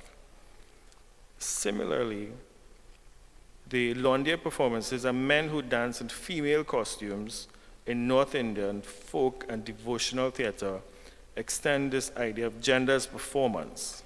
Their enactment of femininity is not a parody, but seva. Seva, of course, is service, embodying divine energy for public consumption.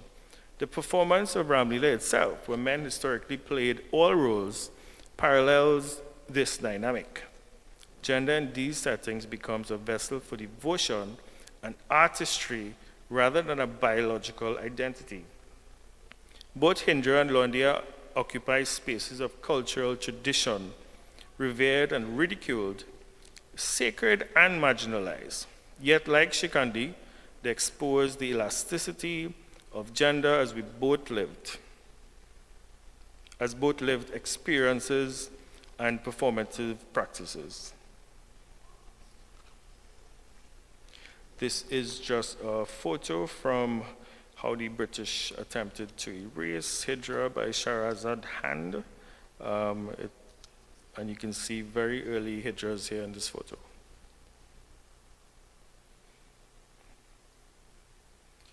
The Trinidad context. In Trinidad and other Indo-Caribbean communities, these resonances are often unconscious but palpable. Cross-gender casting in Ramlila, particularly when men play Sita or female roles, recalls the Londia tradition and by extension, the ancient legitimacy of gender transformation in Hindu performance. More recently, female performers have begun to play male characters such as Hanuman or Lakshman, further destabilizing inherited hierarchies. The result is a diasporic reinterpretation of South Asian gender philosophy, one that merges post-colonial identity, politics with inherited mystic fluidity. Through Shikandi's lens, Trinidad's Ramlila can be seen not merely as an echo of Indian tradition but as a space where gender multiplicity finds renewed cultural legitimacy, a kind of Caribbean Shikandi born through performance.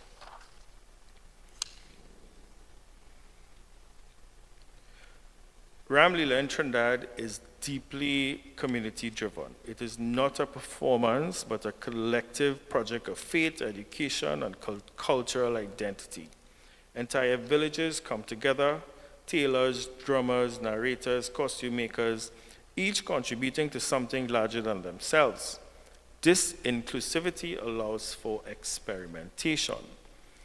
You now see girls playing instruments, traditionally reserved for men, such as Tassa, and women leading rehearsals and narration segments. Beyond the stage, Ramlila functions as a site of informal education. It teaches ethics, but also models collaboration and respect. As researchers like Ram Tahal and Kumar emphasize, efforts to document and archive these performances ensure that inclusive practices are preserved and shared for future generations. Finally, our conclusion. In closing, Ramlila and Trinidad stands as a rich intersection of tradition and transformation. It mirrors our ongoing struggles with gender expectations, yet also becomes a tool for reimagining them. What we see on the Ramlila stage, the courage of Rama, the resilience of Sita, the devotion of Hanuman, are not just ancient standards, they're living expressions continually reshaped by contemporary performers and audiences.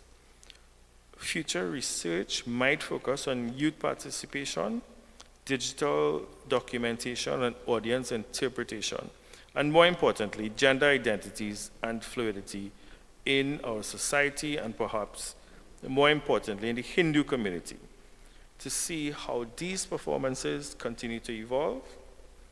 Ultimately, Ramlila shows that equity is not imposed from outside, but rather it grows organically when community retells its story with openness and imagination. Thank you very much, and we are open for questions.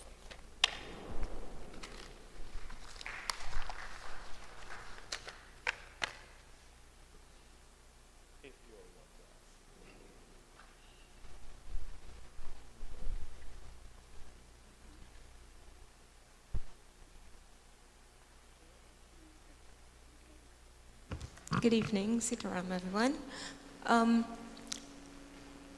Gender, right? Ancient drama has always been where the male character male play both roles. Even in ancient Greek drama, India as well, both roles, male and female, were played by men. So, and reason being is the taboo of women being out on the open field or the stage and all that. The resources now that we have and the education of women and all that, that is why now you are seeing that transition and they are being, so open to play Ramlila and all these things. So this is my opinion on it. Reason for change is not about just gender, but because of education, because in ancient theater production, even in ancient Greek drama, it was men, only men. They put on masks to look like women, to come out to play. So it's not a matter that, they have the qualities why they play feminine role, but because that is what were permitted since ancient time. Changes, innovation and all that, now things are changing. So both male and female are out there playing. Another thing, the resources of how many people you have who are in the community who are willing to play Ramlila too. So now you get the girls who would have to play the role of male characters, right? So it's not just about the gender part of it, why men play women role or women play men role. It's the resources that we have as well. Because I'm heavily involved in drama, and I can tell you, when you have a handful of them, you have to use what you have, and you have to use their characteristics. If they are bold, some girls are very outgoing, so you can use them as male characters. On the other part of it, the three incarnation of Shiva as both male and female, Lord Vishnu as both male and female, and in the Mahabharata. Okay, they are not biological being. They are divine being. They did not take birth through a biological mother. They are divine being. That is so, that's from Brahmatma. So it's a spark of that. It is not a biological being. And the reason why they will take that change, okay, like Lord Vishnu and Mohini, that's an illusion. It's not a birth. It's not a transition into femininity. It's an illusion, right? That illusion took place in order to protect Dharma, right? The other one with Shiv and Parvati. Lord Shiva is the destroyer, as most people would know it. But Shiv, the masculine, as we all know from the scripture, has no control without Shakti. Shakti is the femininity. So combine, that is what is, the artist created that. The artist created that image. But in the scripture, both energies, not gender, not sex, energies. Both energies combined can be able to protect Dharma, create, and have that divine energy. Because all came out of Shakti. And in the Mahabharata, certain demons, certain negative forces could have only been destroyed because of their boons that were given. They could have only been destroyed in a certain aspect of divinity. When divinity is in a certain way, then they can be destroyed. I will give an example here. It's not about gender or anything. This is just an example. Lord Vishnu had to come in the form of Narsingh. Not human, not animal. Okay? So what would we say about that? Right? What is it? Are we not human? Are we not animal? No. Divinity itself is not gender. Divinity is not gender. Because we can't say we have a male god or a female god. Or what's the gender of our God? Those images are divine images. Right? Thank you.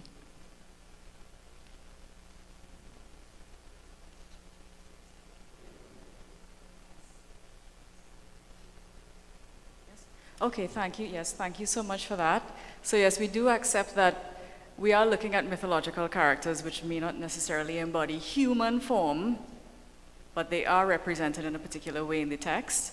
One of the things I did read with interest was in India, in certain communities, they only use prepubescent boys for the purposes of doing Ramlila, because they are meant to be clean, and they also represent the non-taboo, and what they do is they actually have them come in about at least a month before, and particularly about the boy who's taking on the role of Sita, they have them call him Sita. They address him as though he's actually that person from that point in time, right? Sometimes you may find that they might choose a young girl to play a particular role, but they tend to prefer these prepubescent boys for the characteristics that they embody and their ability to take on these particular roles. So thank you very much. Yes, I agree with what you've said. Divinity versus humanity is very different, we know, and ungendered in most cases, depending on how they're represented. Hi. You just raised a point there where they use the young boys right? Kanya. Kanya is a young girl before the age of we seeing her periods and stuff. Now, in Hinduism, that play you all talking about Ramlila, have you all ever been involved in Ramlila, playing Ramlila and stuff? Right? It is sacred. And in the times before, they will use the men due to the fact that if a woman's cycle comes, they will not enter onto that field. It is a yajna. In Trinidad, everyone could attest to that. When you pay respects and you go onto that field as a yajna, you start there. You're not going to desecrate that field. So you use certain people who, at the time of the month, you don't know when that's going to come. So men fill that void, and that is where it came from India to Trinidad. It has nothing to do with gender, as seeing yourself male, or I feel like I wake up this morning and I'm feeling feminine. You know, that kind of thing. It's nothing about that, because in the scriptures states every single form that the divine takes, the reason why. They didn't wake up in the morning and say, I feel like this, right? It's a very touchy topic, and we need to get it clear and clarified, because you see the youths now coming up with this trend that they will wake up in the morning and feel when we have Ramlila, I've been in Ramlila, I played Ramlila for a very long time, right? We have certain characters who will be Hanuman, Lord Ram. Then we will have Vanars, and then we will have the Rakshas them, and you will have a set of boys on the field dressed up as girls and running out and playing. Something wrong with them? No, they're just having fun. I have been on the field playing Ramlila and came out as a female character when we did not have a girl to fill that void. And I dress up in a sari and I come out. And I'm sure you looked very nice. Right. But does that make me, or inside me, I was feeling feminine? No. It is for the love of the culture, and it is for the love of that, what you call Ramlila. And it has the Krishna Lila also, and you'll see the same thing. Now, I would kind of like give you all a little hint later on to be a little mindful on when you're doing a presentation, how you strike certain notes. Because we may have done that on purpose for this very response. Right? So, good luck on the next one. Thanks. Because next time we have a bigger audience. Don't worry, we'll Right. deal with it, but we thank you very much. We recognize that the concept of gender fluidity is extremely controversial, but what we simply wanted to highlight that within these scriptures and so on, you see manifestations of it, whether or not they are divine or human. The point is it's existed there for millennia, and whether we like what's happening today in actuality, that's a personal preference. So, we just wanted to highlight that it has been in the scriptures forever, and it is represented in different ways today.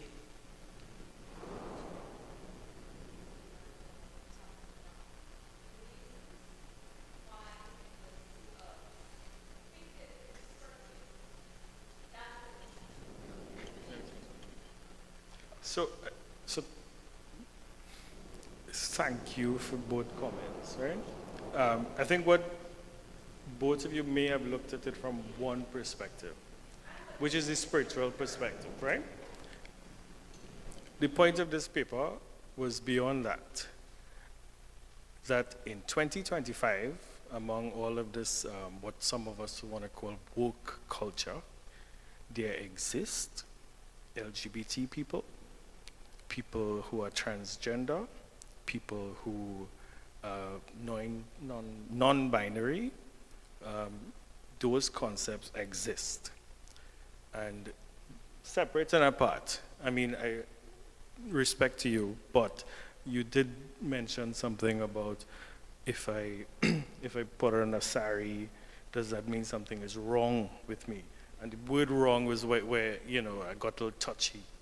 Because what we are trying to show from this paper and any further development of this paper is nothing is wrong with you if you put on a sari and decide you feel feminine, or like he says, I wake up one day and decide I feel a different way. The point of this paper is to show or to push my personal view that if there are any segments of the population in Trinidad that should be the champion of people with those causes, should be Hindus, because it is written in our scriptures in terms of tolerance for everything. The gold standard that we look up to, Great Mother India, still recognizes a third gender. You just go to the airports and there's male, female, or you other, transgender.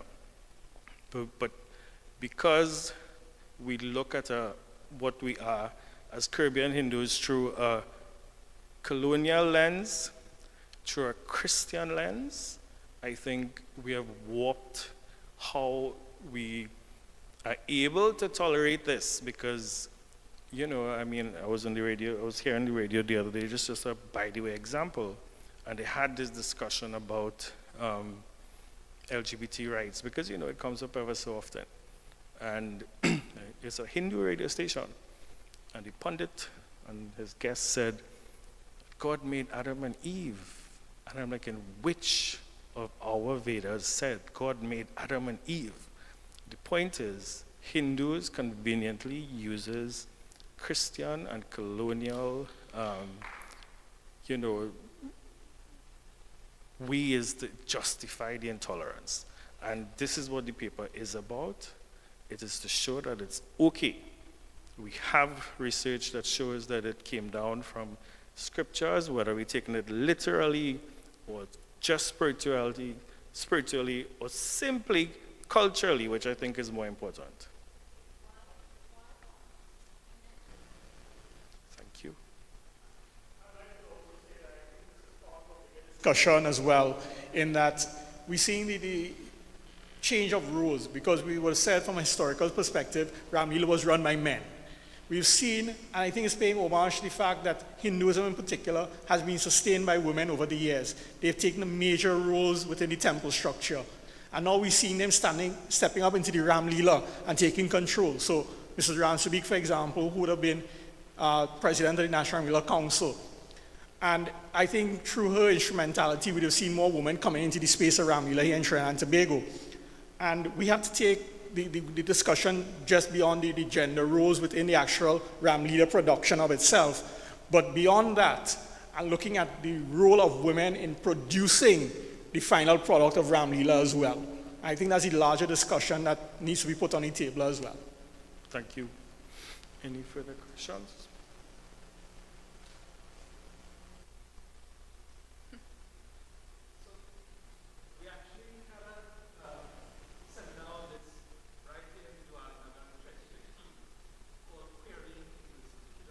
Yes, yes, I heard about it. So many of the same things we looked at, and a lot of the comments here, they did come up, but I think what is interesting, and hello. Yes, so it is really about the framing of it. So I think that is one of the things to look at. But I just want to take, there are other things to look at, like Bahuchara, who is the god of the Hijras, right? So that is, there are other very definite forms that go along with transgender representations and so on. But interestingly, in the grammar itself, you find things. So Sanskrit, you know, in many languages, you have male and female forms. In Sanskrit, there is Pulinga, Strilinga, Pulinga, which is the masculine, right? Strilinga, which is feminine, and Napunsakalinga, which is neuter. There's an interesting word, Kalatra, which means wife, which is neuter. It is not feminine. So you find it in all different sorts of ways. So I actually have my presentation from back then. I could share it with you after, so you could see some of the ways we talked about the things. So thank you. Actually, it was myself, Sharda, and Shalini Siriram were on the panel then. So. Well, we are so happy to have engaged this level of discussion, and we'll be happy to chat further after, because we've taken up much more than half an hour, so we'll let the other presenter come on now. Thank you so much.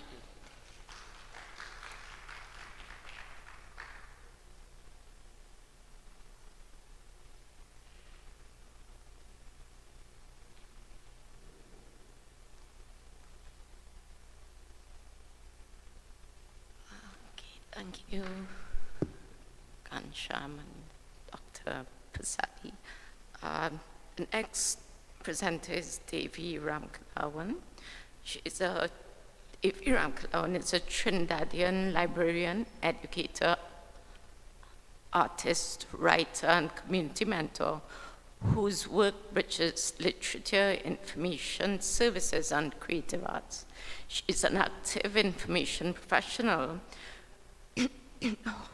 who has translated professional practice into measurable literacy and learning-focused programs, published research, and presented regionally.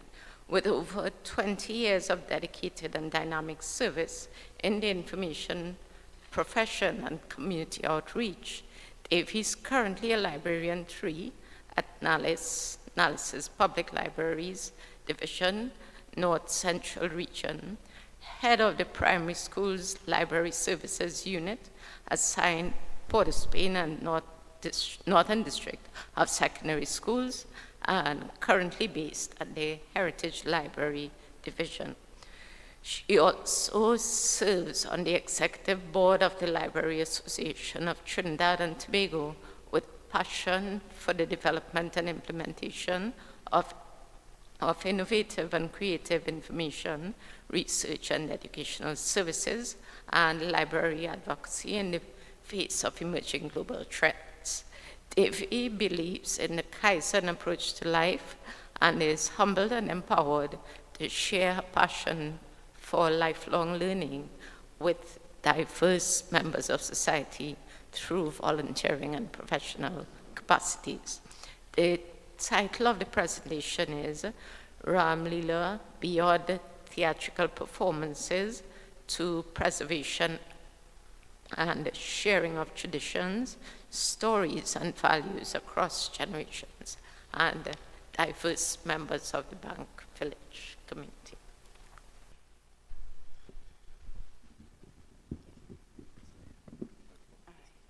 Thank you.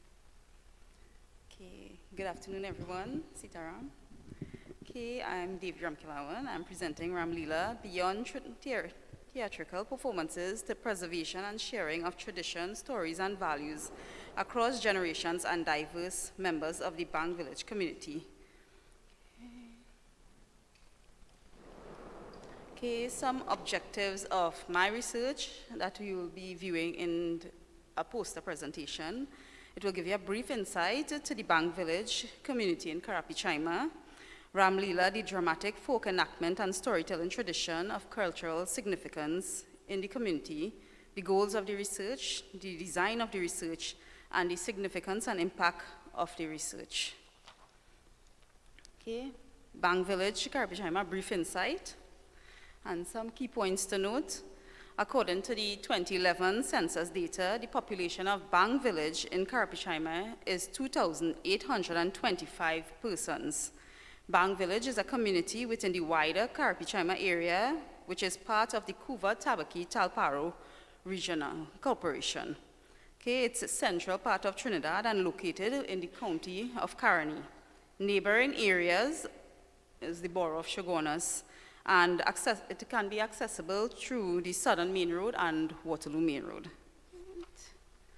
Okay, Ramlila, the dramatic folk enactment and storytelling tradition of cultural significance. Ramlila has gained recognition from UNESCO as a tangible cultural heritage of humanity. This annual dramatic folk reenactment of Lord Rama's life continues to attract growing numbers of diverse community members who enjoy and seek greater comprehension of the story, acting, music, dance, costumes, and moral message of the triumph of good over evil. The storytelling tradition brought to Trinidad by our indentured Indian ancestors is now a significant part of our cultural heritage and landscape, with great promotion and attendance within communities as well as community groups. There's a growing elaboration in costume designs, musical, and dance performances, stage setup alongside additional theatrical elements. Ramlila performances extend over several nights and culminate with the burning of the effigy Ravana, illuminating the triumph of good over evil, righteousness, and devotion that resonates with communities' shared values and sense of unity as expanded in this poster presentation.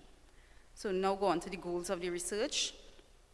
This research was aimed at being a historical documentation to document variations in performance styles and artistic expressions, cultural significance, to explore the role of Ramlila in preserving Hindu traditions, language, music, and art among Indo community members, and study how the event fosters intercultural dialogue and contributes to national identity.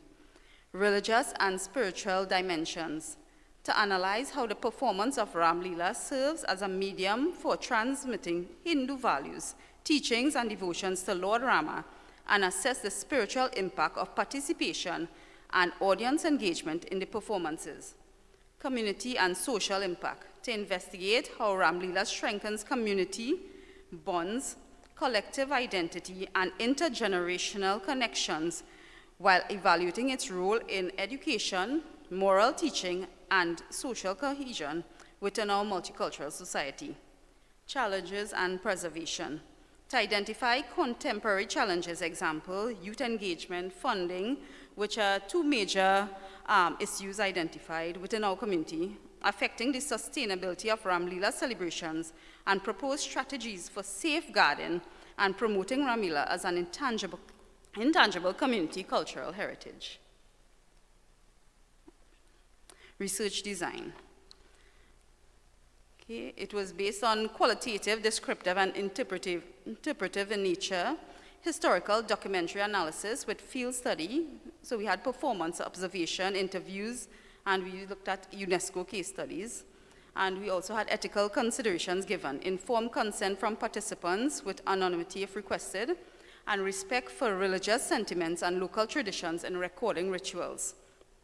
Primary sources of information were fieldwork, attending Ramlila celebrations within nearby communities, observations, rituals, staging, costumes, audience, interviews with community elders, performers, organizers, and audience members, audiovisual recordings, documenting songs and conversations, staging, and ritual components, and secondary sources of information, review of the religious texts, the original versions and adaptations, literature, scholarly works on performance studies, cultural anthropology, religious studies, and archives and media sources, historical records, photographs, scripts, government and cultural reports, documentaries, newspaper articles, and online videos. Significance and impact of the research. 4 key areas were touched on in Ramlila celebrations within the Vang Village community, which encourage intergenerational transmission, with elders as knowledge keepers and youth participation in rituals, storytelling, script recitation, costume making, stage setup, future planning, and continuity. Storytelling and cultural education. The Ramlila performances retell the Ramayana, reinforcing Hindu values of dharma, duty, devotion, truth, and justice. Narration and dramatization make the story accessible to all ages and those who are non-Hindus. Community involvement and collective memory. Collaboration amongst community members in creating props, sewing costumes, acquiring funding, photography and videography, preparing refreshments, and public relation documentation to promote and highlight pre-event, on-day, and post-event activities. And ritual and spiritual continuity. Community groups record performances, photos, videos, booklets, creating a cultural archive which can be showcased on Facebook pages or on websites with international audience reach and support. Ramlila fosters pride in Indo-Trinidadian heritage while also inviting non-Hindu and non-Indian audiences. It acts as a cultural marker reinforcing belonging and solidarity across generations. Rituals like lighting the chowki, the sacred space, singing invocations and staging the final burning of Ravana pass down symbolic spiritual practices. These reaffirm shared values such as humility, respect for divine order, and the victory of good over evil. And lastly, as a community, we want to use Ramlila as a teaching material by fostering collaborative workshops with nearby primary and secondary schools and the Indian Caribbean Museum located in the nearby community of Waterloo. Right, so this was the presentation. And well, that brings me to the end of my presentation. Short and sweet. Right? Thank you so much, everyone. Enjoy your day. Thanks. I think this is very important work you all are doing. Are you all giving any, you mentioned work with schools and workshops and so on. Are you all giving any thought to alternative representations of Ramlila, like not out in the Maidan, but stage performances, other innovative sort of theatrical modalities that could bring in people like on a more regular basis to sort of build the interest? I think that will be on the social media. This research was based on actually making a proposal to have Ramlila celebrations in the Bank Village community.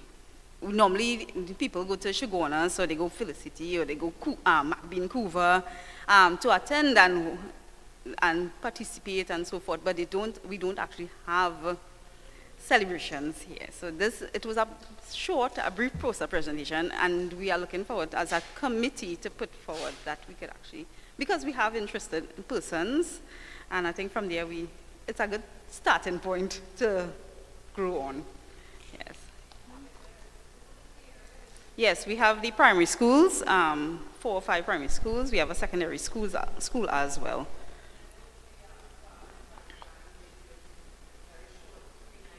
Yes.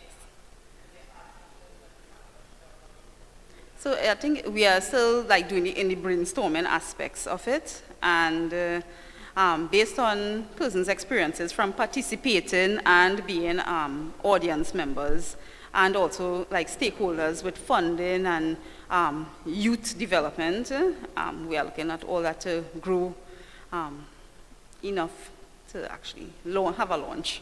Yes. Okay, well, thank you all for being here. This is day 1 of the Ramlila Symposium. Join us tomorrow for day 2, where we also have 2 Ramlila workshops. So be safe, have a good evening, and namaskar.